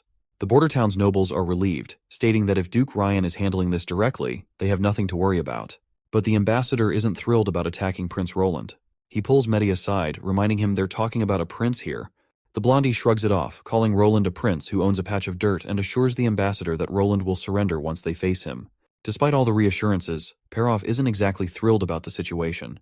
His friend keeps hammering home that if they march into the border town with a huge army, all those farmers and miners will scatter like ants, so the battle will be over before it could begin. But Perov's main worry is that Longsong Fortress will be the one to take the brunt of this conflict, not Prince Roland. He can't quite wrap his head around how Prince Roland will use regular folks to take on the Duke's army, but he has this uneasy feeling that Roland will come out on top somehow. Later on, Perov swings back to the Honeysuckle family in the Longsong Fortress. He greets his father, who tells him to grab a rundown on their imports, exports, and available labor. It seems they need to prepare for the Duke's army in the spring. The ambassador is shaken to realize they're dead serious about taking on the border town. His old man tells him Duke Ryan's already called for recruits once the snow melts, and all 5 major families gotta pitch in knights and soldiers to back him up there. Perov asks his father how many soldiers they're sending. The old man, kinda surprised Perov's suddenly interested, lays out the knights and common workers they're sending, which are over 100 men in total. Perov gets really worked up hearing this, and begs his father not to hit the battlefield. The baldy asks why, and Perov just says straight up he's worried sick about his old man's safety. Hearing that, the baldy starts laughing his ass off at Perov's concern. He considers Longsong Fortress to be an elephant ready to squash the border town like a measly ant, so he ain't sweating it. He reminds Perov that Prince Roland only got a handful of knights and maybe 50 guards. But the redhead ambassador keeps his protest. He points out how everyone underestimated Roland's mud wall, thinking it would crumble after a night's rain. But surprisingly, it held strong. People also doubted the border town would not survive the winter, but Roland stood his ground till the end of the months of demons, earning everyone's respect. The Baldy gets more riled up hearing this and tells his son to shut it. He points angrily at the portraits on the wall, his tough-as-nails ancestors who stood firm in the battlefield. And as their descendant, he's not backing down from any battlefield either. The poor son couldn't help but take his father's insults, who just doesn't seem to get how unpredictable Prince Roland can be. He's pretty convinced it won't be long before Honeysuckle gets tangled up in this fancy politics and gets devoured by our prince. Back at the border town's castle, our hero reveals to us that he's kept his promise and granted some land to Nana's father, Tiggy Pine, making him a viscount. The land, south of the river across from town, is still dense forest for now, but Roland promised it would be the first to develop once the border town expands. Every business share on this land will belong to the Pine family, and surprisingly, the big man agreed wholeheartedly, opting to enjoy his undeveloped forest for hunting until then. On the other hand, Roland also officially bestowed knighthood upon Brian, and he will win land every time he racks up military achievements. Our prince has finally figured out an effective way to utilize his desolate land. With the river as a boundary, the area between it and the mountain range will serve as a military training ground. On the other side of the river, he plans to establish future factories and agriculture. He also intends to utilize the forest to the west of the border town, rich in lumber, edible fungi, wild animals, and medicinal herbs. Just then, someone enters. Well, it seems Sister Soraya has been summoned by our hero. The prince greets her warmly, motioning for her to come closer and sit down. He asks her about the progress on her work at the city hall. It turns out our hero tasked her to draw passport-sized images of everyone in the border town to compile a comprehensive report. Each person received 10 bronze coins just for sitting in front of her and posing for these sketches, and Soraya, still puzzled by the whole affair, diligently drew every visitor. But right now, our hero has called her in today for a different task. When Sister Soraya asks what he has in mind, the prince eagerly slams his hands on the table and tells her happily to draw a few trinkets just for fun. Soraya is a bit confused by this unusual request, but she agrees nonetheless. She asks if she should draw them from her imagination. Roland instructs her to draw a soldier holding a heavy crossbow on the paper. Soraya picks up her magical pen, and Roland specifies to draw the soldier in armor, detailing his environment. Looks like my guy has found the perfect way to use a ChatGPT-like bot to generate images for him. Anyway, the lady starts drawing anxiously while the prince watches closely. Once she finishes, he takes a look and remarks that it's surprisingly realistic. He then instructs her to draw a small circle at the top and middle of the card. Soraya follows his instructions as he continues to give commands on what she should draw. Eventually, after making one card, he tells her to create an entire deck and promises to teach her how to play with the cards. After creating those cards, he decides to play the first round with her, and they end up spending the entire day immersed in the game. The prince clinches the final round by slamming down his most powerful ace up his sleeve, leaving Soraya taken aback by its sheer power. She challenges him to another round, but he decides to postpone it for another day as it's already getting late. Soraya feels a bit disappointed, but agrees nonetheless. As the yellow hue of dawn settles in, a sweet melody fills the air, and Sister Soraya quickly recognizes it as Lady Echo's singing. She explains that it seems Lady Echo has learned the poem Soraya had taught her. We also catch up with Anna after a long time, and she seems to be enjoying that sweet singing. Lady Scroll walks into the scene and informs Anna that Sister Soraya is calling everyone. Anna replies that she wants to read more and is also enjoying Sister Echo's singing. Purplehead then reveals that even Echo admires Anna for her abilities among all the witches here. In response, our Anna asks why. Lady Scroll explains that Echo isn't from Grey Castle but hails from the southernmost continent. She was brought to Grey Castle by slave traders from Clearwater Port, where she was trained in techniques to seduce men to fetch higher prices. Though her current life is better, her past remains a mystery which was full of sorrow, and she was torn from her family and landed far away from home. Anna feels sad for her, and Lady Scroll adds that for Echo, having a power like Anna's is like winning the lottery, considering her singing isn't exactly a career booster. The sister then gives our girl a reassuring pat, saying she doesn't need to worry about anything since witches are no longer desperate and destitute in this place. Anna, being the first witch our hero met, gets all the credit from Lady Scroll for becoming a reason for comfort to the others.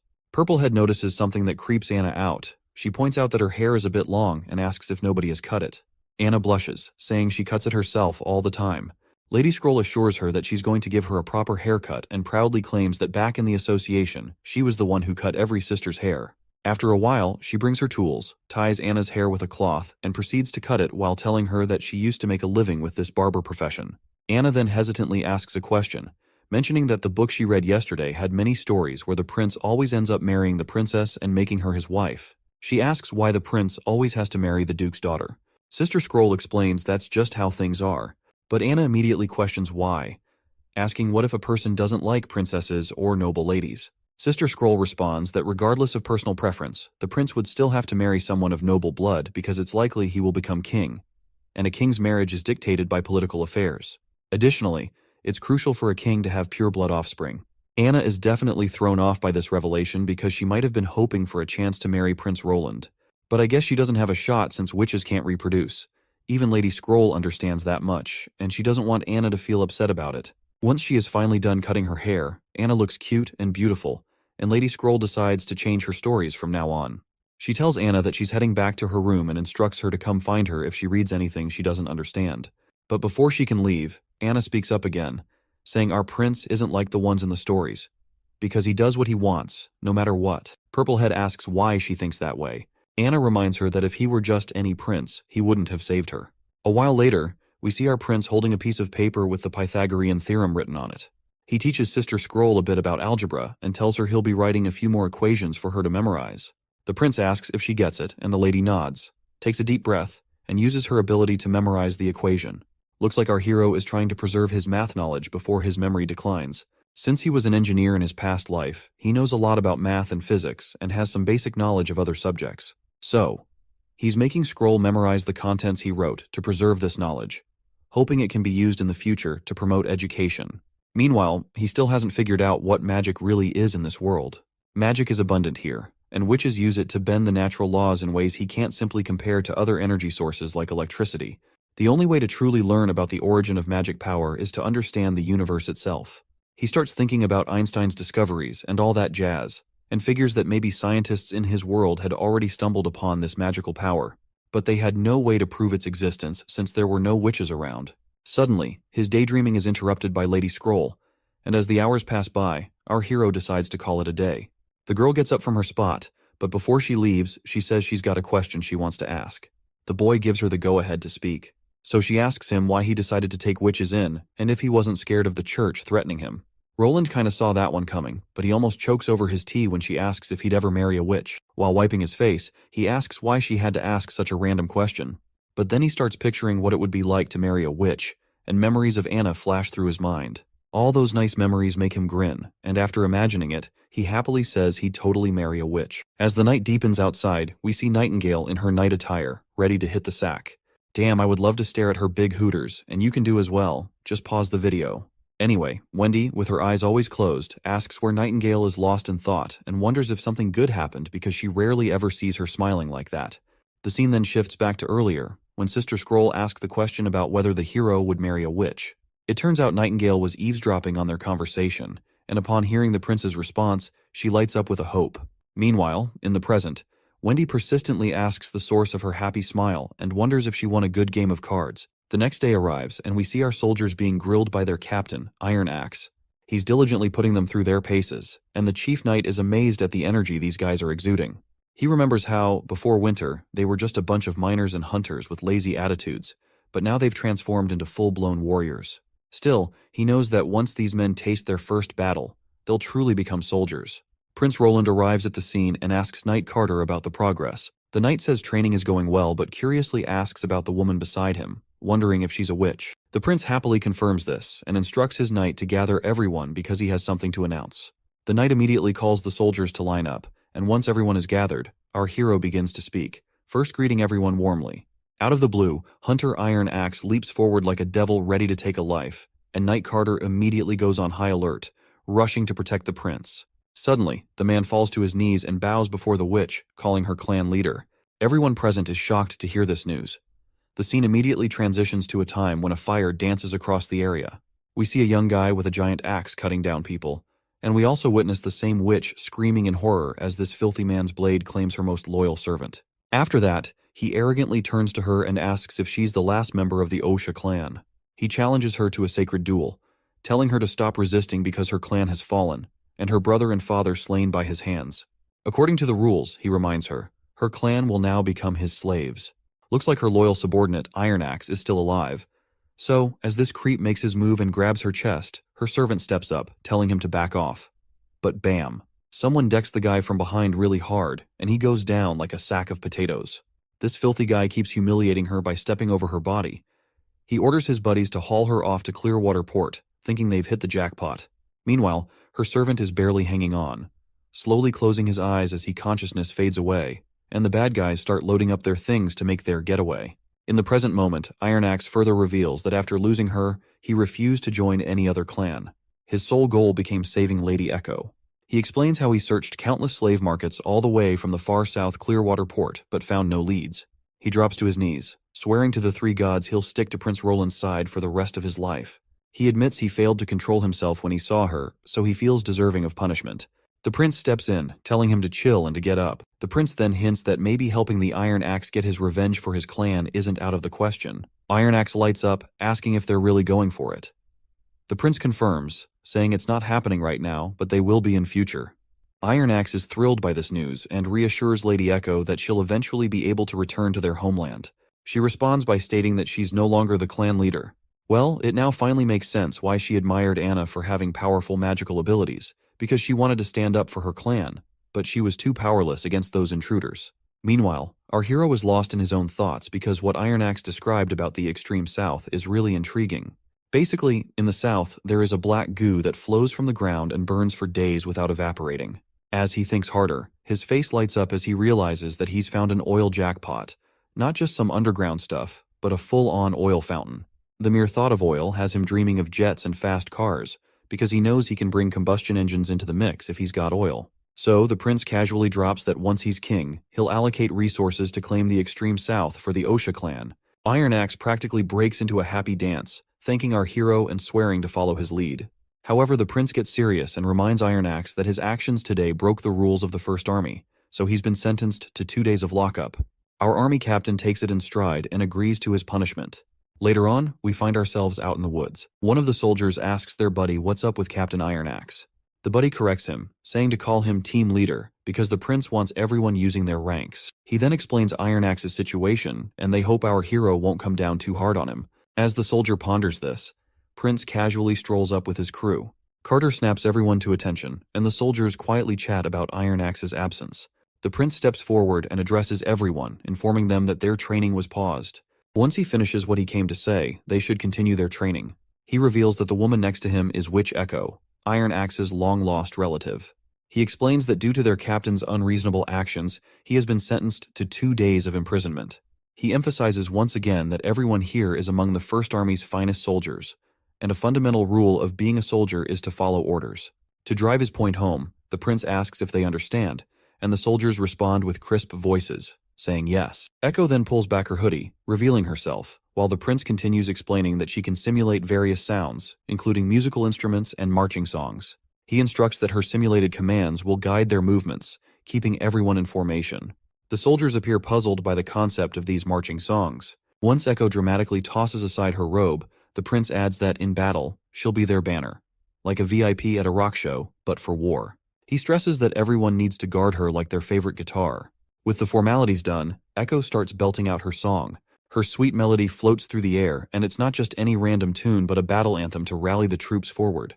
In the middle of the night, the soldiers stand on guard duty when suddenly an arrow pierces one soldier's heart out of the blue. Before they can react, more arrows find their marks, leaving the remaining soldiers screaming in agony.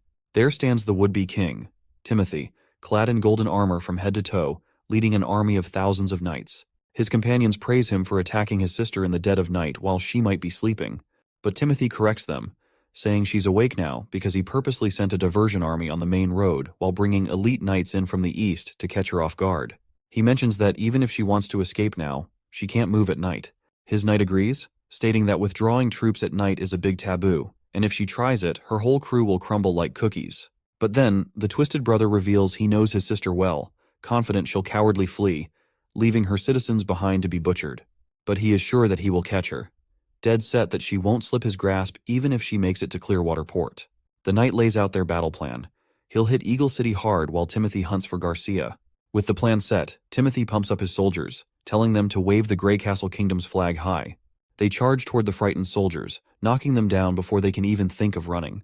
The knight grins at the chaos, promising their king they'll scatter their enemies like dust. Timothy scans the surroundings in search of his other knight, Francis, who was supposed to lead the diversion as a decoy. Since Francis hasn't returned yet, the king is convinced that the greedy bastard must be off plundering Garcia's treasures for himself. Suddenly, his knight's face goes pale as he points his finger at front. Once he looks in that direction, they see a silhouette of a massive army, which is led by Garcia Wimbledon, proudly waving her flag as Queen of Clearwater. With confidence in her tone, she rallies her soldiers not to fear, and they raise their spears, ready for action. While she smiles confidently, her brother, however, is totally pissed off to see there with her army. But even as confident as she might be, he's sure that this will be the last time she acts brave, because he's looking forward to destroying her and her army. Meanwhile, we're at the entrance of Garcia's Eagle City, and there we spot Francis. As he enters the city, he sees terrified locals who immediately shut their doors and windows upon seeing the platoon.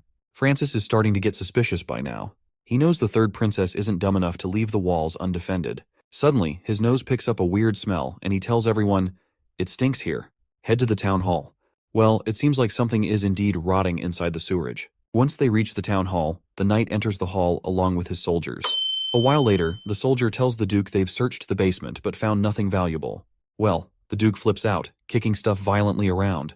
He finally realizes it was her plan all along. If she had been in a hurry to retreat, she wouldn't have ransacked the entire castle for valuables. It looks like she was prepared to abandon the city long before. Right on cue, he gets more bad news, which is that the north gate is on fire. He rushes outside to see flames blazing and smoke billowing. The knight tells the soldiers to stay calm and get people to extinguish the fire. But the soldier shouts that it's spreading and water won't do a thing. Hearing this, Duke Francis is shocked once again. The soldier explains that not only will water not put it out, but it will actually spread the flames further. Another soldier suddenly appears, likely with some bad news, revealing that the fire has already reached the city and their troops can't contain it. It's spreading fast. The knight is shocked once again, and this time he's utterly terrified. When he thinks about unstoppable fire, only the work of witches comes to mind, and he's sure that Garcia is enlisting their help. Still, he rallies his soldiers not to panic and tells them that this demonic fire is cast by the witches under Garcia's command. He mounts his horse and rallies the soldiers to follow, because they're going to make it out of this place alive by passing through the flames. They zoom through those screaming flames, the knight yelling for everyone to keep moving, convinced they've got the divine stone of judgment backing them up. They push on through the firestorm. Buildings are crumbling left and right, but the Duke leaps over every obstacle like a hero. After finally getting out of the first wave of flames, he turns to reassure his soldiers they've made it, only to see them already swallowed by fire. He trembles, staring at the stone, wondering why the heck the divine stone of judgment didn't do a darn thing. He watches the city crumble around him, despair sinking in as he fears being crushed by the falling debris. Once taking a bird's-eye view, we see the entire Eagle City appears burned to a crisp. Finally, the Duke emerges alive from the gate, though his feet tremble and he's covered in bruises. Realizing the divine stone of judgment didn't protect them, he knows it wasn't the work of witches. While he collapses to his knees, a giant axe-wielding figure appears, and the Duke confirms to us that they are the Sand People. As he trembles for his fate, the man before him raises his axe and brutally chops his head off. Meanwhile, back with Timothy and his soldiers, both armies prepare for battle. As Grey Castle forces advance, Garcia's soldiers take their positions. The clash erupts into a brutal bloodbath for these unfortunate people. People from both sides are slashing and stabbing, total mayhem as a soldier tries to charge towards the queen, sitting all regal on her throne surrounded by those sandfolks. She just raises her hand, doesn't even bother to say a word, and with a flick of her finger, those sand dudes rush forward and chop the horse's legs clean off in one go. Poor soldier hits the dirt, and before he can even blink, the sand guy swings his axe again, ending him with one brutal whack. Timothy's crew starts freaking out. There's another whole army staring them down. It's those folks from the southernmost region, where Lady Echo and our Captain Iron Axe hailed from. And since the southernmost region is full of oil, I have started to think that the inferno in the city was sparked by oil. Which is why it's no wonder Duke Francis couldn't snuff it out. These sand dwellers raise their axes high and charge straight at Timothy's army, swinging and stabbing with deadly precision, cutting through soldiers like they're slicing cucumbers. It's not a battle anymore. It's a one-sided massacre. The sand dudes dominate the whole scene with their sheer power. Lady just smiles, watching the chaos unfold, while Timothy's face shows pure terror and horror. He bites his nails, unable to think clearly. Ordering his knight to sound the horn and regroup, the knight grimly states it's already too late. Timothy keeps nervously biting his nails, urging his soldiers to retreat. He bolts in the opposite direction on his horse, still cocky even after biting the dust, convinced he'll get this sister next time. After that messy showdown between those two stubborn siblings fighting over territories like kids arguing over ice cream, We head back to the border town, and it looks like Prince Roland is gearing up to face Longsong Fortress. He's pretty sure Longsong is trying to strike now because they think the border town's at its weakest, right after the demon months. But our hero's been ready for this. There's not a ton of gunpowder in storage, but it should be enough to fend off the siege. He's wrestling with whether he'll move into Longsong Fortress once he wins. Well, probably not, because dealing with those trash nobles would be a nightmare. Better to stay cozy in his border town and develop it further with Longsong's resources. Just thinking about all the labor and skilled craftsmen he'll have after winning the war puts a smile on his face. He's itching to outwit Longsong's Duke Ryan in the war to squeeze every penny from him, and the thought alone has him drooling. Suddenly he senses something heading towards him, and lighting takes him down after crashing through the window, giving him a gut-busting blow right into his chest. After recovering, the boy eagerly asks for an update. Lightning happily reports that Longsong Fortress is advancing. The army marches forward, each knight gleaming in shining armor, while Duke Ryan leads the charge. One of his advisors, with sleepy eyes, suggests to Duke Ryan that they rest for the night before launching an attack on Border Town soon. Duke Ryan playfully retorts that he'll sleep in his large castle bed tonight, right after defeating Border Town. He jokes that a second-rate place like Border Town will be an easy conquest. However, Baldy beside him interjects, noting their soldiers have been marching endlessly and are exhausted, so he suggests delaying the attack would be wiser. Moreover, since the prince made it through the demon months, he must have something up his sleeve, so they should be cautious. But instead of grasping the situation, this orange-haired guy scoffs that those monsters are probably a weak-ass bunch who couldn't even jump over Prince Roland's half-assed wall. The Duke agrees, mentioning how Hermes was almost overrun by demonic hybrids this year, while Border Town just faced a few stray monsters and survived somehow. This guy believes that since 2nd Prince Timothy and 3rd Princess Garcia crippled each other's forces in Eagle City, and the city was burned, they both suffered heavy losses. He sees this as his chance to shine and unify the western region under his rule. He orders his lackey to send a message to our hero, offering safe escort back to the king's city if he surrenders. The knight responds that Roland's troops are already in formation and armed, clearly showing they won't surrender just through talks. The Duke whips out his telescope only to spot a handful of soldiers standing there. Even Baldy looks puzzled by their scattered formation and less than impressive weapons. A grin spreads across the Duke's face after seeing those weaklings. With his simple hand gesture, the whole army starts marching forward to take on this small group. As they get closer, Vanner is shocked to see the sheer number of enemy soldiers. He shakes off his fear with a slap to his own cheeks, rallying his buddies not to sweat it. He reminds them that they've beaten demonic beasts, so they can handle these humans as well. As the enemy troops draw near, Vanner pumps up his crew with pep talk, firing them up to face the challenge head-on.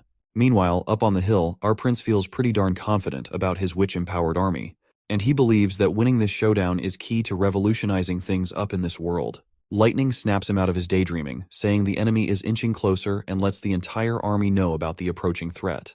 Prince Roland finally gets serious and immediately commands to open fire. Right on cue, the soldiers ignite their cannon strings, and cannonballs fire up immediately, coming straight at the frontline soldiers. As soon as they hit, soldiers scatter, not sure what the hell just hit them. These poor guys are terrified, thinking the prince just summoned thunder. Duke Ryan quickly dismisses their worries, telling them not to be fooled. He claims it's just a deception, just a noise, and no real damage was done. With that in mind, he orders the soldiers to simply charge at their enemy. But poor Duke Ryan's enthusiasm soon dies down when he sees another cannonball coming right at them. This time, it lands directly among the soldiers, taking everyone down like bowling pins. The soldiers relentlessly charge forward while cannonballs rain down like meteors from hell. Meanwhile, Duke Ryan still doesn't realize how deep in trouble he is, thinking that if they keep pushing, they'll break through the defense line and secure victory. As the knights dangerously approach, Vanner tells everyone to lower the angle of fire and load the grape shots. The soldiers quickly comply, and as the knights hover over their heads, the cannonball fires straight through a knight's belly, leaving him dead on the ground. Finally, these goons are absolutely terrified. As Sister Echo sings her anthem, the soldiers are filled with determination. They aim their guns and start shooting, hitting the soldiers in the head and chest. The poor soldiers immediately start running in the opposite direction to save their lives from these unknown things. Not gonna lie, I almost feel sorry for the enemy soldiers. They're getting butchered just because their leader is a thick-headed, arrogant, spoiled old man. While the leader grits his teeth in frustration, the orange-haired advisor claims they have no clue what kind of sorcery the prince is using and decides to retreat for now. Baldy agrees, saying they won't run out of firewood in these hills, so it's better to retreat. Meanwhile, the soldiers are doing their best to escape, but Duke Ryan immediately yells at them to stop retreating and even strikes down one of his own soldiers for running in the other direction. Despite all his pleas for his troops to stand their ground, The poor guys are just running for their lives to avoid being burned to a crisp in the scorching heat. Meanwhile, Prince Roland is quite happy with his victory. But it looks like the chief knight isn't thrilled about this kind of warfare. He says there's no honor in it. But Prince Roland immediately tells him not to feel down, because they still need to keep chasing after Duke Ryan.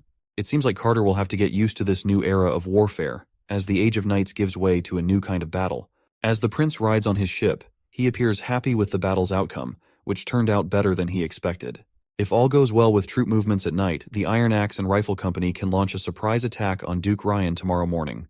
He's excited about leading the first army in the world backed by technologically powerful witches, each playing their respective roles. Suddenly, Anna appears on the scene and asks why he's sporting such a creepy smile. He quickly brushes it off, saying it's nothing, but she moves closer to wipe the drool off his face. However, the prince immediately snatches the handkerchief and decides to clean up himself. The girl reminds our awkward prince they should hit the hay since it's already late. He agrees, but once they reach one of the ship's rooms, he's flustered to find everyone chilling in the same room. He's totally thrown off, wondering if they're all supposed to sleep in the same room because, let's face it, even for a harem, this is a bit much. As their DIY ship sails through the bright night, everyone seems to be sleeping soundly. Among the witches, our hero can't help but notice a certain pair of distracting attributes no matter where he looks. The ladies are just a bit too close for comfort, and he can't shake off the unease. Suddenly, he spots Anna wide awake, watching him like a curious puppy. He gives her a charming smile and playfully pinches her nose, deciding to teach her a trick to fall asleep. He tells her to start counting sheep jumping through hoops. 1 sheep, 2 sheep, and keep counting until she falls asleep. The girl immediately complies and starts counting. As she continues counting softly, the prince finds himself wide awake. Now he's having an even harder time falling asleep. Nightingale seems awake too, sneaking glances at him. The next day finally arrives, and Prince Roland gets dressed. Lady Leaf appears still sleepy and asks how everyone slept. Well, it seems Anna had a rough night. She still appears to be counting sheep even now and is about to hit the 100,000th sheep. The next scene takes you at Duke Ryan's resting place, where he angrily throws his wineglass down and demands to know how Prince Roland got his hands on such high-end weapons. He drills his soldiers, asking about those catapult-like things, which had more range than they've ever seen in any weapon. In reply, the terrified knight admits he's clueless. All he heard was thunderous claps, and suddenly the knights hit some invisible wall, tearing them apart in an instant. The orange head suggests it might involve witches, but Duke Ryan calls it bullshit, reminding his soldiers they had the divine stone of judgment for protection, so there is no way witches could attack them.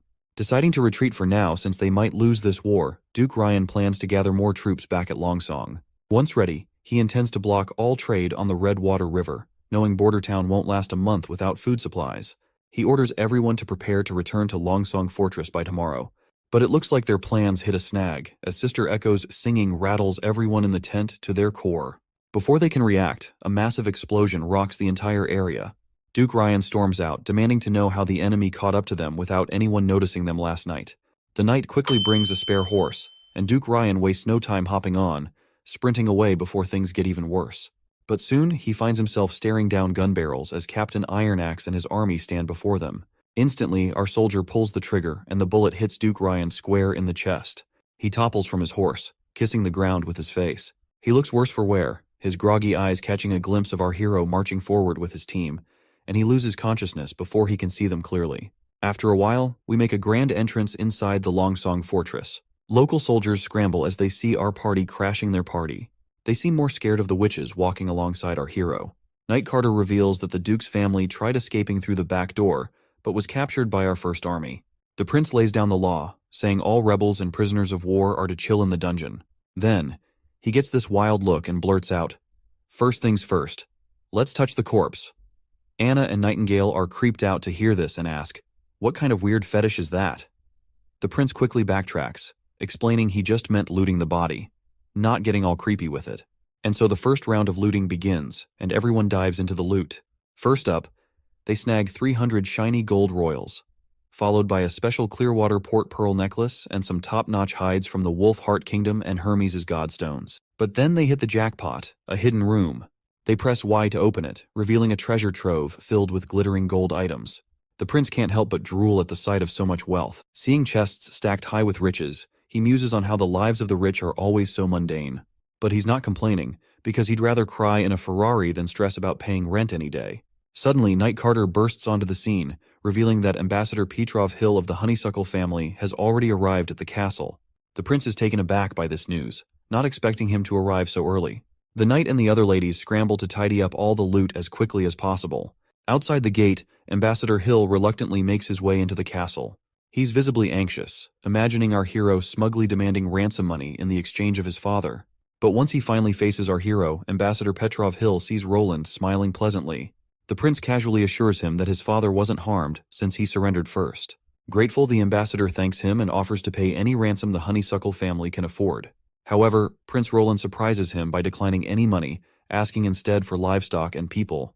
Petrov quickly offers up cows, sheep, and horses, but admits that the honeysuckle family is short on people.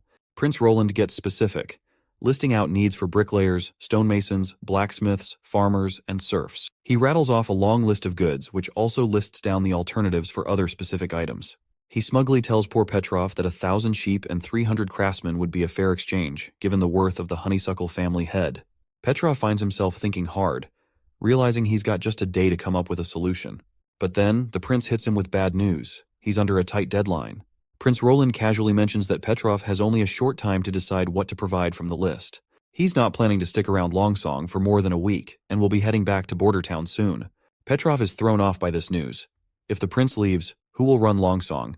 He doubts Duke Ryan's kids can handle it either. He humbly asks if the humble prince wants someone to look after Longsong Fortress. The prince surprises Petrov, asking if he's interested in taking charge of Longsong. He explains they need someone or a family to oversee the territory. If the honeysuckle family wants in, they'll be taxed by Border Town, which is 30% of their revenue plus 1,000 gold royal worth of goods and materials. Well, that's a tempting offer. Petrov thinks to himself as the prince casually lays a hand on his shoulder, hinting at the allure of power and opportunity the honeysuckle family have. Roland suggests this could be Petrov's shot at real influence, but he's got a few questions first. First up, Roland asks how Petrov plans to handle any opposition. Anxious, Petrov counters with questions by asking the prince about his estimates of revenue and taxes of Longsong. The prince calmly insists that this is not his headache, and asks Petrov how he will ensure that monthly 1,000 worth of goods and materials, and what kind of steps he would take to make sure of the revenue target. Roland slaps the ransom terms in front of the redhead, signaling Knight Carter to escort him out. With a cunning smile, he shakes goodbye to that poor guy, and tells him he'll be waiting for his answer if he genuinely wants to manage the place considering all the conditions. He also reminds him not to forget about the hefty ransom for his father. Well, Nightingale sure caught him off guard with her sudden appearance. She pointed out how the ambassador seemed pretty sincere and truthful. Prince Roland, feeling a bit embarrassed and blushing, quickly looked away as she leaned in closer. He agreed with her, admitting he used to think nobles were just lazy pleasure seekers, but he's impressed by the honeysuckle family's business skills. As Nightingale leaned even closer, holding him in her grasp, she whispered softly, her warm breath tickling his ear, asking if he really didn't want to stick around in Longsong Fortress. But before he could answer, she darted off and reappeared before him, reminding him to consider Longsong's wealth and how prosperous this place is compared to Border Town. Roland shakes his head in response, explaining that Longsong is deep in political roots, which makes it tough to revolutionize here. So he'd rather stick with his border town and play Anno 1800 and keep on expanding. Not to mention, the influence of the church here runs deep, and discrimination against witches would be at its peak. He's always maintained that he wants all witches to roam freely on the streets, something he can only achieve in Border Town. The girl admires his noble ideals, her heart racing as she struggles to control her impulses. Suddenly, she loses control, grabbing our hero and pulling him close until they're both blushing and they share a kiss. After that slimy and slippery smooch, she quickly steps back, leaving the prince feeling utterly embarrassed. She suddenly disappears as Knight Carter appears, announcing that High Priest Tylo of the Longsong Fortress Church wishes to meet him. Prince Roland, still blushing from the earlier encounter, gives Knight Carter the go-ahead to allow the priest in. Shortly after, Inquisitor Tylo arrives in the office and promptly greets their new ruler. He explains that he's here to pay his respects on behalf of the Holy City. As they settle in, Prince Roland is surprised that the church does not seem bothered by the death of Duke Ryan and by the new ruler of the Longsong. The priest shrugs it off, saying the church usually stays out of political squabbles as long as the king governs justly and improves the lives of his people. He adds, with a knowing look, that they don't care where the king came from either. With his usual sass, Roland asks if Tylo's only here to give blessings. The priest smirks and says that's just part of it, and he's got a proposition that might pique Roland's interest. The priest tells Roland he's willing to assist in expanding his territory. Roland, though, reminds him of the church's stance on staying out of political clashes and secular disputes. The priest clarifies that while they usually keep their distance, they can't ignore everything.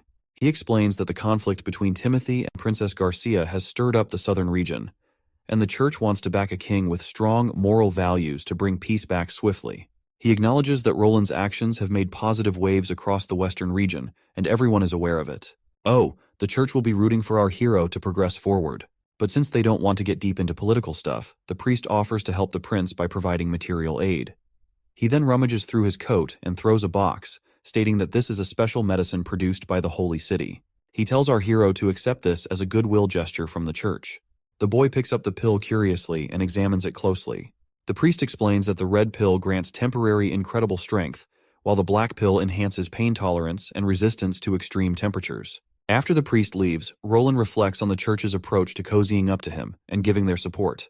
He turns to Nightingale and asks if she can discern if the priest was truthful or not, but she explains she couldn't penetrate his thoughts as there was black void due to the divine stone of judgment he carried. Upon inspecting the pills with her fog ability, she notes they seem surrounded by a black void, similar to the divine stone of judgment, but it doesn't appear to affect her abilities like the stone does. She figures they could test those pills on some poor soul already on death row to check their effectiveness. Meanwhile, our hero is confused why the church wants him to fight his siblings to seize the crown, especially after Garcia's victory in the Battle of Eagle City. He is certain that battling his siblings for the crown will only drain Grey Castle dry, and wonders whether the church aims to instill fear in the populace to strengthen its influence. He blows off all that politics and decides to clean up Longsong Fortress. By using its loot, he plans to beef up Border Town with machinery and other stuff. 3 days later, we're back in the Borderlands, and Night Carter's wondering if handing Longsong Fortress over to the Honeysuckle family is a smart move. Prince Roland is all confidence, saying they won't dare break the contract. Even if they did, he will gladly take down Longsong once again. Besides, he trusts their business-doing skills, and he is hoping that they will give him surprising results. Then, the lady spots folks in the distance, and Roland confirms they're the first batch of serfs sent from Longsong. He explains their generational bondage to the land, enduring harsh lives under the whip and control of their masters. This grim reality saddens the lady, but Roland assures her they'll provide for their basic needs and work towards freeing them. He pledges to eradicate slavery entirely in the years to come, offering hope to these oppressed people. As their boat nears the shore, the prince catches a funky smell from the seaside, causing his face to go pale as he realizes it's the unmistakable odor of literal shit. He immediately starts vomiting rainbows, hands trembling, and tells Carter that today he's going to make the most impactful decision in the history of Border Town. Yes, that's right, he declares emphatically. We absolutely need toilets on every corner of Border Town immediately.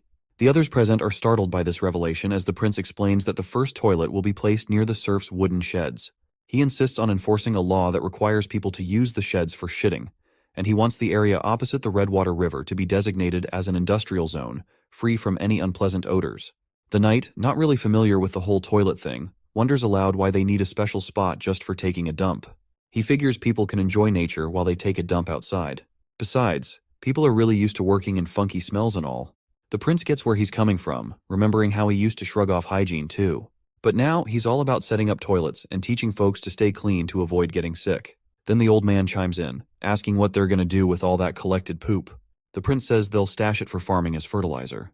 The old advisor and Night Carter are completely creeped out. The mere thought of spreading human waste in their fields and then eating food grown with that fertilizer is making them gag uncontrollably. As they puke rainbows, the prince explains that these feces can be used as fertilizer for farming, especially with Sister Leaf's improved wheat seeds, which will exponentially boost yield and growth rates. While he's saying this, Lady Leaf can't help but notice loud noises coming from the prince's room, telling those dorks to puke outside. Later that night, our hero falls asleep while Nightingale appears to tuck him in with blankets. She feels a warmth in her eyes every time she sees him. She disappears immediately and gets back into her own room. Wendy catches on quickly, noting that Nightingale just came out of Roland's room. The girl blushes after getting caught red-handed, asking her friend why she's still awake. In response, Wendy reminds her that the prince isn't a child, so sneaking around like that in the dead of night isn't the best move. The love-struck lady then mentions that news of the witch union's dissolution has already spread throughout the kingdom, so she's worried that some witches might try to harm the prince because of it. Wendy reassures her, saying the castle is fully guarded. Plus, the prince keeps a divine stone of judgment right under his pillow. As Nightingale undresses, her friend reminds her they're witches and can't have children. Blushing, Nightingale acknowledges this, but recalls the prince once said he wouldn't mind marrying a witch, and she believes he meant it. After freshening up, Nightingale flops back onto her bed and probs Wendy to spill something about the church. Her friend asks why she's suddenly interested in the church, and Nightingale reveals about the highly paid priest who visited our prince. The priest promised to support Roland to claim the throne, even though the prince wasn't keen on cooperating. That priest still offered them 2 suspicious pills, supposedly blessed by the Holy City's prayer room. Nightingale asks her if she knows anything about these shady pills from her time at the Abbey. Wendy explains she doesn't know much, since the Abbey had high walls on all sides and she could only see the sky. Many young girls like her, who didn't know where they came from, lived there. There were also orphans and abandoned children taken in by the church, some even sold by their parents. She learned etiquette, singing, and reading there. But once she became an adult, she was sent away from the Abbey. As she recalls her past, Wendy feels a chill run down her spine. Nightingale immediately hugs her to offer comfort and warmth, and Wendy embraces her friend in return. So, she goes on to explain that she spent about 10 years there until that fateful day arrived. Wendy's teacher forcefully dragged her to a prison cell that day, where she was abruptly thrown into a dimly lit room. The stern woman who tossed her inside warned Wendy not to ask questions and just endure it. With those curt words, she slammed the door shut, leaving poor Wendy alone in the darkness. As Wendy looked around, a chilling sense of dread washed over her. There were priests with whips in hand, already mercilessly beating another girl. When they turned their attention to Wendy, a terrifying chill ran down her spine. These filthy, vile individuals seemed pleased to have another victim. Once the other girl lost consciousness from their torture, they turned their attention to Wendy. They approached her like demons, their eyes gleaming with sick intentions. To them, she was just another choir girl with a developed body, ripe for their cruel desires. They lunge at her, grabbing her by her long hair, tears streaming involuntarily down her face. The brute slams her against the gate, covering her mouth with his hand, warning her not to make a scene or scream because it'll all be over soon. As this filthy dude slips his hand under her skirt, Wendy's soul shatters, her eyes going numb. As the vile man enjoys himself, a sudden punch lands squarely on his face, snapping his neck and sending him crashing to the ground, blood pooling around him. The one who delivered the knockout blow is none other than the same girl who had endured their torture for too long. After seeing her released from her shackles, the other guy lunges at her, but with a single punch, she puts a hole in his gut. Then, with her bare hands, she takes down the other one too. Wendy is totally freaked out by all this madness. One of the men pulls out his stone of divine judgment, wondering if she's awakened her powers. The woman raises her ridiculously long, stretchy leg and brings it crashing down on the man's head, scrambling his brains completely. Once all the priests are down, Wendy still trembles in fear, while the other girl calmly walks towards the gate, standing defiantly as knights rush into the room. The sight of the dead men left the arriving woman utterly shocked. She collapses to the ground in terror, and one of the knights swings his sword, but the girl dodges every attack effortlessly. The knight keeps coming at her, but the girl grabs his hand and twists it so hard she tears it off from his body. The other soldier by the gate freezes in shock. Without missing a beat, she jumps up and tears him apart before anyone can blink. Word spreads like wildfire that there's a demon in the cell, and this girl takes on every knight like it's nothing, while Wendy just watches in horror. She's ruthless, stabbing the knight in the back with her spear without showing any emotions over her face. More soldiers swarm in, trying to surround her, but as they charge, she gets serious, swinging her sword so fast it's a blur, cutting through them like they're nothing more than cucumbers. Meanwhile, the terrified Wendy crawls toward her teacher's body, grabbing the key she needs. And with that, the flashback ends. Wendy explains that thanks to that girl, she managed to escape from the Abbey. Using a few silver royals she took from the dead, she wandered until she arrived in the Seawind region. 2 years later, she awakened and became a witch, bringing her story to an end. She later heard that the church covered up the incident, claiming it was a fire. She doesn't know what became of that girl or the other girls abandoned at the Abbey. Nightingale felt deeply saddened by Wendy's story, as she could relate to her pain. She grabbed her friend's hand, offering the warmth and love she needed. In the next scene, we've got Baldy turning all red, like radiating this intense crimson aura. Our best knight Carter is duking it out with him, and he appears to be seriously struggling. Looks like Prince gave this bald dude that power-boosting pill to see if this pill is actually a real deal or it's just hot air. Judging by how our knight's having a tough time, that pill's definitely packing a punch. Anna is excited to see this inmate holding his own against Carter, who is one of the strongest knights around. Prince Roland is also impressed, realizing the priest wasn't lying after all. He can only imagine what kind of combat power a trained knight would have if they took the same power-boosting pill. This seemingly random guy is giving Carter a tough fight, despite not being a knight or soldier. As the fight goes on, our knight finally lands a critical hit, making the red guy spit blood. However, he quickly recovers and charges back at Carter, who retaliates and disarms him with a single blow. The knight acknowledges the man's skill and calls for another sword. But just then, the furious man spots people watching from above the wall. When he locks eyes with the prince, his rage intensifies, and he immediately turns towards him. Seeing this threat to the prince's life, the knight orders the soldier to shoot down the prisoner immediately, and the gunman quickly opens fire, pumping bullets into his back. However, the guy doesn't seem to be affected by the bullets, so Carter quickly commands his soldier to bring him his horse. But it's too late. The prisoner takes a stance and effortlessly leaps over 30 feet into the air. Just as he's about to strike our hero, Anna jumps in and uses her fiery powers to start roasting him alive. When that isn't enough, Nightingale joins in, quickly slashing him with her sword to immobilize him. That crazy guy caused quite a scene, but luckily Nana was there to patch up the injured quickly, and no one got seriously hurt. As for the prisoner who took the pill, despite gaining incredible strength, it seemed to have some serious side effects. According to Nightingale, the symptoms on his body were similar to someone who had swallowed a divine stone of judgment. Even with these side effects, if the church has this medicine, it's not hard to imagine them becoming a major power someday. No wonder Anna's fire magic didn't do much against that guy, especially if there are remnants of the divine stone of judgment in that pill. This is all just speculation from my end, since these shitty translations don't explain things clearly. Anyway, the prince learned today that the church's willingness to sell these kinds of things suggests they aren't afraid of retaliation from the new king after Grey Castle reunifies. This only means that they have something even stronger than these pills, which is why they don't care if someone uses these pills against the church. This year, the prince initially planned to focus on education, agriculture, and production, but now weapon research and development are becoming top priorities. He's planning to produce breechloader firearms because they're easier to make. As for the cartridges, all he knows is they involve something called mercury fulminate. He'll likely need a lot of money for research, gathering alchemists, and setting up laboratories. While the prince is lost in thought, the girls snap him out of his daydreaming, reminding him that it's getting late and time to hit the hay, and they'll continue their work tomorrow. Nightingale has already dozed off, probably tired from all those shitty algebra lectures. Everyone smiles to see her peacefully asleep, looking more vulnerable than they've ever seen her before. The prince grabs some blankets and gently covers her. He's glad to see her resting so peacefully, considering how attentive and worked up she usually is. A little relaxation wouldn't hurt anyone. Meanwhile, Anna uses her magic powers to prepare some hot water in her room. Once it reaches the perfect temperature, she strips off her clothes and slips into the bath, enjoying a relaxing soak. She couldn't help but admire our hero. While normal people typically only bathe once a month, the prince ensures everyone bathes daily with fresh water. She's glad her prince is different from what she's read in stories. She remembers how he explained that everything in the universe is made of countless little balls, and to see these balls, you have to zoom in millions of times. Heat and cold are just how active these balls are. If they're moving a lot, things are hot. If they're not moving much, things seem cold. It seems we're talking about atoms here. Anna gets curious and wants to peek inside her own green fire to see these balls. She concentrates intensely and starts drifting somewhere in space.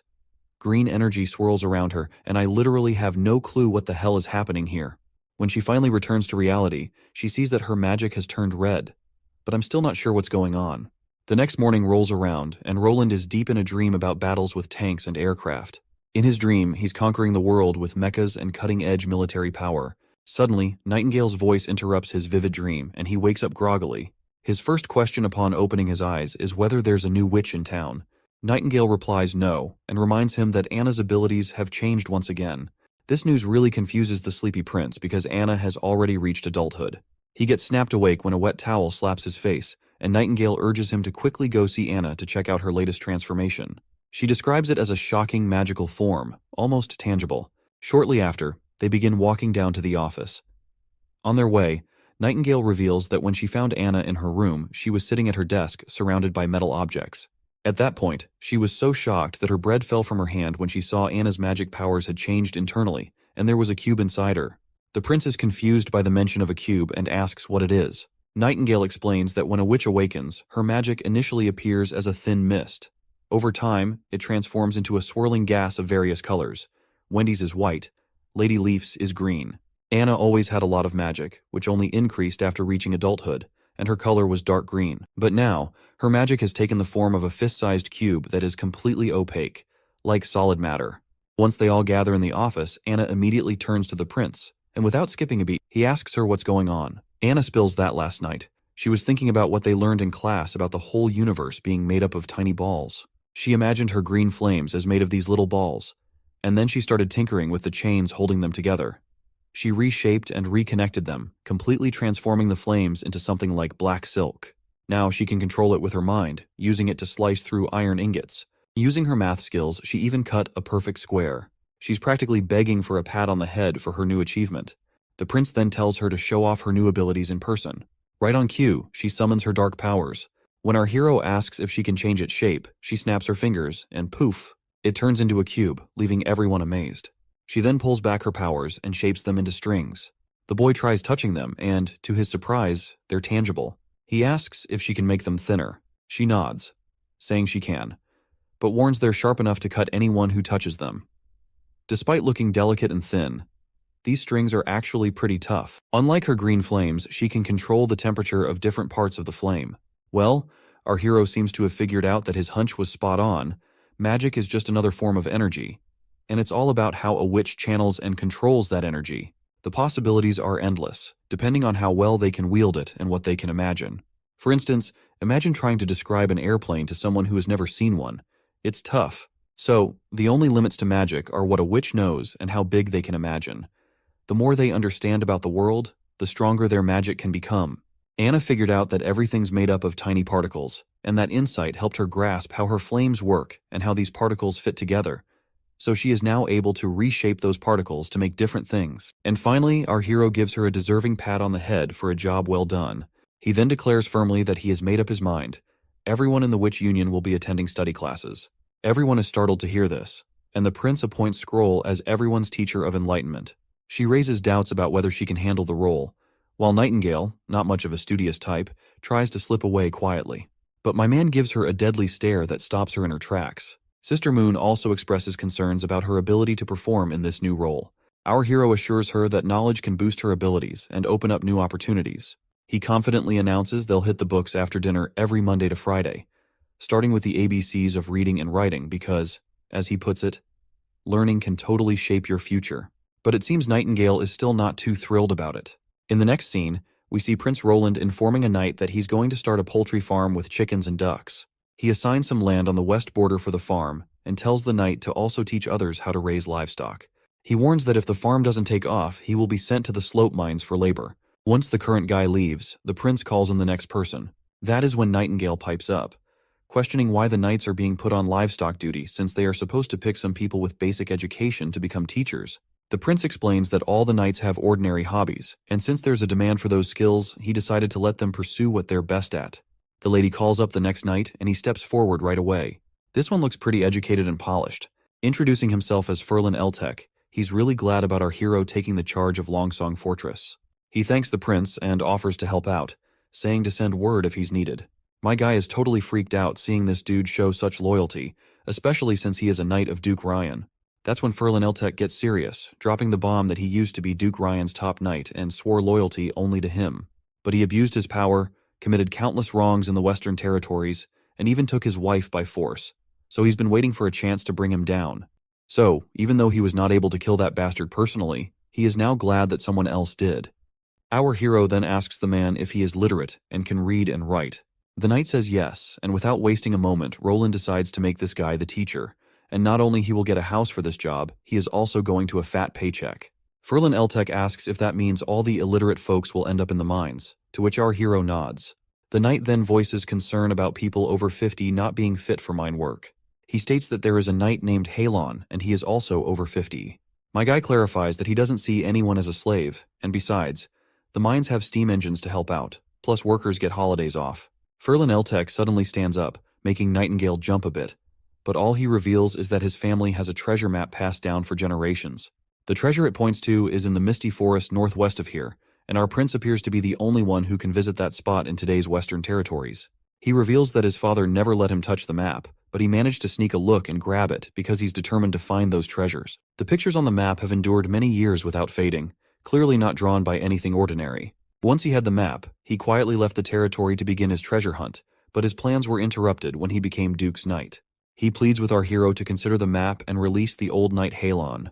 Nightingale reassures our hero that this man is speaking truthfully, prompting Prince Roland to agree to consider the request and ask to see the map. When the prince checks out the map, he's totally blown away to see it points to a place called Tequila. Miss Scroll remarks that if the map's depiction is accurate, it's an incredible coincidence because the symbols on the map match locations recorded in ancient books. This suggests the church once constructed a city deep in the plains to defend against demons. However, it's unclear why the church decided to erase this part of their history. If Tequila also contains underground ruins like those found in the eastern forest, they might uncover clues like why the church hides demons' existence, their old fights against them, and why they go after witches like their demon spawn.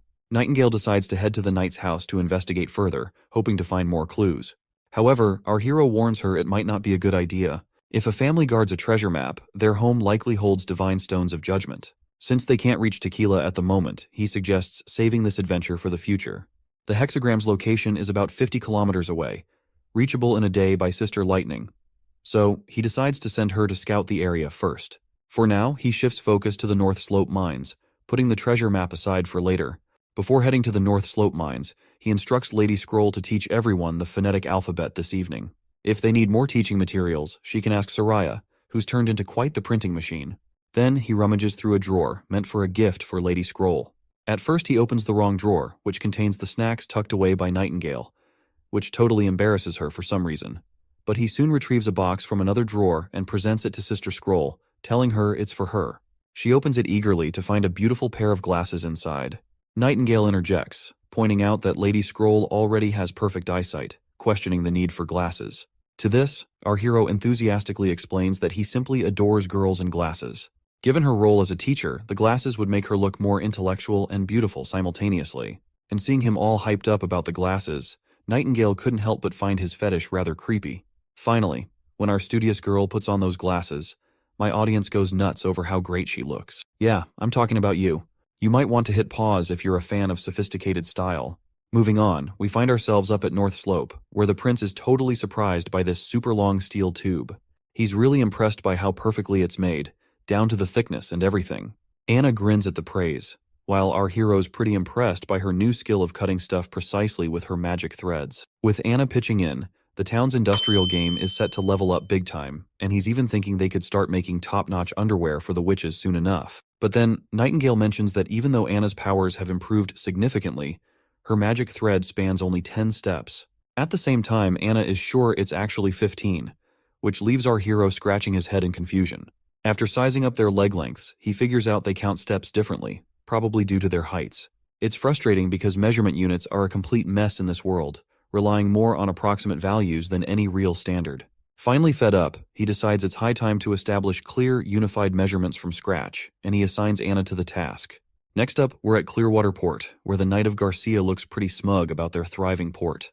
He's convinced the Queen of Clearwater is unstoppable and destined to rule Grey Castle after dealing with Timothy again. But he's puzzled by his mistress's recent worry and anxiety. Suddenly, a man arrives, reporting that the chiefs of Sandstone and Blackbone clans wish to see her. The knight tells him to bring them in, but these guys show up uninvited anyway. The big man greets the lady with some weird, tacky lines, and the other lady also greets in the same way. This big guy is Chief Blackbone, known as Blackbone, while the lady is Chief Kabbalah of the Sandstone clan. As soon as they arrive, both express concern that their warriors have been struggling with weakness and depression since the last battle, only improving with regular doses of new pills. They're here to request more, and Blackbone echoes the same worry. But Garcia dances around their request, saying the whole production thing is a mess right now. She doesn't have much on hand, and they'll just have to wait for the next batch. The chiefs ask how long they'll have to wait. She cryptically replies that since everything about the pills is secretive, she tells them to return for now and wait patiently. Her knight quickly urges them to leave once Garcia makes it clear she expects payment in gold royals or even river water. The cocky knight fumes with anger, dismissing these people as insignificant bugs always begging for favors. Meanwhile, Garcia looks visibly troubled. Noticing her distress, Blondie asks if she's worried about the pill problem. Garcia denies it and reveals that she has already figured that out. She's planning to threaten the church. She'll demand they send the pills right away, or she'll hang the heads of priests from Clearwater Port on the Black Sails flagship.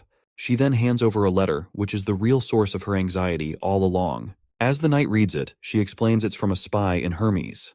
The letter spills the beans that the church has taken over the kingdom's capital, accusing Queen Lina of Everwinter of hiding her identity as a witch for years. This news really rattles the knight, and that is when Garcia declares she's fed up with Clearwater Port's view and decides to take this rare chance to travel somewhere new for a change of scenery. Her knight quickly catches on that she's looking to use the chaos in Everwinter to her advantage. She confirms it, mentioning that her idiot brother Timothy is too wrapped up trying to reunify the East to bother with her.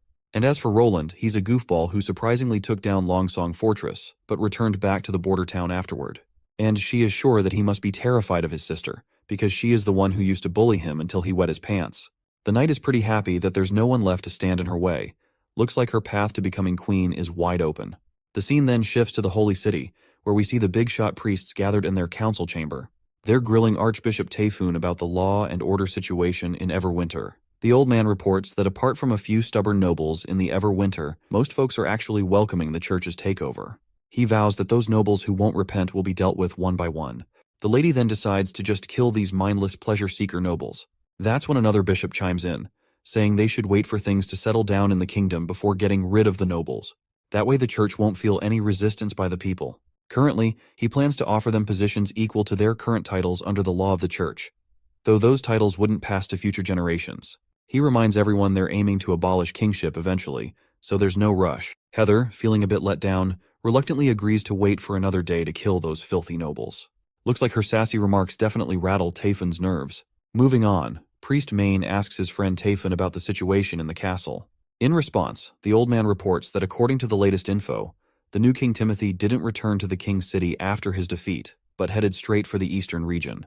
In the war, he took Duke Francis with him to take on Queen Garcia of Clearwater, but ended up tasting defeat himself, with Duke also meeting his end. So Timothy quickly moved to divide up the Duke's territory in the eastern region. Priest Main finds this news rather satisfying and instructs his crew to keep the pill supply flowing, balancing Garcia and Timothy's strength. He predicts that in just 2 years, there won't be a soldier left standing in the entire kingdom of Greycastle. Seems like they're intentionally pulling strings to set them up to fight for the throne. They've even sent those crummy pills to Garcia Wimbledon to weaken both sides. Not to mention, those pills are addictive and draining the life out of the people using them. Taefun then reveals about our hero. He reports that he refused to touch those pills or accept help from the church. Plus, he's not interested in fighting for the throne and has gone back to the border town after conquering Longsong. Like everyone else, Main is baffled about how our goofball hero managed to take down Longsong Fortress. Lady Heather chimes in, suggesting they might be underestimating Prince Roland's strength. Main admits that he is amazed to see that Roland took down Longsong Fortress, and it just shows he's got some muscle to flex, but he's sure that no matter how talented someone is, without the resources to back them up, they won't last. Since he chose to retreat to the cushy border town, it's clear he's given up on messing with Greycastle. So now, he's no threat to the church's grand plans. The lady agrees, saying it's all true on paper. She lifts her gown and pulls out a piece of paper hidden in her sash, along with that sneaky knife. She hands it over to Main and assures him the info is 100% legit. Once he reads it, he finds out that Prince Roland has witches on his side. Back at the border town, the advisor is visiting our hero, totally freaking out about why he's charging only 20% of the serfs' crops as property tax when they become free people. He admits that even 50% would still be seen as generous. The prince reassures him, saying having a basement full of gold means nothing. He smartly explains that by only charging 20%, he plans to buy the rest of the crops at a fixed price. That way, once they have money, they'll spend it on good stuff. And Prince Roland will be the one providing that good stuff. It's a win-win where money flows back to him, and the people will also be able to raise their living standards. Suddenly, Knight Carter bursts in, excitedly reporting that Sean is back with crop seeds from Clearwater Port. The man in question is grinning like he hit the jackpot as he shows off all the plants the prince asked for. First, there's this corn that he's calling Pearl Rice, which has everyone doing a double take. My guy's practically drooling over it already. Then, he pulls out some potatoes, and our hero jumps at them like he's about to whip up some killer french fries. Hearing this, Sean curiously asks what these french fries are. Prince spins a story about munching them at some fancy feast where the chef called them fries. Next up, sugarcane arrives, and our hero's thrilled, predicting a sweet future. But poor Knight Carter can't seem to find them sweet even after taking a bite. Meanwhile, the old man's freaking out, shaking like a leaf. He was just a tad suspicious about Prince Roland maybe being possessed by demons. But now he's dead certain after seeing this kind of genius. He is sure that Roland's personality has changed, and his behavior seems weird. He's heard of stuff he never knew existed and has knowledge no one else has heard of. But despite all this, he can't find anything bad in what the prince has done so far. So, he decides to just brush those thoughts off because as long as Roland keeps doing good stuff, even if he's a bit of a devil, it's all good. Roland hands over the sugarcane to the old man, who quickly sinks his teeth to taste its sweetness. By the end of the day, Roland's feeling pretty beat, thinking over Sean's report, and he has found out that her sister Garcia also has the church's pills. Now, he understands why the church is trying to help him and Garcia with their pills. They want to provoke conflict. In light of this, he plans to prepare high rate of fire weapons to counter the looming threats. Suddenly, Anna appears, catching him completely off guard, leaving him startled. The prince jokes about Nightingale always popping up out of the blue, and Anna has also started doing the same, teasing her that she might give him a heart attack someday. He then asks why she's here instead of in class. She explains she's stuck on a tough physics problem, and Teacher Scroll sent her to him for some personal help. After seeing the problem, he admits he's no quantum mechanics expert either. He still tries to teach her, diving into stuff like different dimensions. As they hang out, night creeps in, and they finish up their studies. When it's time to say goodbye, they share these intense glances that leave them both blushing. They quickly look away, feeling all awkward. The prince feels too bashful to make a move, but Anna takes the lead, getting closer herself. He finally gathers his nerve and gently places his hand under her right ear. Once they relax, they move in and share a kiss. Another day rolls around at Border Town. Nightingale glances around, spotting slogans plastered everywhere, which are encouraging people to work hard. Curious, she asks why these slogans are everywhere. The prince explains they're meant to inspire people to build their wealth through hard work. He believes these words will eventually become reality and deeply resonate with everyone. Meanwhile, we see Anna making some stuff which might belong to a chemistry lab. She wonders aloud why they are melting and reshaping these perfectly good glass cups. In response, he reveals to these curious ladies that they're for the alchemists who will visit Border Town in the future. Nightingale grabs a funnel, pretends it's a wine glass, and raises an imaginary toast while peering at it with her curious eyes. The prince explains he's too busy to figure out how to turn sand into clear glass, so he's using already available glass for now. This leaves the girl even more confused. She's wondering how sand and glass are connected. The prince responds that they need to refine the sand to get perfectly clear glass. Otherwise, it tends to come out brown or green. The chemistry equipment has to be pure and colorless. Meanwhile, Nightingale keeps messing around with the equipment and gets a playful bonk on the head. And our hero continues to teach Anna about how he plans to use the equipment to handle acids and conduct more experiments. After the playful bonk, Nightingale walks away while the prince continues teaching Anna. Nightingale spots some delicious snacks on the table and can't resist. Being a bit of a snacker herself, she grabs a steamed bun and takes a big bite. The flavor instantly transports her to heaven. When she opens her eyes, it's like she's wandering through a ripe wheat field, enjoying every bite with its weedy smell and amazing texture. The filling inside is bursting with goodness, and the aftertaste just keeps going. Roland notices the lady enjoying the snack all by herself, and happily tells her it's a steamed bun he had the chef make specifically. He then decides to wash up their dirty hands and have afternoon tea to enjoy these delicious treats together, and the both ladies eagerly look forward to it. As the day wears on, the blazing sun makes it hard for Nightingale to keep her eyes open. Meanwhile, Prince Roland is goofing around with Anna, and there's a faint smile on Nightingale's face. Her eyes slowly close as she drifts into sleep, her thoughts filled with dreams of marrying our prince. In her dream, she walks down the aisle of a grand church hall, lined with other witches. When they reach the altar, the prince lifts the veil from her face, revealing her true beauty, and they share a kiss. While she's lost in this dream, Anna playfully tells Prince Roland to quiet down because she's sure her older sister must be having a lovely dream. It's the only thing that could explain the smile on her face. Next up, we're back in the Holy City where we find the three archbishops once again. They're deep in discussion about wiping out the witches our hero is keeping in the border town. However, since the church is already gearing up to attack Wolfheart, they're short on soldiers. Archbishop Maine assigns Priestess Mira to lead a small but elite unit called the Judgment Army. He's confident she'll get better results if she heads to the border town with them. The priestess agrees wholeheartedly, and she is ready to cleanse the border town of all evil. With his blessings, she's instructed to head to the border town right away to scout, and she nods without hesitation. Lady Heather then teases Maine about giving Priestess Mira so much attention, joking whether he's grooming her to be the next big shot of the church or if he just has a soft spot for her. Hearing this, Priest Taefoon, who is not really a fan of her sassy and careless tone, angrily reminds her that this situation involves both kingship and witches, and they can't afford to ignore it as it could affect the church's future plans. Maine agrees, speculating that the fourth prince might be harboring witches. He's convinced that the goofball prince must have been enchanted by their beauty, and now he is their puppet under their charm spell. Also, there are rumors that the border town is recruiting more witches, and Maine sees it as a direct challenge to the church's authority. He wants it all sorted before things spiral, even considering going to the border town himself if Mira fails in her task. The scene cuts to some rundown spot where these witches snagged some poor dude. They give him a splash of water to wake him up, and when he opens his eyes, he's totally freaked out seeing these ladies around him. His mind suddenly flashes back, remembering how he got caught by these ladies, and he's dead certain that they are witches. The girl immediately points her shiny dagger at his face, and after seeing his scared expression, one of them then asks him why he is wetting his pants now, since he was the one chasing witches all this time. Then, a flashback shows our hero assigning this guy Theo a mission. He was basically instructed to use underground channels and spread gossip that the border town is recruiting witches. The prince told him that if he got caught by witches, he should claim he's from the Cooperation Association. When Theo drops this bombshell over these witches, they look surprised. But then another woman storms in, wielding a giant sword like a female version of Guts. She laughs off his claim as nonsense, saying the Cooperation Association is way out in the Seawind region. The other girls are thrilled to see her back and they quickly surround her, revealing that this guy was the one using the underground channels to spread rumors about recruitment. The boy quickly defends himself, saying he's just spilling the truth. He insists the Cooperation has found the Holy Mountain and all the witches have settled in the border town. They're not possessed by demons and don't feel any pain from anti-phase stuff either.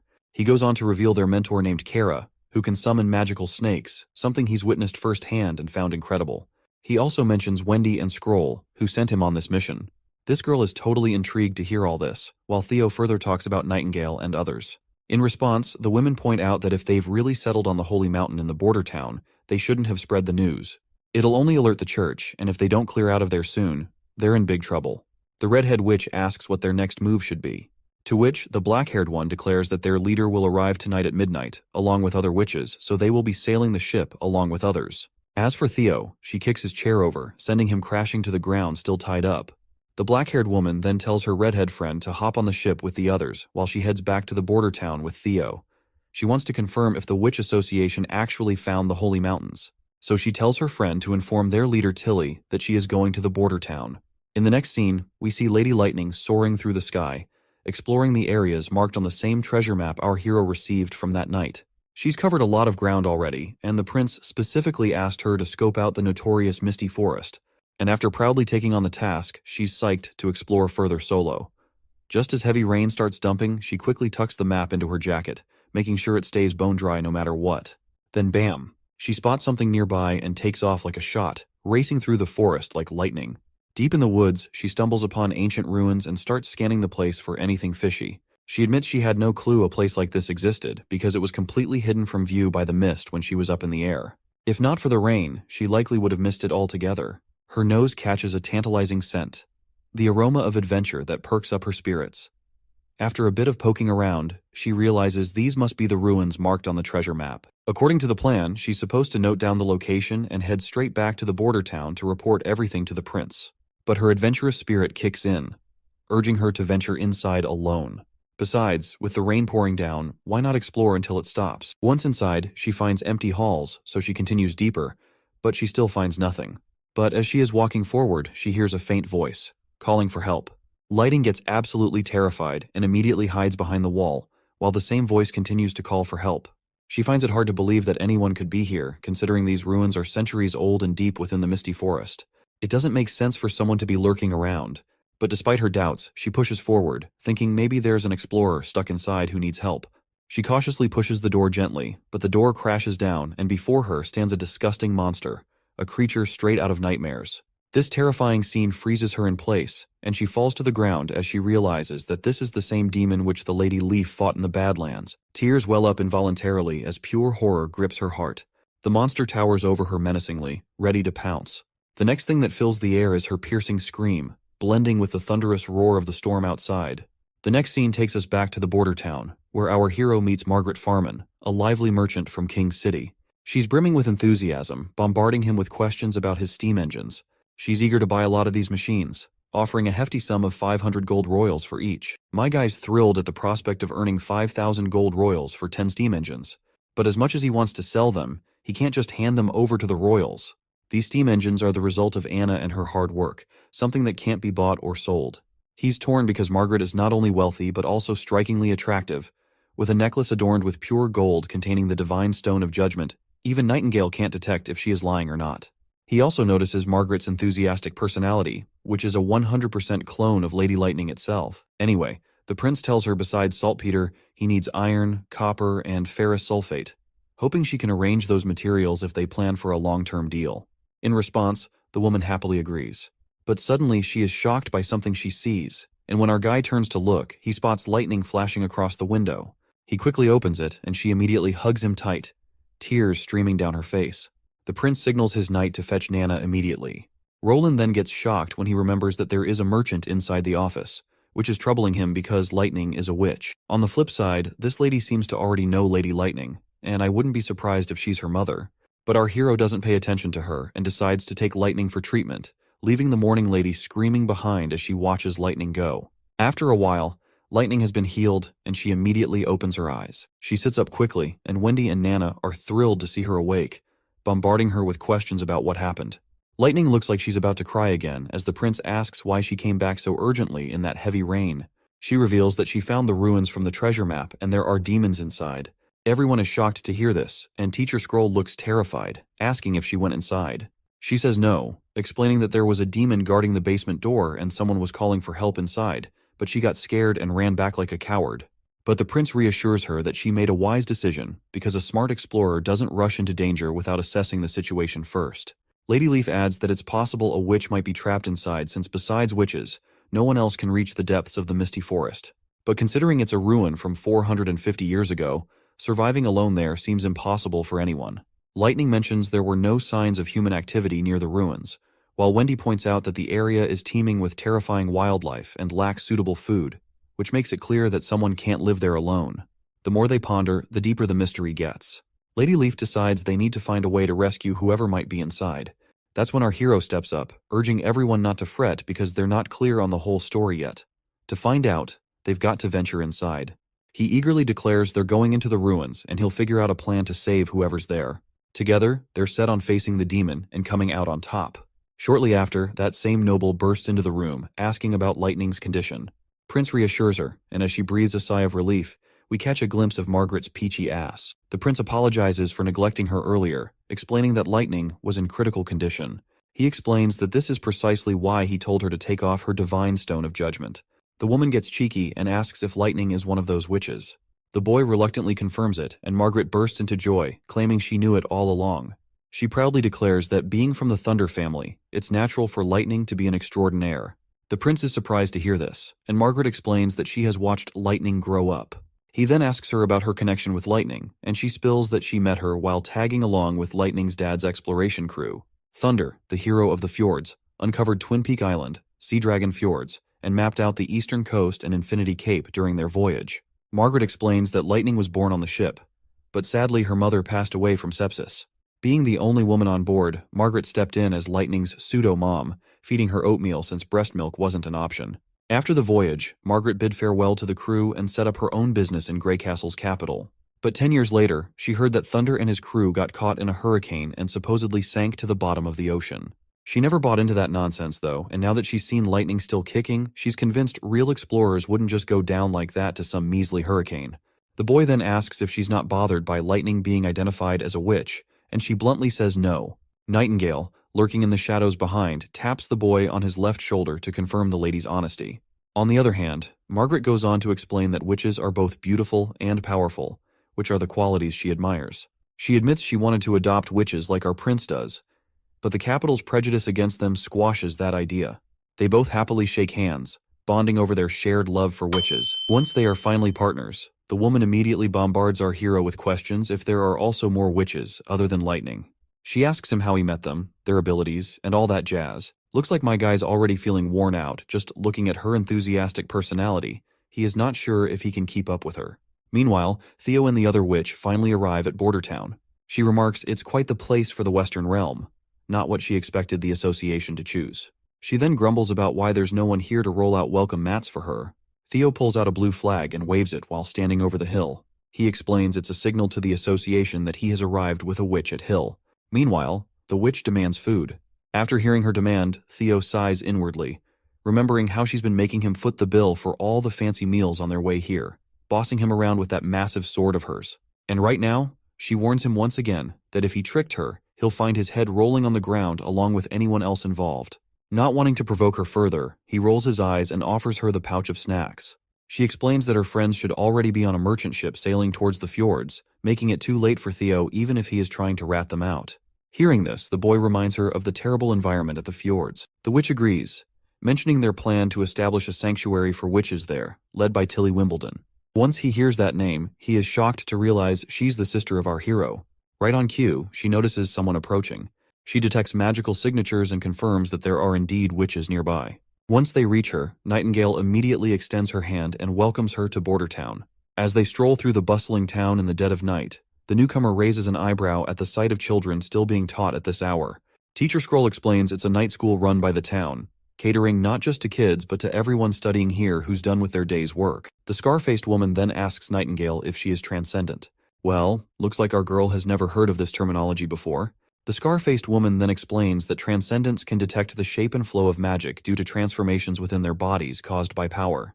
Teacher Scroll chimes in, admitting she can also sense many sisters in the crowd, but isn't sure if this qualifies her as transcendent. Scarface reveals that transcendent witches are exceedingly rare, with only 1 in thousands of witches being one. She herself has only met 3 so far, including Nightingale. The newcomer wisely advises her to keep her transcendent status under wraps, hinting that it's a closely guarded secret by the church as well. Meanwhile, Nightingale, ever vigilant, keeps a sharp eye on this new gal. She can clearly see that this woman is definitely a powerhouse, especially with that giant-ass sword that looks like it'd be a challenge for anyone to just hold. Scarface then inquires about the association's leader, Kara. In response, Nightingale somberly reveals Kara's death while she was looking for holy mountains. The new witch takes it hard and wants to know about their new boss. That is when they point her towards the castle, where all the witches also live. Hearing this, the woman's reaction is instant. She gets all edgy and asks if they've signed some shady deal with the ruler. But before she can get more rowdy, Wendy comes rushing and hugs this Scarface woman as if she's found her long-lost sister. Tears of happiness well up in Wendy's eyes as she thanks this woman for helping her back then, tearfully revealing that she is Wendy from the choir. Well, it turns out this Scarface woman is the same girl who wiped out all the priests inside that prison when Wendy was first thrown in. Shortly after, the two girls have some time alone and start catching up on the past. We also learn this woman is known as Ash. She reveals that once she escaped the cell, she went on to eliminate some of the management and even fought off the Judgment Army soldiers who tried to stop her until the Sacred Punishment Army finally arrived. Wendy curiously asks what the heck this Sacred Punishment Army is. Ash explains that it's a force made up of the church's most skilled warriors, their secret weapon against transcendent witches. They were the ones who gave her that scar on her eye. Their strength and speed matched hers, but they seemed devoid of any consciousness. When she cut off a soldier's hand, he didn't hesitate to attack back with his other hand. She wasn't about to let those pests off easily. She hid during the day in the alleys of the old holy city, coming out at night to ambush messengers and the Judgment Army. Eventually, she had to flee when the church scoured the entire city. When Ash left, her clothes were practically glued to her because of blood. All bloody. If anyone caught sight of her like that, they'd probably think she was some wild, mindless beast. Wendy tries to calm her down, saying it doesn't matter now. She can blend in and live normally here because Roland Wimbledon, their ruler, treats their sisters well. But when Ash hears our hero's name, she flips out and rips the cup with her bare hands. She demands to know if Wendy is working for Roland Wimbledon. In response, the girl reluctantly nods, and Ash grabs her hand, yanking her out, insisting they can't stick around. Well, it looks like Ash also has the same image of Roland Wimbledon as others have, and she too thinks that he is just a pervy trash. The next day rolls around, and the women finally swing by to visit the prince. It seems like she's pushing to take the witches living here, but our hero isn't too thrilled by her unreasonable requests. Ash then reminds the prince that witches aren't anyone's property. They're free people just like everyone else. The boy is surprised by her boldness, and he assures her that he never considered them his possessions. Everyone in the border town lives there by choice, and it's their best sanctuary. The prince then warns her about the fjords she wants to take them to. He explains that crossing the sea is risky, and the fjords itself is plagued by erratic weather, tsunamis, and hurricanes, which makes it an unsuitable place to live. But the girl confidently fires back that Tilly Wimbledon is the one leading the charge. The prince is gobsmacked to hear about his sister and asks if Tilly hasn't already disappeared. Ash explains that the 5th princess has already gathered a bunch of witches and taken them to the fjords for safety from the church. She's sure Tilly can lead them to create their own homeland. She also chides our hero for foolishly spreading rumors about recruiting witches, warning that he has already attracted the church's attention. Nightingale gets ticked off at her for calling the prince a fool, but he calms her down. He then asks Ash, as a transcendent witch, how many soldiers from the Sacred Punishment Army she can take down. To which, she confidently states she can handle 3 quite easily. The prince stands up from his table, brimming with confidence, and boldly challenges her, saying she'll face off against his top knight. If she loses, it proves he can defend against the church's best armies. Ash wastes no time accepting the challenge, but is disappointed when the prince says he needs a week to prepare. He suggests she hang around the castle to experience town life from a witch's perspective, hoping it might change her mind about them. The girl just starts walking off, and the prince mentions feeling déjà vu from when they first met, like he's seen her somewhere before. Hearing this, the lady gets absolutely furious, demanding to know if he actually remembers her. She turns around with bloodshot eyes and a face full of anger, making it clear she would have torn him to shreds in the past if Tilly hadn't intervened. The poor guy is clueless about what she's saying, while Anna and Nightingale immediately catch on to the situation. They both ask her if he's also groped her peach in the past, but the prince shamelessly denies it. Well, can't blame my guy, since the real old pervert Roland has been 6 feet under for ages. Anna then asks if he's sure he can beat a transcendent witch with just a knight. My guy confidently says that if he designs a rapid-fire weapon that can match her speed and strength, he's got at least a 70% chance of winning. He mentions he's already gathered all the ingredients for making the firearm, which are sitting pretty in the storage room. He goes on about the nerdy chemistry stuff involved in making it, while poor Nightingale cleans out her ears and starts walking out, since all this doesn't make any sense to her in the slightest. Meanwhile, Lady Ash still can't shake off her impression that he was just a pervy molester, but now she senses a king-like aura from the prince. Suddenly, she's abruptly attacked by Nightingale, and she quickly steps back to dodge and quickly retaliates with her massive sword. Nightingale also sidesteps the attack like no big deal. Ash asks if she's here on the prince's orders, but our girl denies it, claiming they do not pull a fast one on their guests, and she can enjoy herself in the town as much as she wants. However, Nightingale doesn't shy away while warning her that if she tries anything shady against Roland, she'll be in deep trouble. The scene then shifts to a ship peacefully sailing through the sea. On board is Professor Kyle Sichi, an alchemist known for his skills. He's heading towards the border town because Prince Roland's letter contained alchemy equations that are surprisingly genius-level and valid. Kyle tested them himself and is eager to study them further to expand his knowledge.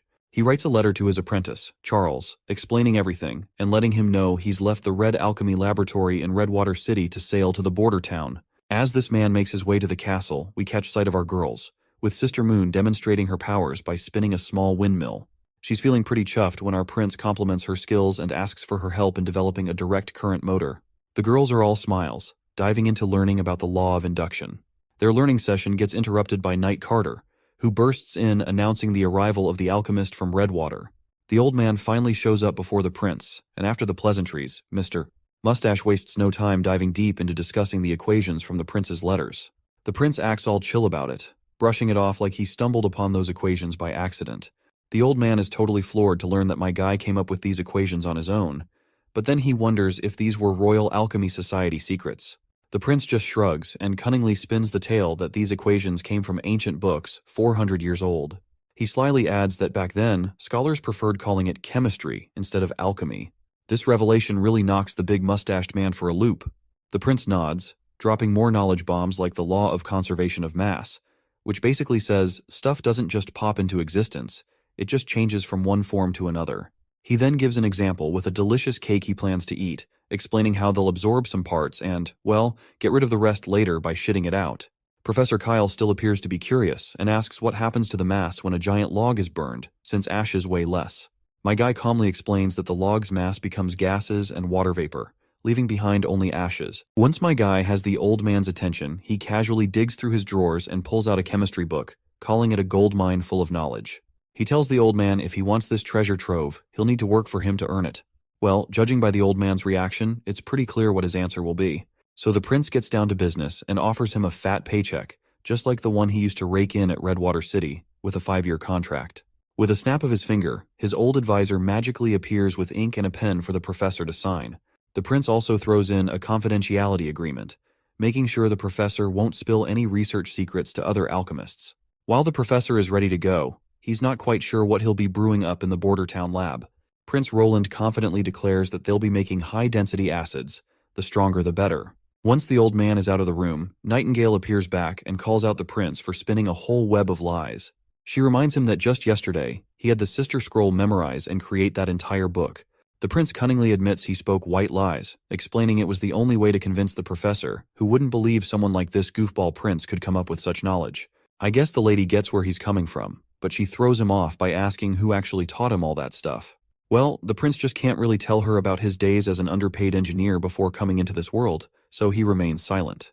But thankfully, Nightingale cuts him some slack, letting him off the hook, saying he doesn't have to say anything if he doesn't want to, because she doesn't want to hear any tall tales. In the next scene, we're at the training grounds where the prince watches a demonstration of the new toy he recently had made.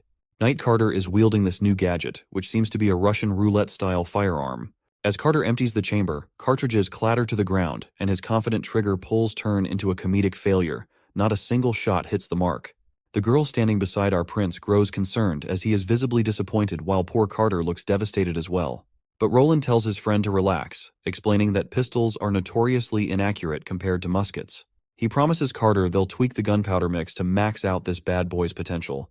He tells him to keep practicing on the targets before facing off against the transcendent witch, Ash. Although Knight Carter isn't used to handling this gun, he can definitely appreciate its beauty and craftsmanship.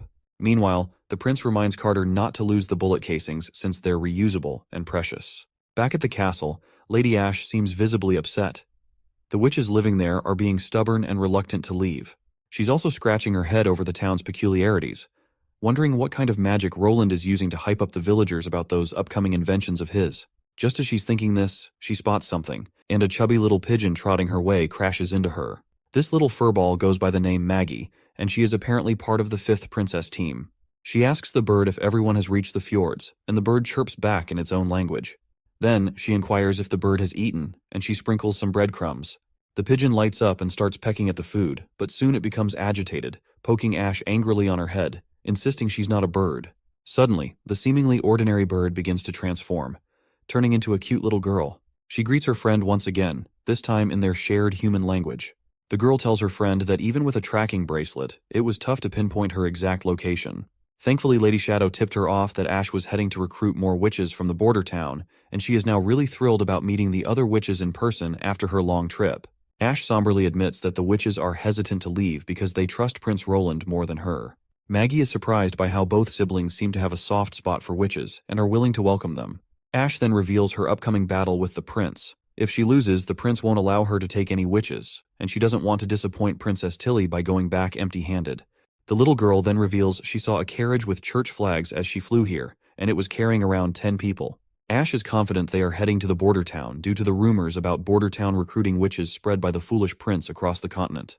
However, she's also pleased because after winning the match against them, the presence of the church will give her more reason to recruit other witches to the fjords. Once the church arrives, Roland will truly understand how badly he has messed up. Or at least, that's how Ash sees the situation. In the next scene, Lady Lightning zooms across the sky, looking super happy.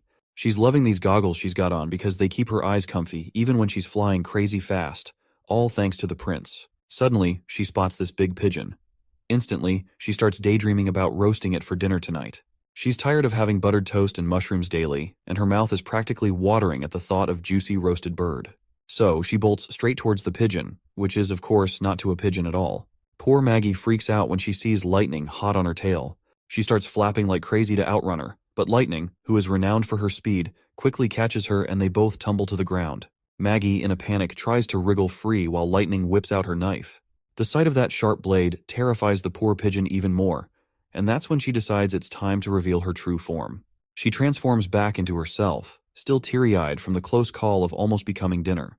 Lady Lightning is left staring blankly, wondering where her delicious bird went, while Maggie cries like a little baby, pretty sure she's going to get eaten before she can turn back to the 5th princess. Lightning, trying to make sense of things, asks the crying girl if she's a witch too. Maggie stops crying for a moment and, while pouting, reluctantly says yes. Our girl immediately greets her, and they exchange names, although Maggie still hasn't quite forgiven her for trying to make a meal out of her. She then notices the tracking marker on Lightning's chest, which our girl hadn't even realized was there. Maggie reveals that these special stones are used to track the wearer's location, specifically made for witches, and only react to their matched stone. That is when Lightning explains that her father gave her one, and she always thought it was just decorative jewelry. She then asks where Maggie got hers, but she refuses to spill the secret, as Ash doesn't want her to tell anyone. Mention of Lady Ash makes Lightning realize she's with her too. She explains how Ash has been trying to convince everyone to leave this place. While Lightning boasts about all the incredible inventions, weapons, and other wonders my guy has been producing, things never seen before in this world. The girl asks if she can see these wonders for herself. Lightning, with a sly grin, suggests she can, but only if she joins the Witch Union and becomes part of the border town. Of course, Maggie decides to stick with Ash, and Lightning keeps on chatting about all the cool stuff to do around here. She's going on about the mushrooms they munch on, the yummy food they feast on. Just thinking about it makes Maggie's tummy rumble. By the end of it, Lightning's got Maggie convinced to stay. She tells her to tag along if she wants to have a blast. While they zip around town, Prince Roland and the professor are busy experimenting in the alchemy lab. Meanwhile, the girls are in the forest, gathering some delicious mushrooms to munch on.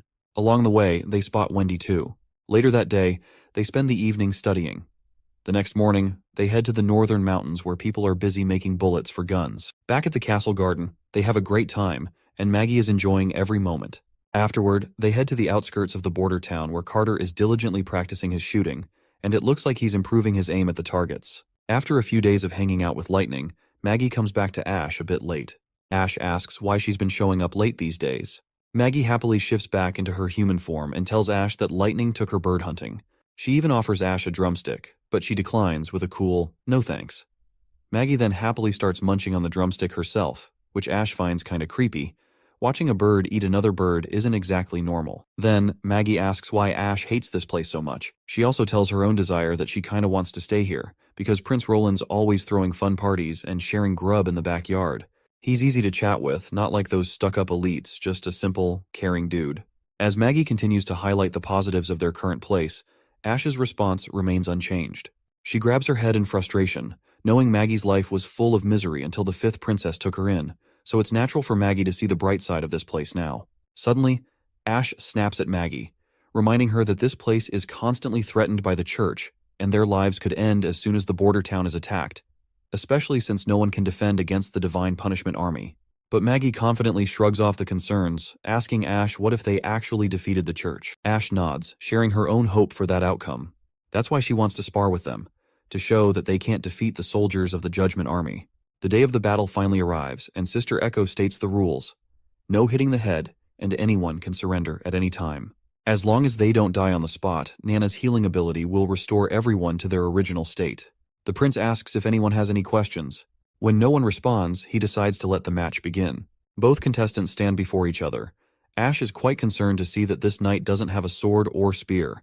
Heck, he doesn't even have any armor. She wonders if he might be using a crossbow, but she brushes off her concerns and grips her sword tightly, confident that as long as she gets close to him quickly, she can make him beg for mercy.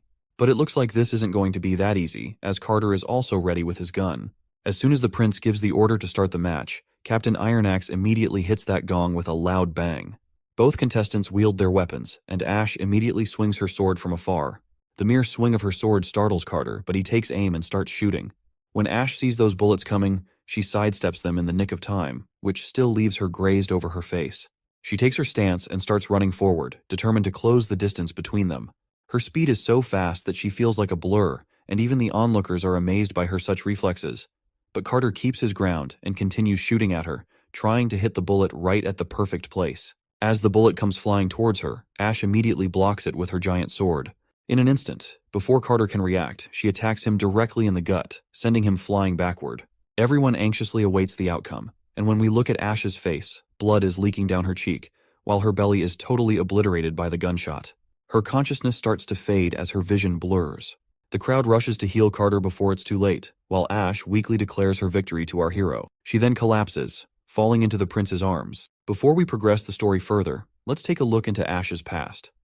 Once dismissed as nothing more than a beggar in the bustling streets, Ash's life was anything but easy. On this particular day, the town is buzzing with excitement because the princess has come of age, and they're having a grand ceremony where food will be distributed to the people. The church's prestigious Archbishop Taefun is set to host this grand event alongside the princess. Hearing the mention of the Archbishop, Ash smiles, a smile that doesn't quite reach her eyes, probably because she's looking forward to taking that man down. As the princess's carriage finally rolls down the streets, Ash forces her way to the front line through the crowd.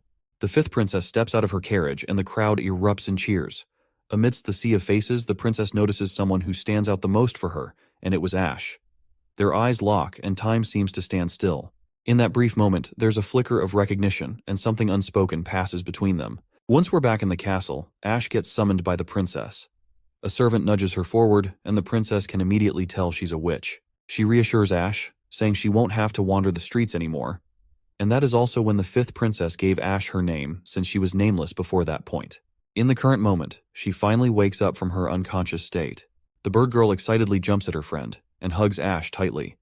Ash lifts her overly enthusiastic friend and asks how long she was knocked out. The girl replies it was just one afternoon, explaining that Nana patched her up, piecing together her scattered parts to heal her belly almost completely. She continues to praise Nana's amazing healing powers, though Ash doesn't pay much attention, because her mind is already on a mission to meet our hero. While our hero was chilling alone, Lady Ash barges in like she owns the place, all excited to claim her victory in the bet. Prince Roland, being the good sport he is, admits defeat gracefully. After claiming her victory, Ash gives the prince props, saying he indeed has potential to fight against the God's Punishment Army. She's curious about the weapon Knight Carter used during their match. Prince Roland proudly shows off his pistol, thinking it's the next big thing for his troops, and everyone will be holding these bad boys in the battlefield. He even jokes about how it could turn a farmer into a formidable warrior against the army. When Ash asks for one of the guns for herself, he simply tells her to just stay here in the border town and join the Witch Association to gain access. Ash politely declines, and then drops the bombshell that she's heading back to Princess Tilly's place. She invites our hero to join them at the fjords if he ever needs shelter. In response, Roland says the same thing to her, assuring her that border town doors will always be opened for her to join. Just as Ash is about to leave, Roland calls her back and offers her a custom-made sword, crafted by Anna, to replace her old busted one. The lady eagerly takes the sword, feeling a surge of confidence as she grips it. She notices it's not your run-of-the-mill blade and questions why this is feeling so weird in hand. That's when Prince Roland drops the bomb. It's called Ashbringer, and he boldly and loudly claims it's a legendary item, far superior to her old sword. Swinging the sword around, she feels its power and gladly accepts this impressive gift. Meanwhile, Roland barely saved himself from getting cut down while she was swinging around her new toy recklessly. In the next scene, we're at the camping area of the church's scout army, led by Mira. The woman plans to scout if there are actually witches in the border town. She boldly declares that if Prince Roland is indeed harboring witches, she has the power to deliver holy judgment, and she's eager to give our hero a serious beating. Her pleasant train of thought is abruptly interrupted by news of enemy warrior attacks. The knights quickly order everyone to prepare for battle. The knighted lady rushes to peek outside, but before she can react, Lady Ash cuts down all of the knights in one quick motion. It seems my girl is here to put her new sword to the test, and it's working quite effectively as she effortlessly cuts down people left and right. In one quick swing, Ash cuts the knighted lady into two pieces, leaving Priestess Mira trembling in fear at the sight of such brutality. Ash's presence exudes such thick killing intent that it feels suffocating. The priestess recoils in fear, causing that book she was holding to topple to the ground. Maggie quickly recognizes the book as the church's choir book and smoothly grabs it. On the other hand, Lady Ash raises her sword. Then she begins her torture of this priestess, just like the church did with the witches. After taking her life, she digs a grave for her and drags her inside it. Maggie asks her friend why she did this, because if the church finds it out, shit is going to get real bad. Ash explains that by the time the church finds out their messenger group has disappeared, 2 or 3 months will have already passed. She clarifies that no matter how Roland Wimbledon handles the situation, the cooperation with the witches will eventually be exposed.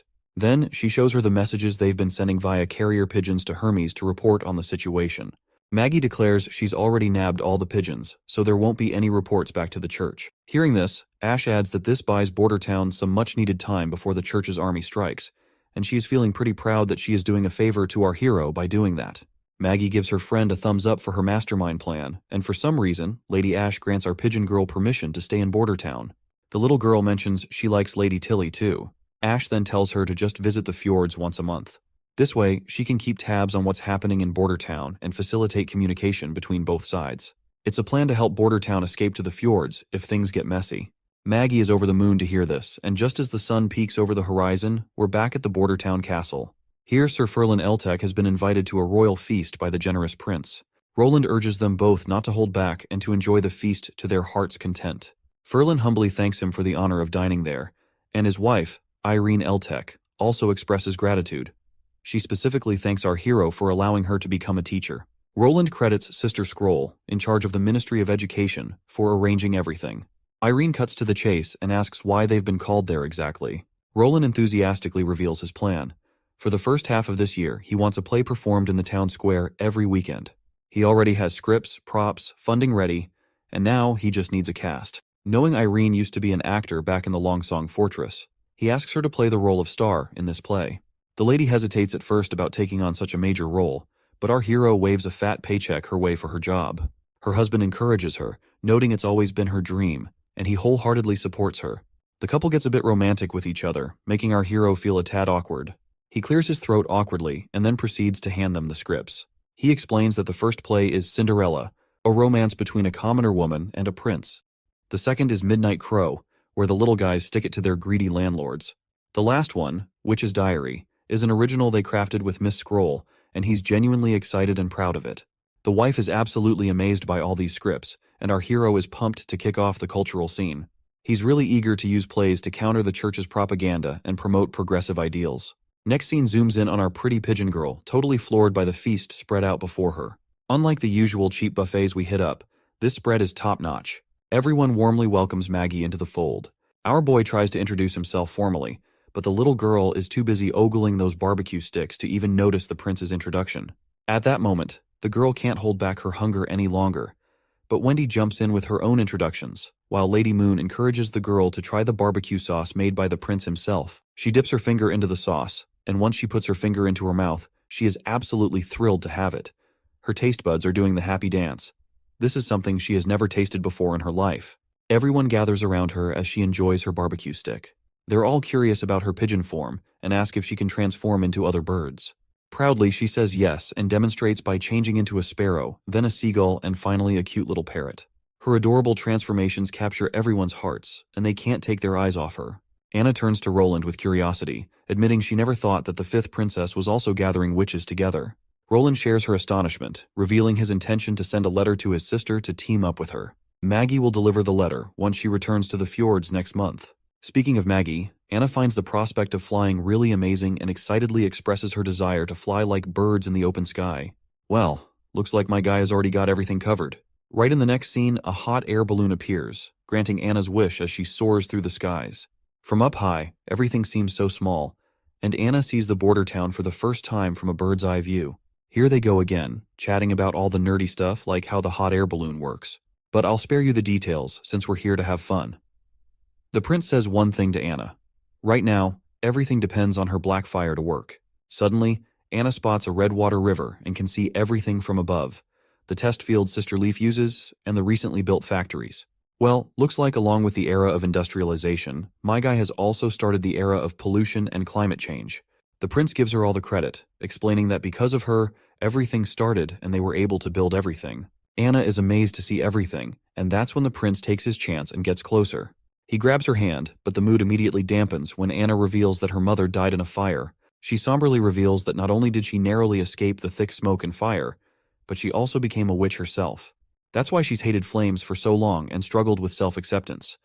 When she was imprisoned, she thought facing her sentence might bring relief, but the prince rescued her and taught her to harness her abilities. Now, she's realizing flames can be used for more than just destruction and suffering. She gives all the credit to the prince for helping her change her mindset and use her abilities for good. As the mood sets in and the prince blushes, they share another kiss. After that, what happened in the balloon is anyone's guess. All we hear is a resounding voice of claps, probably because they're playing something fun. After their short journey, the balloon comes down, and everyone is genuinely thrilled to see it land. Some politely scold the prince for pulling such a risky stunt, but he owns up to his recklessness and explains that Maggie and Lightning were following them as backup. One witch then smirks at Lightning and Maggie, saying they're not the only ones who can fly now. Lightning and Maggie shoot back, noting the balloon's not exactly a speed demon, because they've already circled the castle about 20 times before it touched the ground.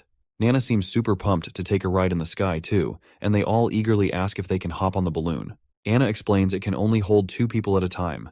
Meanwhile, the prince is still busy apologizing to the ladies for going in the sky like that. And as Anna and the prince are getting grilled by the others, they accidentally bump into each other while stepping back. They share a smile, perhaps because the prince enjoyed playing clap-clap with her in the balloon. Meanwhile, Nightingale, munching on snacks as usual, feels a bit left out. She probably wanted to ride with the prince too. Even her precious cake slips off her plate and falls to the ground, and she quietly walks away. Once he's off the hook from the questioning, the prince waves to the girls and starts to leave. On the other hand, Wendy also notices Nightingale's absence. As night falls, we find Nightingale sitting alone, looking kind of down. Wendy pops into view and asks her why she slipped away quietly this afternoon. Nightingale stays mum at first, just saying it's nothing. But then Wendy pulls her clothes aside, flashing her impressive assets under her gown, reminding Nightingale she can chat to her about anything. Nightingale blushes, probably because Wendy's bosom is bigger than hers. Later, they're lying side by side on the bed, and Wendy keeps nudging her friend to spill what's on her mind.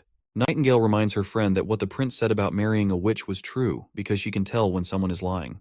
Wendy immediately warns her never to reveal this to anyone in the witch union. When Nightingale asks why, Wendy explains that the prince is destined to become the king of Grey Castle, and the kingdom might not support a king without an heir, which could also affect the future of witches. Wendy also senses that her friend is bothered by the close relationship between our prince and Anna. She asks Nightingale if she would rather become the queen or stay by the prince's side as she is.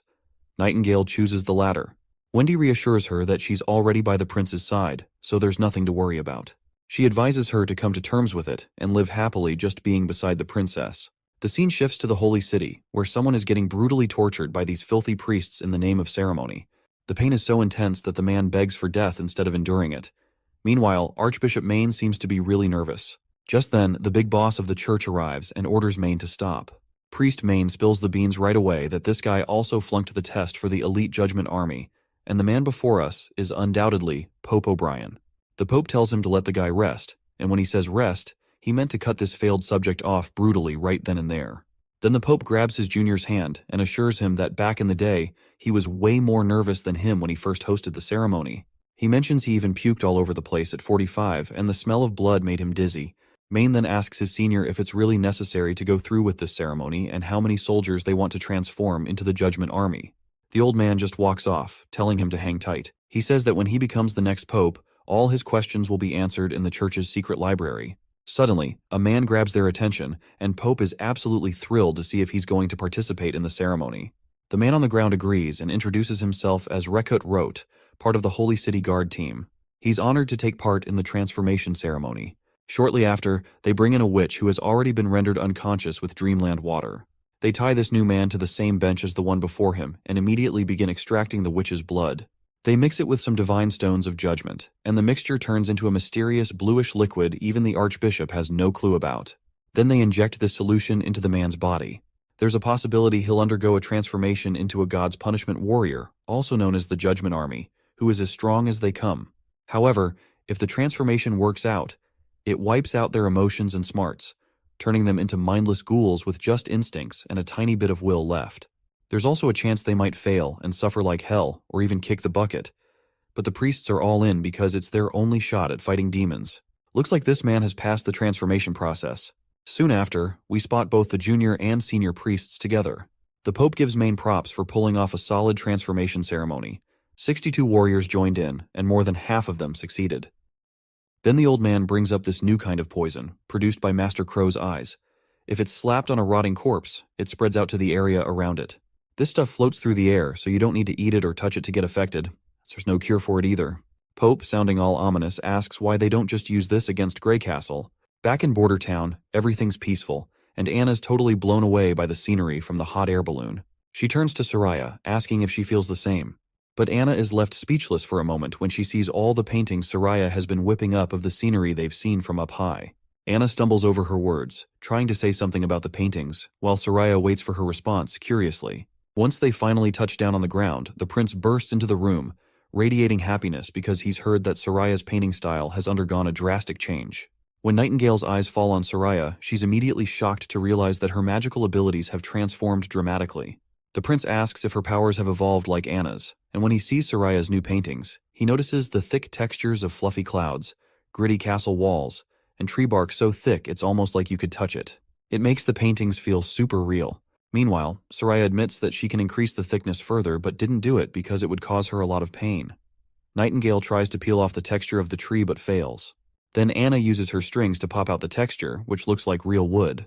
The prince turns to the painter, asking how she increased the thickness of the paintings. She suddenly gets it and spills that it's all because of what she saw from the balloon, stuff she'd never seen before. Her old paintings, which she thought were realistic, turned out to be totally off. Like trees looking all pointy and mountains not making sense, everything was like in 2D. So, she wanted her art to match those epic views. She started thinking about those tiny balls our hero talked about, which are atoms, and she imagined her brushstrokes as layers of colorful balls stacking up to create the whole picture. And bam! Her paintings get textures, green trees popping up, and deep blue rivers sinking down, which gives the paintings a 3D effect. Soraya blushes, claiming her ability isn't as useful as Anna's since all she can do is paint. The prince reassures her it's valuable and he has the perfect idea, hinting it's related to her bathing issues. Soraya feels embarrassed, while Nightingale gives him a suspicious stare. The prince explains that rather than calling what Soraya creates paint, it's more like a coating made by magic. If it passes material testing, he believes they can use it to build water pipes. The girls ask what they're going to do with them, and he explains that no one will need to haul water for baths every day. They can have pipes in their rooms. He describes using an iron pipe as a mold, wrapping it in paper, and having Soraya coat the mold with her magic coating. Once the coating has dried down, it will act as a pipe. Meanwhile, Nightingale notices how the prince gets super hyped about nerdy stuff. When she sees him getting really close to Anna, she immediately feels jealous. She quickly looks away and slams her hand on the desk while standing there with an annoyed look on her face. It doesn't take long for the prince to notice she's definitely upset about something. Shortly after, we see the prince alone, deep in thought about creating a giant tank to hold Redwater River water. He plans to use steam engines to transport the water into the tanks. Once every household has water, he can easily set up bathrooms and toilets. He's feeling pretty pleased with himself about the idea. He stretches his back after a long stretch of work and finds himself missing Nightingale's presence. He decides to call her, but he gets no response from her. A mischievous glint flickers in his eyes as he considers doing something unthinkable. Yep, you guessed it right. He is planning to munch on the snacks Nightingale has stashed in her drawer. But before he can act on his thought, the lady herself appears and firmly warns him not to lay a finger on her dried fish. Prince then asks her why she's feeling a bit let down lately, and she responds that she was just following his earlier directive not to bother him. The prince apologizes, admitting he's been busy lately, and he's grateful she's always there to watch over him. He opens the drawer again, revealing a specially crafted gun. He explains he wanted to give it to her earlier, but it took longer than expected to carve the patterns on this beauty. This revolver is completely different and far superior to anything they've made before. Nightingale eagerly takes it. She's momentarily speechless, stammering out a thanks, then happily requests if he can teach her how to use the revolver. Once they step outside, Nightingale immediately starts her shooting practice. Surprisingly, she hits the target dead on with her first try, which is impressive considering poor Knight Carter hadn't hit a single bullseye after days of training. She asks if she did better, and the prince nods approvingly, mentioning she'll move on to a training simulation next. Nightingale is clueless about what's next, so our hero explains that hanging over the targets are stones of divine judgment, and she needs to take them down in the shortest time possible while she is exposed to their effects. After understanding her task, she prepares herself. Just before she dives in, the prince stops her and tells her to pull the trigger, adding with a grin, "Remember to shout, it's high noon." Cheekily, she turns around and asks if it's a suggestion or an order. Nevertheless, she gets ready. Memories of past heroics flood her mind when Wendy had told her that she's already by the prince's side. With a deep breath, she begins striking those divine stones of judgment, hitting each one with precision, reminding herself that she's his shield and will always stand by his side. The big day finally arrives, and the entire town gathers to watch the play they've been training for. The best part? Well, it's free for everyone. The prince has even invited the merchant Lady Margaret. Among the crowd is another merchant, Hogg, who finds the food delicious and otherworldly.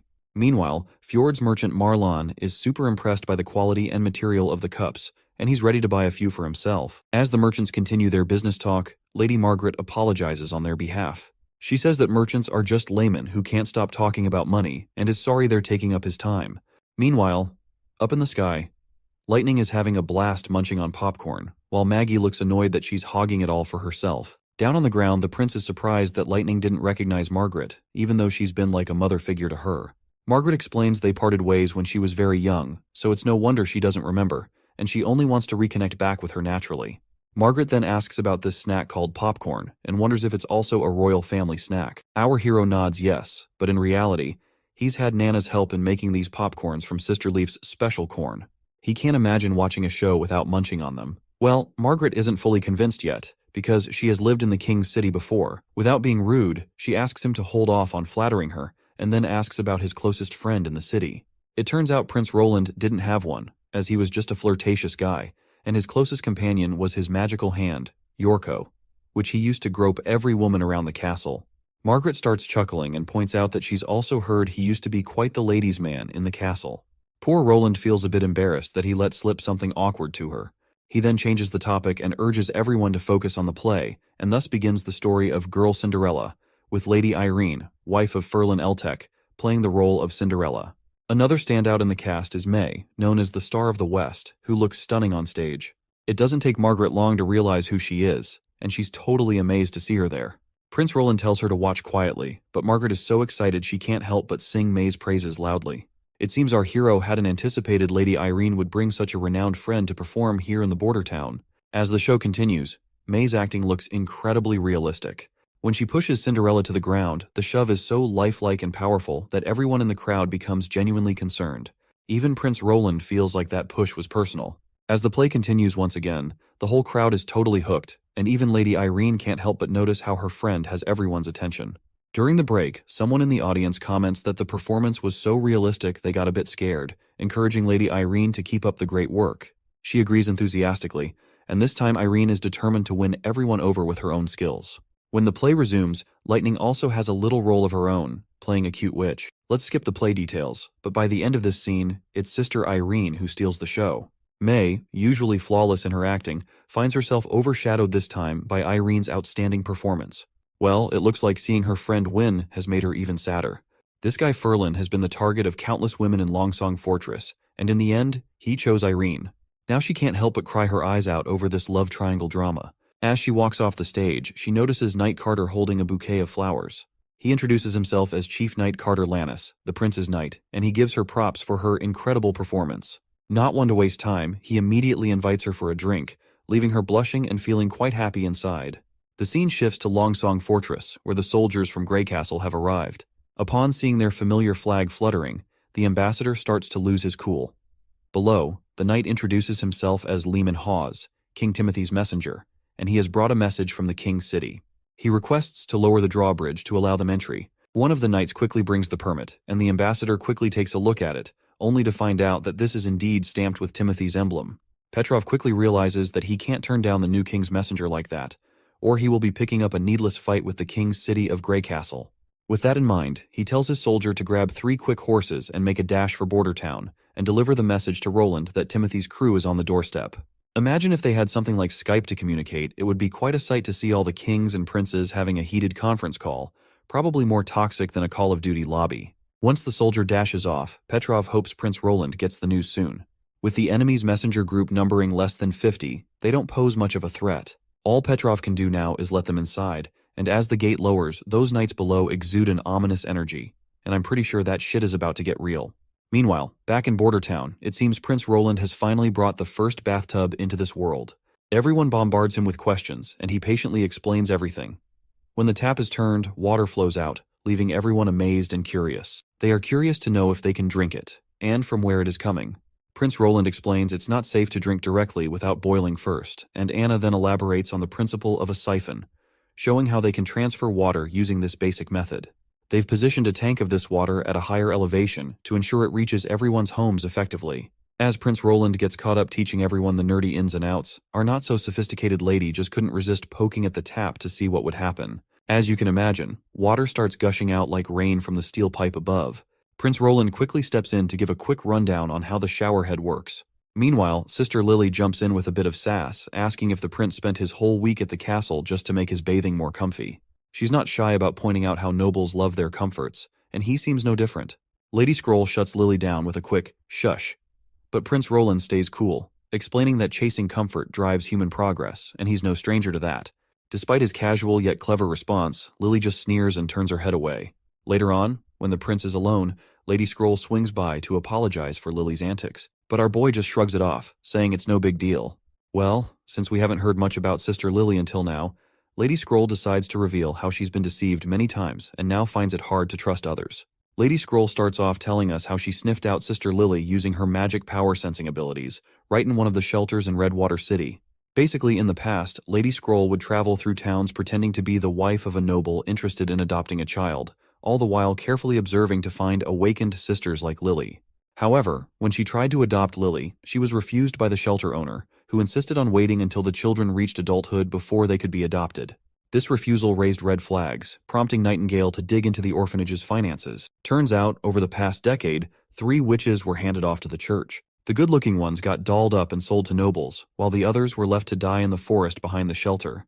When they grilled the shelter owner, it turns out he wasn't running the shelter for the cash. He got a sick thrill from controlling and even killing the girls. That is when their leader Kara, understandably furious, took justice into her own hands and killed that man. When they tried to invite the girls into the association, many of them looked at the association members with hatred. It was as if they were feeling robbed of a chance to be adopted by nobles. Lily was no different until Kara showed the bodies of their friends who were supposed to have been adopted, now dead in the woods behind the shelter. The sight was so overwhelming that Lily vomited and passed out in Wendy's arms. When she woke up, she seemed emotionally numb, like a doll. Under Wendy's nurturing care, Lily gradually recovered, but her experience left her with a deep-seated resentment towards nobles, which might explain her sometimes harsh behavior towards our hero. The prince starts feeling sorry for Lily, realizing she still manages to smile despite everything she's been through. Then, Lady Scroll pops the question, and our hero gives her the go-ahead to ask.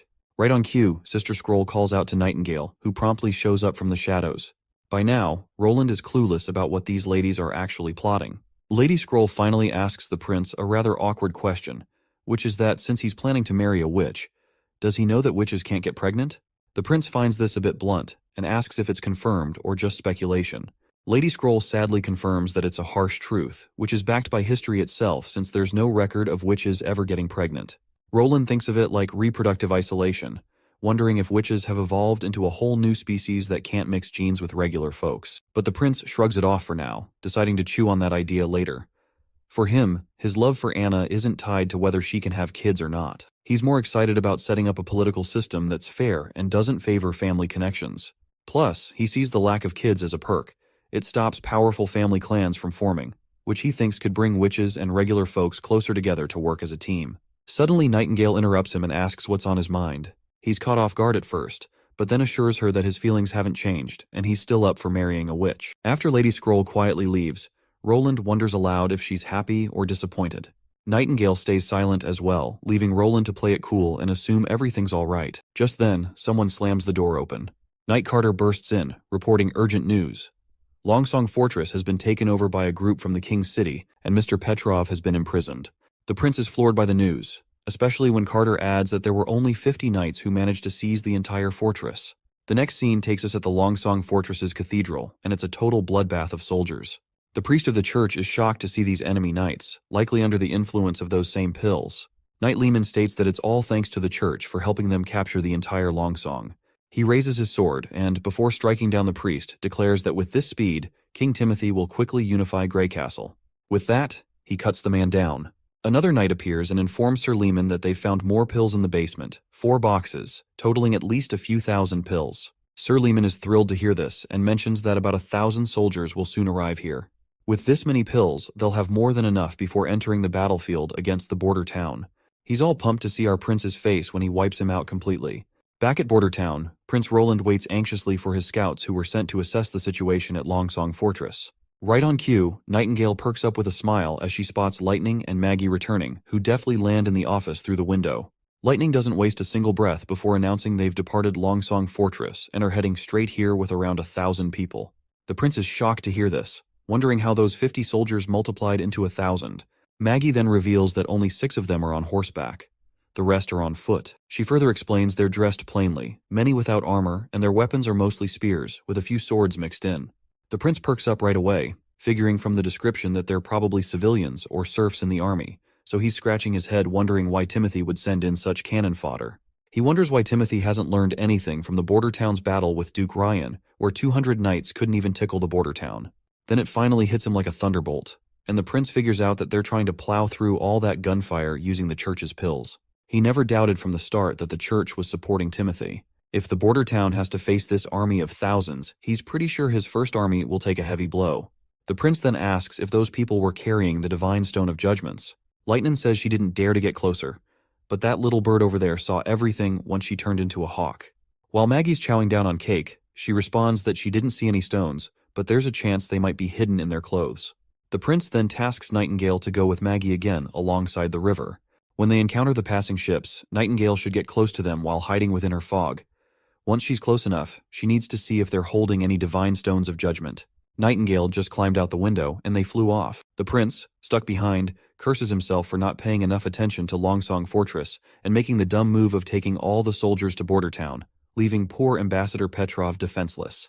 But Anna quickly tells him to save his worries and regrets for later because he still has to figure out how to deal with the approaching army of 1,000. Which will be here in 3 days. She gives him a tight hug and assures him that they won't leave his side, no matter what happens. Shortly after, we see the town gearing up for battle, and Nightingale has returned. The prince asks if she found anything, and she reports back that there were only a few of those divine judgment stones. Lightning then asks about those holes they're digging, and the prince explains they're for bunkers.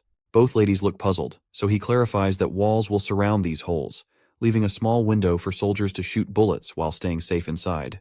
He wants to protect his soldiers from those crazed pill-induced people shooting spears, and only bunkers can offer perfect defense against them. He has also organized 20 groups, each handling one artillery piece, which is a 12-pound field gun with a range of over 1,000 meters. The girls are absolutely thrilled to hear this, because with these guns, they're practically unbeatable. The prince suggests the returning scout group grab a bite since they must be starving after their trip. Meanwhile, Nightingale tells Anna to stick close to Prince Roland during the battle because she has a special mission to handle, to which Anna agrees and tells her friend to leave this to her. In the next scene, we see soldiers marching down, led by the ruthless knight Lehman, urging his party to hurry up. He remarks that if this were the King's City Knights, Roland's head would already be returned to King Timothy. His friend advises him to just chill, noting that without those pills, these people would still be untrained morons. He adds that as a knight who's trained since childhood, the pills feel like they've invalidated all those years of hard work, as even unarmed farmers can fight after taking them. Lehman counters by reminding his friend that those who take the pills suffer greatly once their effects wear off. Meanwhile, we also see Nightingale keeping a watchful eye on these people. And shortly after, they hit the brakes, and the knight announces to his captain that they've spotted Bordertown's troops. Lehman expresses amazement, noting he never expected Ambassador Petrov to notify Roland so quickly. He reveals he's heard rumors about Bordertown using long-range weapons in their battle with Duke Ryan. When those weapons fired, there was a bright flash and a big boom. He's pretty sure those big-wheeled things he sees are those weapons, but they look way bigger than what he heard. His buddy next to him just says they gotta hustle to dodge the constant firing. His friend nods, saying they've got 1,500 guys, and after popping those pills, they can sprint like racehorses, so this time they can wipe the Bordertown quite easily. That is when he catches Nightingale's chilling voice, which totally freaks him out. He spins around after hearing that ominous whisper, but there's nothing there. Even his friends swear he didn't hear a thing. Captain Lehman tells his friend Levin to take some people into the woods for a pincer attack. He rallies everyone up, and that's when Lady Echo shows up out of nowhere. She immediately mimics Vice Captain Levin's voice, ordering the soldiers to gulp down their pills and charge ahead. The soldiers get all fired up and immediately pop their pills. Lehman is stunned, wondering what the hell is going on. He asks Levin what the hell he did, and that's when Nightingale appears, her gun's barrel aimed straight at his head. With a single pull of the trigger, she scrambles his brain entirely. The confident captain finally tumbles off his horse, leaving his friend in shock. Meanwhile, the soldiers just keep marching forward like nothing happened to their captain. Levin gags at the gruesome sight, while he also hears someone mimic his voice and order the brainwashed soldiers to take over Bordertown. When he realizes there's a witch mimicking his voice, it's already too late. Everyone is marching forward, ignoring his attempts to halt them. Some soldiers even try to attack him, but he quickly deals with them in anger, dead set on finding these witches and tearing out their throats with his bare hands. Meanwhile, back in Bordertown, our soldiers start blasting those mindless folks with cannonballs, scattering them like pinballs. Those who manage to get close to the bunkers face gunfire, bringing down them for good. Our soldiers are freaking out to see these damn people running super fast even after losing their limbs. Captain Brian finally understands why the prince warned them that these people are more like demonic beasts than humans. The soldiers reveal that the mindless people are closing in. Brian orders everyone to aim and start firing. Once they do, the bullets find their marks right on target, and the soldiers keep firing relentlessly without flinching. Captain Thin Mustache reloads his gun and suddenly spots a mindless knight climbing up the bunker. He gladly aims and shoots the monster right in the head. Suddenly, a soldier is left staring outside, but the captain yells at him to get down quick because the mindless people are throwing spears at lightning speed. However, the spears do nothing as they just hit the bunker wall and bounce to the ground. One soldier even jokes that he nearly shat his pants seeing those spears, but they turned out to be useless against the bunkers. But sadly, their assumptions are immediately proven wrong when a spear finds its mark right in one soldier's shoulder, causing him to collapse in pain. The captain is shocked and he quickly tells his soldiers to keep firing as he will look after him. The captain grabs the man's hand as he asks if he's going to die. The captain knows he is in bad condition, but not life-threatening. He can't pull out the spear recklessly, or it'll bleed more. He's confident Nana can save him and tells the soldier to hang on because he's not dying today. He assures the trembling soldier that once they finish fighting, they'll rush to Nana as soon as possible. Meanwhile, the mindless soldiers continue to charge at incredible speed across the littered ground strewn with corpses. They run between the fallen bodies with no regard. One of our elite soldiers quickly directs his comrades to adjust the cannons for a firing range of 300 meters and load the grapeshot rounds. With the command to fire, the giant cannonballs soar through the air, tearing through the ranks of the mindless attackers. Suddenly, one of those mindless guys snaps out of this pill's effect. He shakes in fear as he sees one of those giant balls stopping just short of his legs. He immediately bolts back, not wanting to risk getting flattened. After all, he's got 3 wives waiting for him at home. Damn, that's a lot of wives for a regular guy. Other soldiers decide to retreat too, finally realizing they were charging to their deaths for no good reason.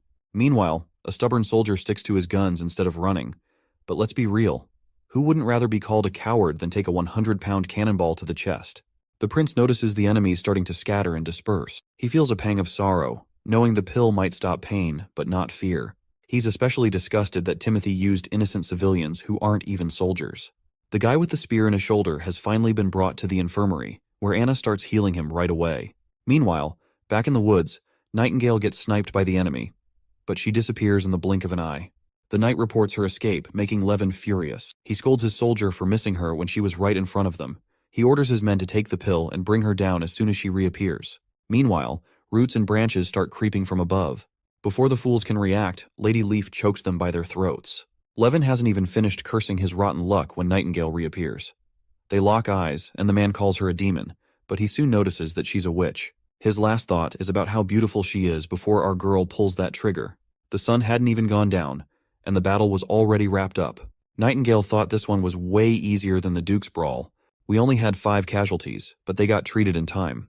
The prince immediately ordered not to kill anyone once those enemy soldiers' pill effects wore off. He assigned Lightning and Maggie to keep an eye on things, while the First Army was tasked with clearing the battlefield, and when the pill effects wore off, the civilians suffered massive side effects. The pursuit team gathered them up and pushed them towards the Longsong stronghold. The information extracted from the captured knights was used to systematically eliminate the remaining enemy forces at Longsong Fortress. They also secured Ambassador Petrov's release unharmed. Since he was part of one of the most influential families, the enemy knights did not dare to lay a finger on him. The prince also comes up with all new plans to ensure this mess never happens again. He decides to build up the army, lay down some roads, and bring universal education to Longsong Fortress. After sorting everything out, he decides to head back to Border Town, telling Ambassador Petrov to step up and not let him down again. The redhead nods in agreement. Petrov then asks what to do with the captives locked up in the bars. The prince tells him to set them free, knowing they won't last long anyway due to the pill's side effects. Once our hero wraps things up at Longsong Fortress, he sets sail back to Border Town. It's early morning, and Nightingale asks why he's up so early, telling him to catch more sleep. She then asks if he's worried about the civilians who took the pill. It seems her hunch is right on the mark. He is still bothered by the fact that they were all forced by Timothy. He points out that if they hadn't taken those damn pills and been controlled by others, they wouldn't have died needlessly in some strange place they did not even know. The woman tries to reassure him, saying it's not his fault. But he responds that even if it's not his fault, he couldn't stop them, and many more will be sacrificed in Timothy's fight for the throne. And the ones who are pulling the strings from behind and making those pills will have to pay for this bloodshed as well. She then asks if he plans to take down the church so it stops causing trouble and everyone can live happily together with the witches. He grins and says, that's exactly the plan. The next scene takes us out to sea, where we finally see Lady Ash after a long absence. Her eye patch-wearing companion asks why she settled on Sleeping Island when there are larger islands like Crescent Moon Bay in the fjords. Not to mention, Sleeping Island sometimes submerges once the tides are high. Ash reminds him that not many people are interested in bumping into witches, and further explains that while Sleeping Island will eventually sink, that's why it's still empty despite being the 3rd largest in the fjords. But the man states that size doesn't matter if it's unlivable, to which she reminds him that since witches can tweak nature itself, she's not sweating it.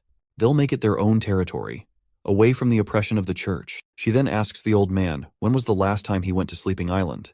He says it was around a month ago when he brought a group of witches to plant a full field of pearl rice there. He recalls how playful and wonderful they all were. Suddenly, another sailor spots something nearby and alerts the captain. It looks like a giant boulder, but it's massive in size. The captain finds it hard to believe since the only landmass nearby is Sleeping Island. It doesn't make sense for there to be boulders out here. But the report insists his eyes aren't deceiving him. Meanwhile, Ash just smirks. By now, we know who's behind this. When the captain sees it for himself, he's utterly baffled.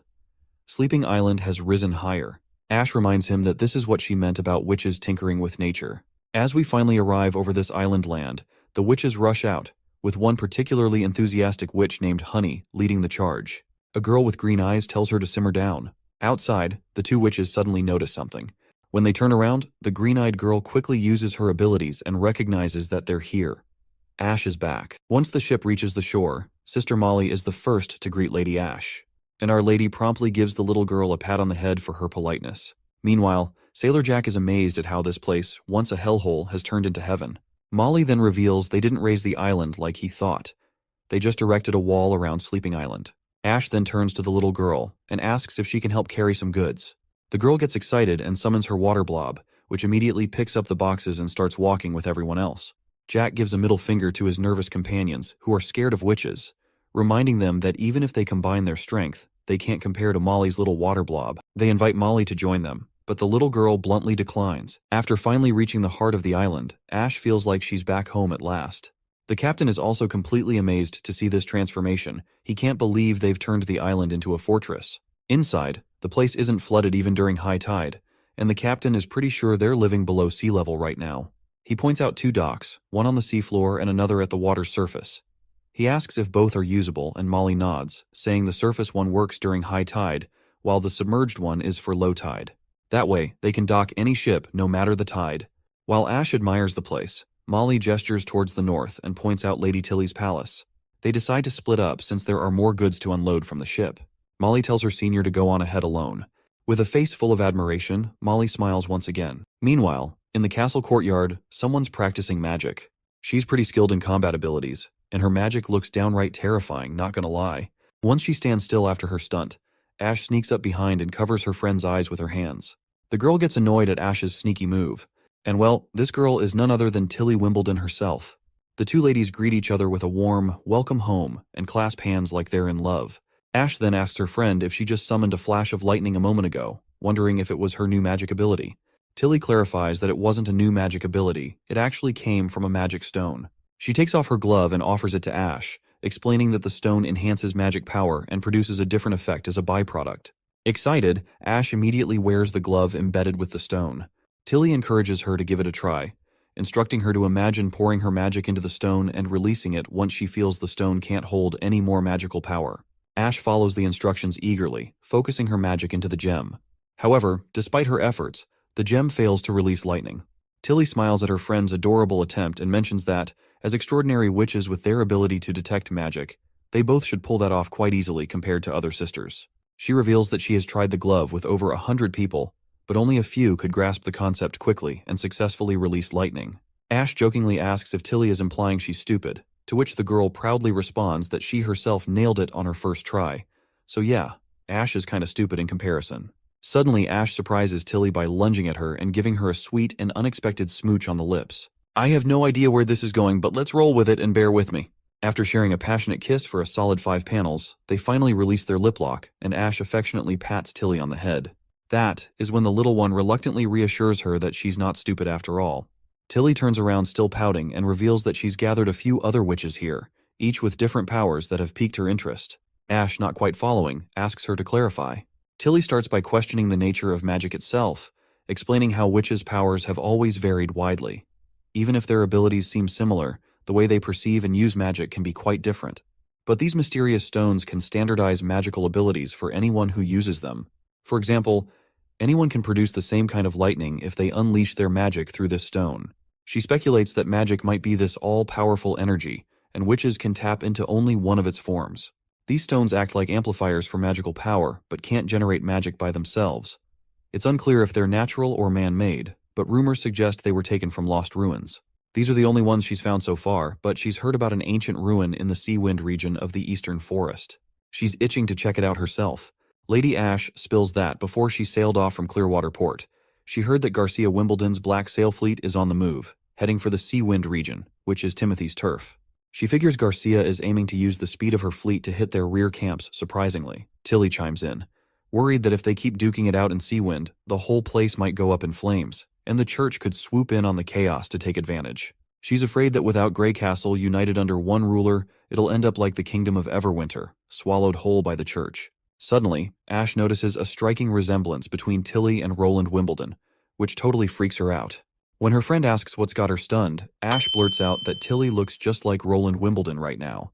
The caring sister perks up at the mention of her brother, and she immediately starts grilling Ash if she met Roland, and also asks her about her trip to the western region. Once Lady Ash spills the details of her journey, Tilly immediately asserts that the person Ash saw is not Roland Wimbledon anymore. He must have been replaced by someone else. With a serious tone, she suggests that if Roland is gathering a lot of witches, either the witches are controlling him or one of them has taken on his appearance, pretending to be him. She argues that the knowledge and intellect he's displaying couldn't have come from the court mentors. Tilly reveals that her brother was always terrible at lying, so it's impossible for him to hide his true nature. The current person can't be her stupid, annoying brother, but still, he is her brother. He's probably the least troublesome among their siblings, and expresses her intention to reach out to him. Ash mentions Maggie stayed behind but will arrive by month's end with news from Border Town. While they are waiting for Maggie, Tilly suggests they start their cleansing plan. She tells Ash they'll scrub the fjords clean of any church influence, making it a safe spot for witches. Ash playfully grabs her friend's hand, gives it a kiss, and promises to make her queen's wishes happen. The next scene shows our glamorous girl admiring herself in their newly made mirror. Others are also excited about it, giving all the credit to Soraya, who created a coating with mercury properties to make this crystal clear mirror that reflects perfectly. But Lady Lily, always confident, just shrugs, saying she's tired of seeing women always drawn to these kinds of things. That's when another sister reminds her that she's a woman too. Lily sighs and admits she is, but she points out her own lack of humanity's biggest weapons, gesturing at Wendy, who is standing nearby. Hummingbird finally understands what her friend is talking about, especially after seeing her own flat chest. While she hides behind Lily, she expresses her desire to have her hooters as huge as Sister Wendy's. Meanwhile, we also see Anna and the prince together again, this time tinkering with a microscope. The prince encourages Anna to give it a try. As Anna peers into the microscope, she's initially shocked to see something moving in the water, and a closer look reveals lots of little bugs swimming around. Everyone else gathers around, equally amazed to see what's going on. Maggie, on the other hand, is horrified and declares she won't drink water if it means consuming those creepy bugs she just saw. Lady Scroll questions if these creatures are real, prompting Prince to dive into a nerdy explanation about protists or unicellular organisms. He explains that they're living creatures, and there are even smaller ones like bacteria and viruses that also exist in water. Meanwhile, Nightingale, who always bunked her science classes, starts drinking the same contaminated water. She spits it out immediately when someone shouts that they're actually swallowing a bunch of bugs while drinking. As Sister Lily peers through the microscope, she's all curious about where Prince is picking up all these weird facts. With her ability to keep food fresh, she figures it might work on water too. But when she tries it out, bam! Her magic goes haywire, conjuring up microorganisms from nowhere that start chomping down on everything in the water, multiplying like crazy. Nightingale spots Lily's magic acting up, but before she can say anything, Lily's magic pulls a stunt, gathering into a blob that forms this weird critter. Prince takes a peek through the microscope and sees these bug-like things saluting Lily of all people. Everyone cheers Lily on for leveling up to the third evolved witch in their crew. The girl blushes and reluctantly admits that she thought she might as well understand the tiny ball theory to evolve her abilities, and it actually worked. However, she still can't wrap her head around the idea that everything in the world is made up of tiny balls. In her eyes, if steel or rock were made of tiny balls, they'd just scatter into a pile of dust. She's fascinated that the water has been purified by the little bugs Lily summoned. Prince then says the next step is individual testing. Only this way can they confirm how effective Lily's evolved ability really is. He wants to see how it performs over time and how it reacts to the Divine Stone of Judgment. If it works out, it could be a big step forward for Border Town's medical development. After 3 days of testing her ability, Prince sorted the purple bugs Lily summoned into 2 main groups, parents and replicas. She discovered that the parents are the primary microorganisms that appear first when she uses her magical power. As long as Lily keeps them fueled with magic, they can stick around indefinitely. But if she strays more than 5 meters away, poof, they disappear on her. And if they get caught within the range of that Divine Stone of Judgment thing, they scatter like confetti. Now the replicas are a different breed. They don't give a hoot about the Divine Stone of Judgment. They're like the rebels of the microbe world. They've got bits and pieces of the parents' characteristics and love to pick fights with other bad microorganisms to keep the food from spoiling. But here's the twist. They don't stick around as long because their assimilation skills seem tied to their size. Replicas can't replicate like parents do either. They only live for 1 day and will kick the bucket immediately once the water is boiled. Prince was jazzed, saying these bugs could chow down on all sorts of nasty germs and viruses, making them a real game changer for sanitation and sterilization. After luxuriating in a bath and feeling refreshed, Lily couldn't help but chuckle, giving props to Prince for inventing showers, even though she was the first to rib him about his noble comforts back then. Once she's out, she tells Sister Moon to hit the showers too, but the girl retaliates by smacking Lily with a pillow, accusing her of being a turncoat. Lily's baffled by her friend's sudden attack, prompting Moon to remind her about how she scoffed at the tiny ball theory yet still evolved a new ability. Lily sighs and tosses the pillow back, explaining that her evolution had zilch to do with tiny balls. Even Prince said you don't have to buy into it to evolve. Moon lights up with relief, asking timidly what she should do to understand her own ability, especially since her magnetic field powers are invisible and intangible. Lily shrugs, admitting she's clueless too. She only knows what her ability looks like and understands nothing about Prince's lectures on bacteria and such. Just thinking about it gives her a headache. Prince might as well write her an entire textbook. Moon tells her to quit complaining since she's already evolved. She is afraid that if things keep going at this rate, then she will be no help to the prince at all. Lily smiles and cryptically tells her to just take a shower to figure out her ability. Confused, Moon has no idea what her friend means. To which, Lily clarifies that she should shower with Anna, which embarrasses Moon even more. Shortly after, we see the blue head finally ending up showering with Anna. She remains shy and apologizes to her senior for only being able to ask her while bathing, given how busy Anna usually is. The senior then asks what her junior wants to talk about, and points out how everyone these days, including Maggie who recently joined, is eagerly learning. Moon feels inadequate compared to everyone else's hard work, to which the senior reassures her that everyone works hard in their own way, emphasizing that witches are dedicated to understanding themselves, their abilities, and their future paths. Anna shares how Prince helped guide her, showing her that her abilities aren't just for evil purposes, but can be useful too, which led to her evolution. She advises her junior not to force herself but to keep learning at her own pace, knowing she'll progress naturally. After their serious conversation, Anna starts rubbing shampoo into Moon's head, which leaves Moon feeling totally embarrassed and awkward, especially since they had never seen shampoo before. In an attempt to reciprocate, Moon decides to rub Anna's back as well. It seems like Lady May is intrigued by the scented soap in town, and Knight Carter explains that it's a popular item used by everyone in the castle. He praises its ability to remove oil and leave a refreshing rose scent. Lady May decides to sniff the soap herself and is pleasantly surprised by its pleasant fragrance.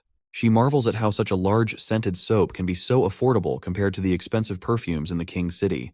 Carter reveals that they've managed to make it more cost-effective by using different materials instead of high-priced ones. He proceeds to buy several soap blocks for her, which causes Lady May to blush slightly. Knight Carter mentions the limit of 2 bars per person but offers to ask Prince for more if needed. After receiving the soap bars, Lady May looks a bit taken aback but eventually smiles and accepts them gladly. Lady May is deep in thought while Carter is out picking a gift for her. She's mulling over her past at Longsong Fortress, where she recognized and wanted in their theaters. But she couldn't stand the idea of working in a small town like a border town which is full of folks she thinks are illiterate. Suddenly, Carter returns with the gift, and when she opens it, there is a stunning mirror, which is showing her reflection, showing her how beautiful she looks. Even Carter compliments her beauty from her recent stage performance and smoothly asks if she'd like to hang out more. Seems like Carter's head over heels, and who knows, maybe she's feeling the same. Later that evening, after their pleasant time together, Lady May sits down to write a letter to Ambassador Petrov.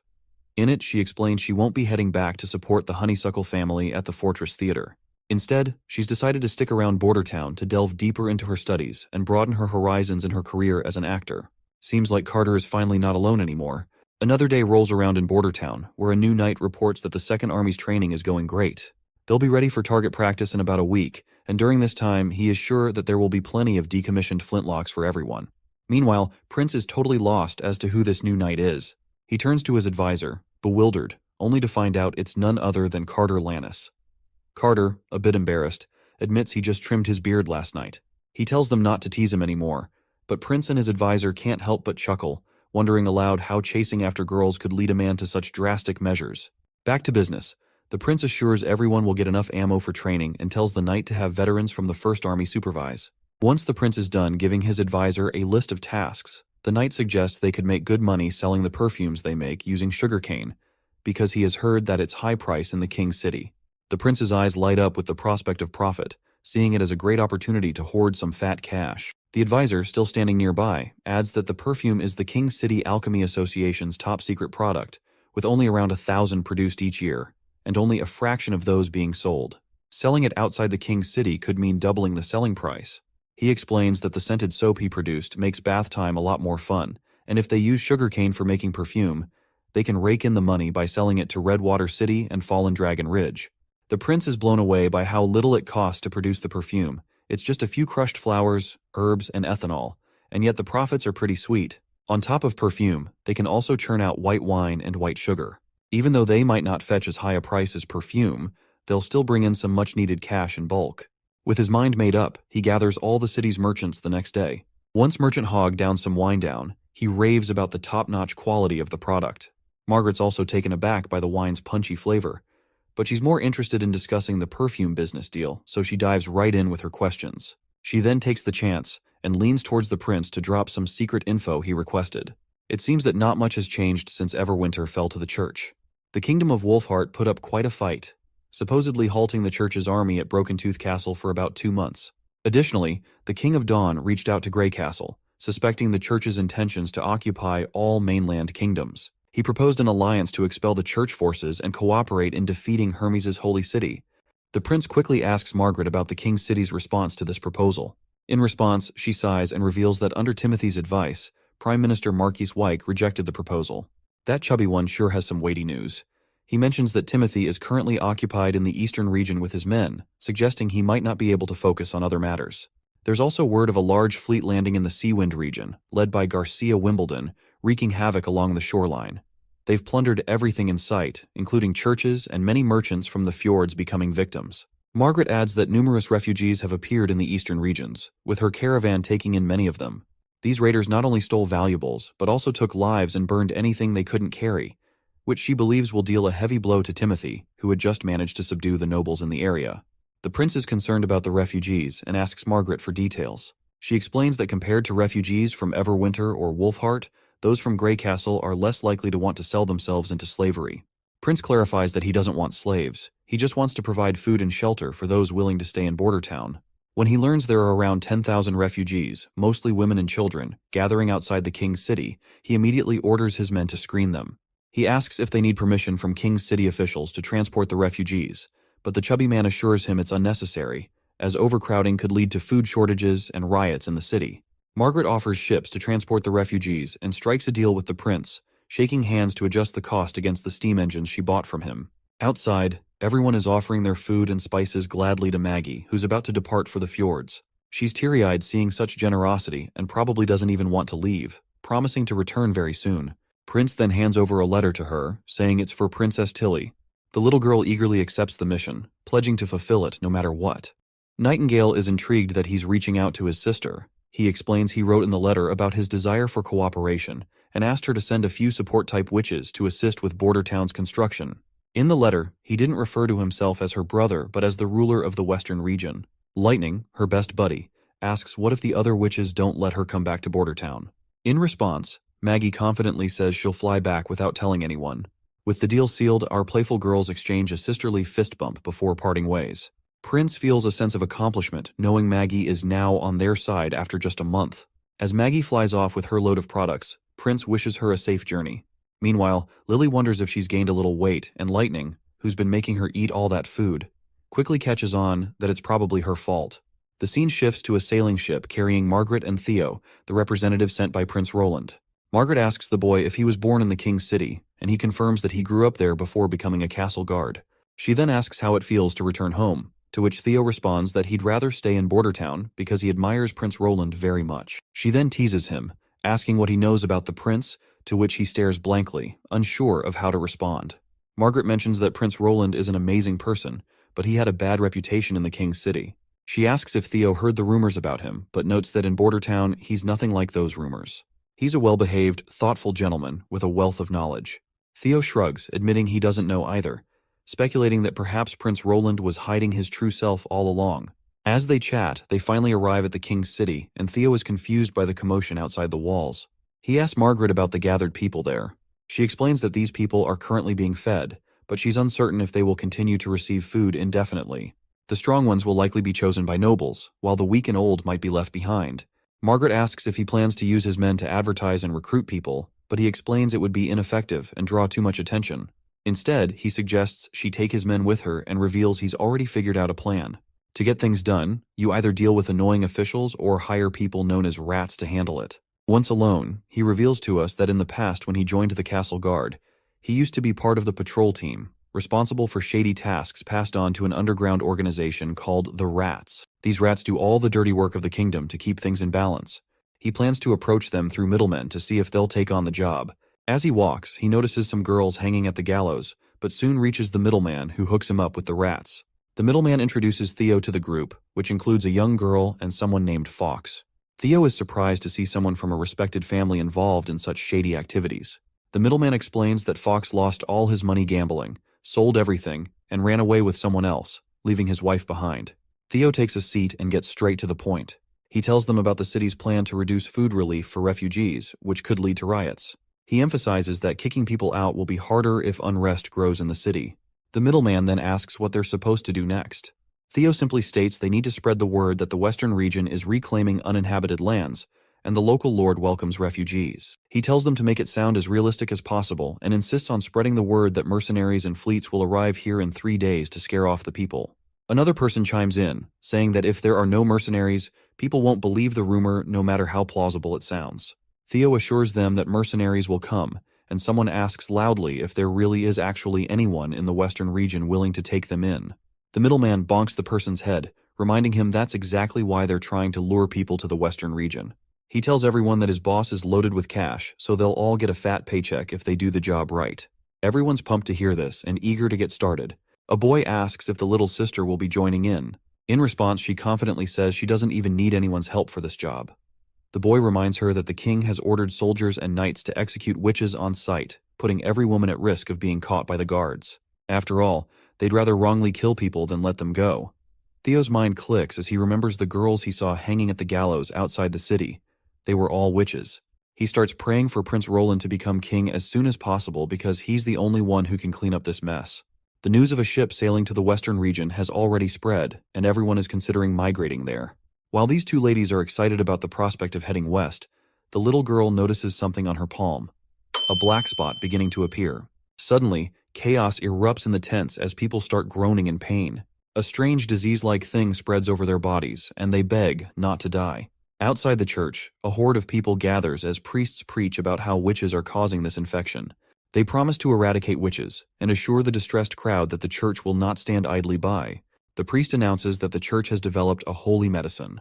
Hope sparks among the people again, but the priest takes his chance and urges them to devote themselves entirely to the church to receive it. The desperate people quickly show their willingness to give everything to the church for salvation, and they do not even bother to question this bastard's words. Back with our duo, Margaret finds it suspicious that witches could be responsible for this plague. After all, the Divine Stone of Judgment can quickly neutralize witch powers.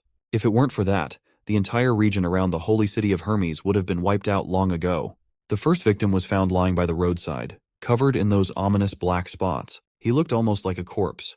It appears this is the same poison the Pope told to Priest Maine, the one meant to be used over King City. It spreads simply through a rotting corpse traveling through air, and can affect anyone without needing to be ingested. No wonder only the church has a cure for this. These two have no clue about the disease, so they are brainstorming what it could be. Theo mentions that no herbal treatments worked, and their blood turned entirely black for some reason. He reveals that some refugees outside the city, and even those he sent on ships to the border town, have caught the same disease. He explains that due to the rats' selfish choices, they unknowingly put infected people on the ships too. He doesn't blame them though, as he had only informed them about working with nobles of the king's city to relocate refugees out of the city, so they naturally included the infected for the city's safety. Theo tells her he's stopped moving refugees for now, but those ships already sailing might still have infected people. So he tells her to report back to Prince Roland that infected folks are coming their way, so they should get ready. The lady assures she's got it covered since messages spread like wildfire among merchants. Meanwhile, on the boat with refugees, people are feeling sick. We spot the same girl from earlier on board, with another girl giving her water. A man warns the girl not to get too close to the sick girl because the marks have spread to her neck and she doesn't have long. He's convinced they're all doomed, which makes the girl cry. Even some of the crew transporting them have caught the infection. Despite the despair, the lady believes they'll be saved once they reach the western region. A man bursts in, claiming it's all useless no matter where they go. Another man intervenes, saying it won't be useless because they have Prince Roland on their side. The next scene takes us to the border town where Knight Carter is rallying the soldiers, urging them not to let their guard down because Eastern region refugees will soon be arriving. Prince Roland is equally serious about the urgency, especially after learning that there are sick people coming to border town, and he has already prepared for it. Lily has also mastered the disinfection process and is eager to help cure the arriving sick people. Infirmary camps have been set up in advance, and the infected individuals from the ships have arrived. They are escorted into tents where Sister Lily treats them with utmost caution. To prevent fear and maintain safety, the victims are blindfolded so they cannot see Lily, who works diligently behind a counter. Prince has also implemented a system to keep victims from getting close to Lily, ensuring they're treated safely from the other side of a counter. The first patient is a native soldier from the border town who was aboard the ship. The girl, Lily, immediately begins her healing process, with Prince watching attentively. Once she's done, Roland asks if she is finished, and Lily confirms that she has. He then asks the patient how he feels. The soldier initially says he feels kind of good, but then he's absolutely shocked when he realizes it was Prince Roland who spoke to him. The soldier immediately salutes the prince with a big smile on his face, expressing how amazing he feels. Turning to Lily, Prince Roland seeks clarification. She explains that the symptoms aren't typical of the plague. The black spots are from sepsis, causing cyanosis. Even after killing off the Yersinia pestis bacteria, these spots take time to fade back to normal. The prince tells him to gather up the other soldiers and send them about 10 at a time. The soldier nods appreciatively, thanking Nana for her healing. But Prince Roland corrects him, saying it's Lily, not Nana, as Nana deals with injuries where there's bleeding. Hearing this, the soldier quickly shows his respect to Sister Lily, which deeply moves her. It's probably the first time she looks so relaxed and natural, as she usually acts like a stubborn brat. But then again, she turns to her usual stubborn self while blushing slightly. She insists she doesn't need any credit. But Prince Roland teases her, asking why she's blushing so much then. The prince gives her a good old pat, and that's when Nightingale enters the scene, telling them she just witnessed a strange phenomenon. She explains that there were signs of magic in the blood of those people, and the prince is quite startled to hear this. Nightingale continues, describing how in the fog it looked like stars in the sky, something she'd never seen with such small magical glows before. While the prince examines the things under the microscope, he sees these mucus-filled little bugs. Nightingale reveals that since anything related to magic is either caused by witches or something to do with the church, she can bet her life that this is the church's doing, much like those pills. Meanwhile, Lily's bugs immediately attack these mucus-filled pests and start devouring them. The prince also set up a second building where Nana could treat severely wounded patients. He's confident they can handle this epidemic with their two talented girls. He hopes they can soon stand on stage, receiving the applause they deserve instead of quietly healing in those boxes. Suddenly, the prince notices Nightingale dozing off. When he tries to snap her out, she starts rambling about seemingly unrelated things. With a bright smile, she reveals that the witch union will soon have a new member. As dusk settles, we see the same girl sitting on the ground. A soldier kindly offers her some food, and she thanks him warmly. She's still a bit puzzled about having to wear a blindfold before going into the tent. But after getting that mysterious treatment, she and the others are feeling a lot better. Tears of joy well up in her eyes as she's grateful that everything's going okay now. She just wants to keep living like this, because their lives were so tough before, especially losing both her mom and dad. All she wants now is to stay alive with her sister. Well, it seems like one of the girls from these two is a witch, and that is precisely why Nightingale hinted about the new witch joining them soon. Right on cue, she appears behind the sisters. Nightingale introduces herself as a witch, which fascinates the girl, who reciprocates to the gesture and introduces herself as Lucia White, and she immediately expresses her desire to join the Witch Association. Nightingale agrees and offers to take her home, mentioning that Prince Roland wants to meet her as well. Later that night in the castle, we see Prince examining these materials before him, which seem related to Lucia's abilities. Although the specifics of her powers are unclear, she used a cup to demonstrate her abilities. She worries she may have damaged the cup, but the prince reassures her and asks if she can do the same with other objects. Before she can respond, her stomach grumbles loudly, causing her embarrassment. Nightingale smiles and decides to grab some food before diving back into the nerdy stuff. The prince decides to throw a feast for her, and later that night, all the witches gather around the table ready to enjoy the meal. Wendy officially welcomes Lucia into the union, and everyone gathers around her warmly, which melts the girl's heart right away. Wendy offers her some grilled meat, mentioning Anna's skill at grilling, encouraging Lucia to give it a try. Meanwhile, Lightning makes sure to serve her fine wine, insisting she enjoy as much as she wants. Wendy then pats her on the shoulder and tells her she can call on her if she needs anything. Lucia feels deeply touched to see everyone so lively here compared to the harsh outside world. She can't help but feel a sense of warmth, as if she has finally come home. Meanwhile, we're back with the other sister who has just woken up from her nap. Lucia immediately asks how she's feeling, to which the little one meekly replies that she's really hungry. The older sister assures her to wait there, as she'll be right back with the grilled fish Nightingale gave her. Suddenly, the girl realizes she's not on the ship anymore. Her sister explains they've arrived at their destination in the western region, the border town. The witches under the Lord have also cured her, and she reveals they're in the castle right now. She tells her sister that everyone here treats her very well, no matter who they are, and they don't see her as an outsider. She even mentions that this place has things called bathrooms, and Nightingale was the one who bathed her while she was unconscious. While her sister munches on those dried fishes, her sister gladly tells her how things are in the border town.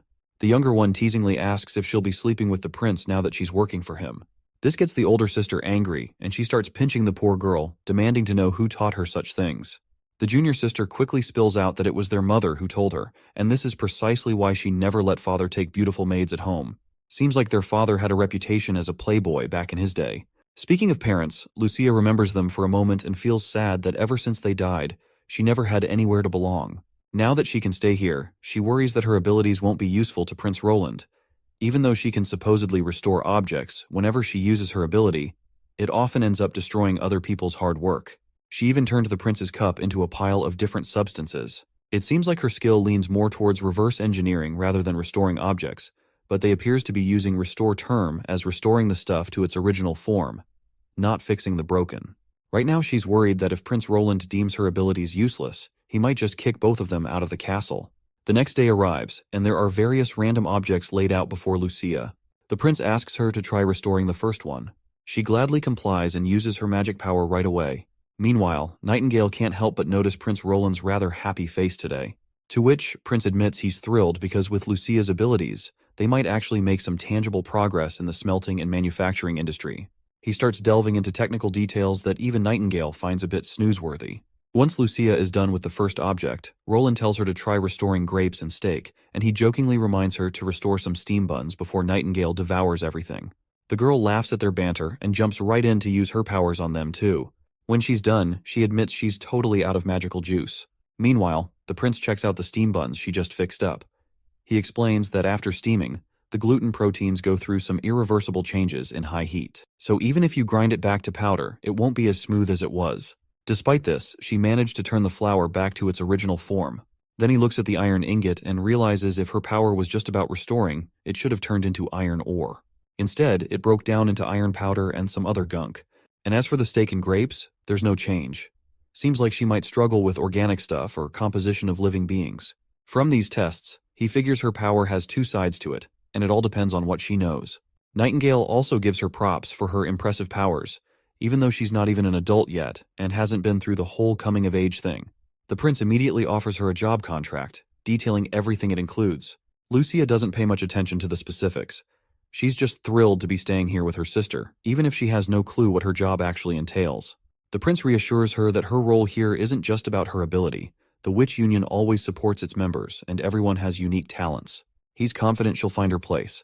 A few days later, they're all in the council room hashing out plans for a battle against the king's city. He warns it's going to be different this time, since they will be fighting this war in an unfamiliar territory, so he tells everyone to be extremely cautious. He lays out the map, pointing to the red square in the middle representing the king's city, and the blue lines representing the canals. He assigns two main tasks. First, to protect the witches and heal the refugees, then safely return them to the border town. Second, to prevent the epidemic from spreading into the king's city. He explains they'll set up a lookout post on a high point outside the city overlooking the ports. The soldiers will disguise themselves as caravan mercenaries to help the cured refugees board ships. Lily is put in charge of curing the infected. Everyone will gather river water, and she'll purify it to distribute to the sick. He stresses two big things. First, everyone boarding the ship needs to have already drunk the purified water. Second, don't ever use boiled water to make the purified stuff. Funny thing is, the dirtier the water, the better. Because that way, it will have more bad microorganisms that will get replaced with Lily's microorganisms during the purification process. He reveals that the epidemic was caused by the church, and the disease started spreading in the king's city. The church claims to have a cure, but ironically refuses to distribute it to the city residents, just because they want to appear as saviors while deceiving everyone. He declares they'll also work to dismantle the church's propaganda. He's confident everything will go smoothly this time, and he's ready to take these guys down for good.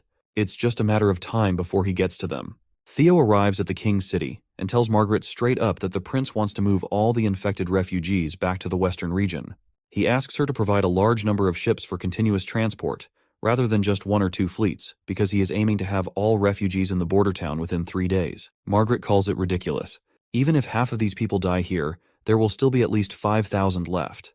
Transporting them all in 3 days would require nearly 100 sailing ships. She explains that even if they used all the ships in the Chamber of Commerce, it would cost thousands of gold royals. Even the steam engines couldn't cover such expenses, and as a merchant, she's not willing to take such a big loss. Well, Looks like the prince saw this coming. So, Theo hands her a letter from our hero, laying out all the details about the cost. Theo also explains that if they can't get everyone out in 3 days, the church might swoop in and things could get messy. After Margaret reads the letter, she jumps straight to the point, asking about the timeline. Theo looks puzzled for a moment, wondering what she means. With a little smile, Margaret politely asks when they need to have all the ships ready to go. Not sure what was in that letter, but it must have been something good to make this greedy fox accept the terms so quickly. The scene shifts to the fjords, where the church's outposts are under attack by the witches. Leading the charge is Lady Ash and her squad of sweet little ladies. After spotting the arrows being shot, Ash informs her crew they're anti-demon arrows, so they need to clean up fast. With that in mind, she leaps into the air without warning, soaring high enough to reach the soldiers on the wall. With a single swing of her sword, she wipes them out like it's nobody's business. She continues slashing left and right, cutting down everyone in her path without a care in the world. One of the knights tries to track her with a specially made arrow, but he gets his eye ripped out by a fat black crow who suspiciously resembles Maggie. The other girls come rushing back to join the fight, and Ash rallies her friends, reminding them that once they clear out every priest from the fjords, there will be no one left to mock the witches with their laughable beliefs. Soon after, Ash has wiped out the entire church. A jar of pills rolls across the ground as our black beauty hovers before the knight who lost his hand which was holding that jar. He calls her a demon, a term she certainly doesn't appreciate given the church's persecution of witches. In response, she swings her sword and cuts him down without hesitation. With the area now confirmed clear of enemies, the other witches ask if she's cleared out the entire area too. She smiles and confirms that it's over. She declares that even though the outposts around the fjords didn't house thousands of soldiers or a judgment army, but by eliminating them all, they've carved out a place for their existence and won the battle. Everyone bursts into happiness, celebrating their hard-earned victory. Back at Sleeping Island, Princess Tilly is absolutely thrilled to hear the good news about the successful annihilation of the church, and she reveals to her friend that this news had already been delivered to her by Maggie. Ash nods, noting that Maggie can actually fly faster than ships can sail. She then asks where Maggie is now, to which Princess Tilly reveals that she's already left for the western region without even waiting. Tilly explains that Maggie has made a friend over there, and if it weren't for the battle against the church, she would have already reached Border Town by now. Tilly admits that after hearing so much about them, she's genuinely curious and wants to meet them at any cost. Ash wonders if she made a mistake letting Maggie stay there, but Princess Tilly reassures her, saying she actually did a great job.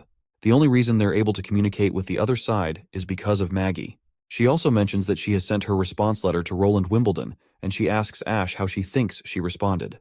Her friend confidently states that she surely denied giving any witches to him, since sailing the sea itself is dangerous. To her surprise, Princess Tilly says that's wrong, causing Ash to choke on her tea. Tilly explains that she agreed to his request and even briefly introduced the abilities of support-type witches in the letter, and she is willing to send a few witches to Border Town. Tilly happily states that it's for the sake of exploration and knowledge, and they should strengthen their friendship and move forward together. But still, her friend expresses her disagreement, to which the princess further reminds her that since they both hate the church, forming a friendship with Roland's group is an added strength. She insists that if they are friends, they should be kind to each other. Additionally, according to Maggie's report, a witch can further evolve her abilities through the acquisition of knowledge. By sending witches to study would really help Sleeping Island out. Ash still insists going there would be risky, but Tilly quickly reassures her she won't go until she confirms everything. She also brings up Sister Sylvie's knack for seeing through disguises, whether it's makeup or magical illusions, which means they can easily uncover Roland's true identity. Most importantly, Tilly trusts Ash, and she is sure that her friend will always be by her side no matter the danger. Ash stays quiet, not sure how to convince her, while the princess decides to postpone further discussion until Maggie arrives with her reports. Right now, she's got other important stuff to focus on. Lady Ash then curiously asks what she's talking about, and Princess spills the beans that outside the mainland lies Shadow Island within Fjord's boundaries, a place where most of the magic stones they've acquired come from. Now that the church is out of the picture, Tilly wants to personally check out these ruins and see what they're all about. Upon hearing the mention of Shadow Island, her friend then asks if she is talking about the ruins known as the legendary Ghost Red River. If yes, she explains how these ruins vanish and reappear in the sea, with dangerous currents and sea monsters all around, making it super tricky for anyone to get near. She mentions plenty of explorers have bitten the dust on Shadow Island just chasing after this wild phenomenon, so she's not sure how they'll tackle exploring those ruins. Princess Tilly then spills that there's an outsider explorer chilling right here on Sleeping Island. He's the one who first stumbled upon those ruins, so he is definitely going to lead the path for them.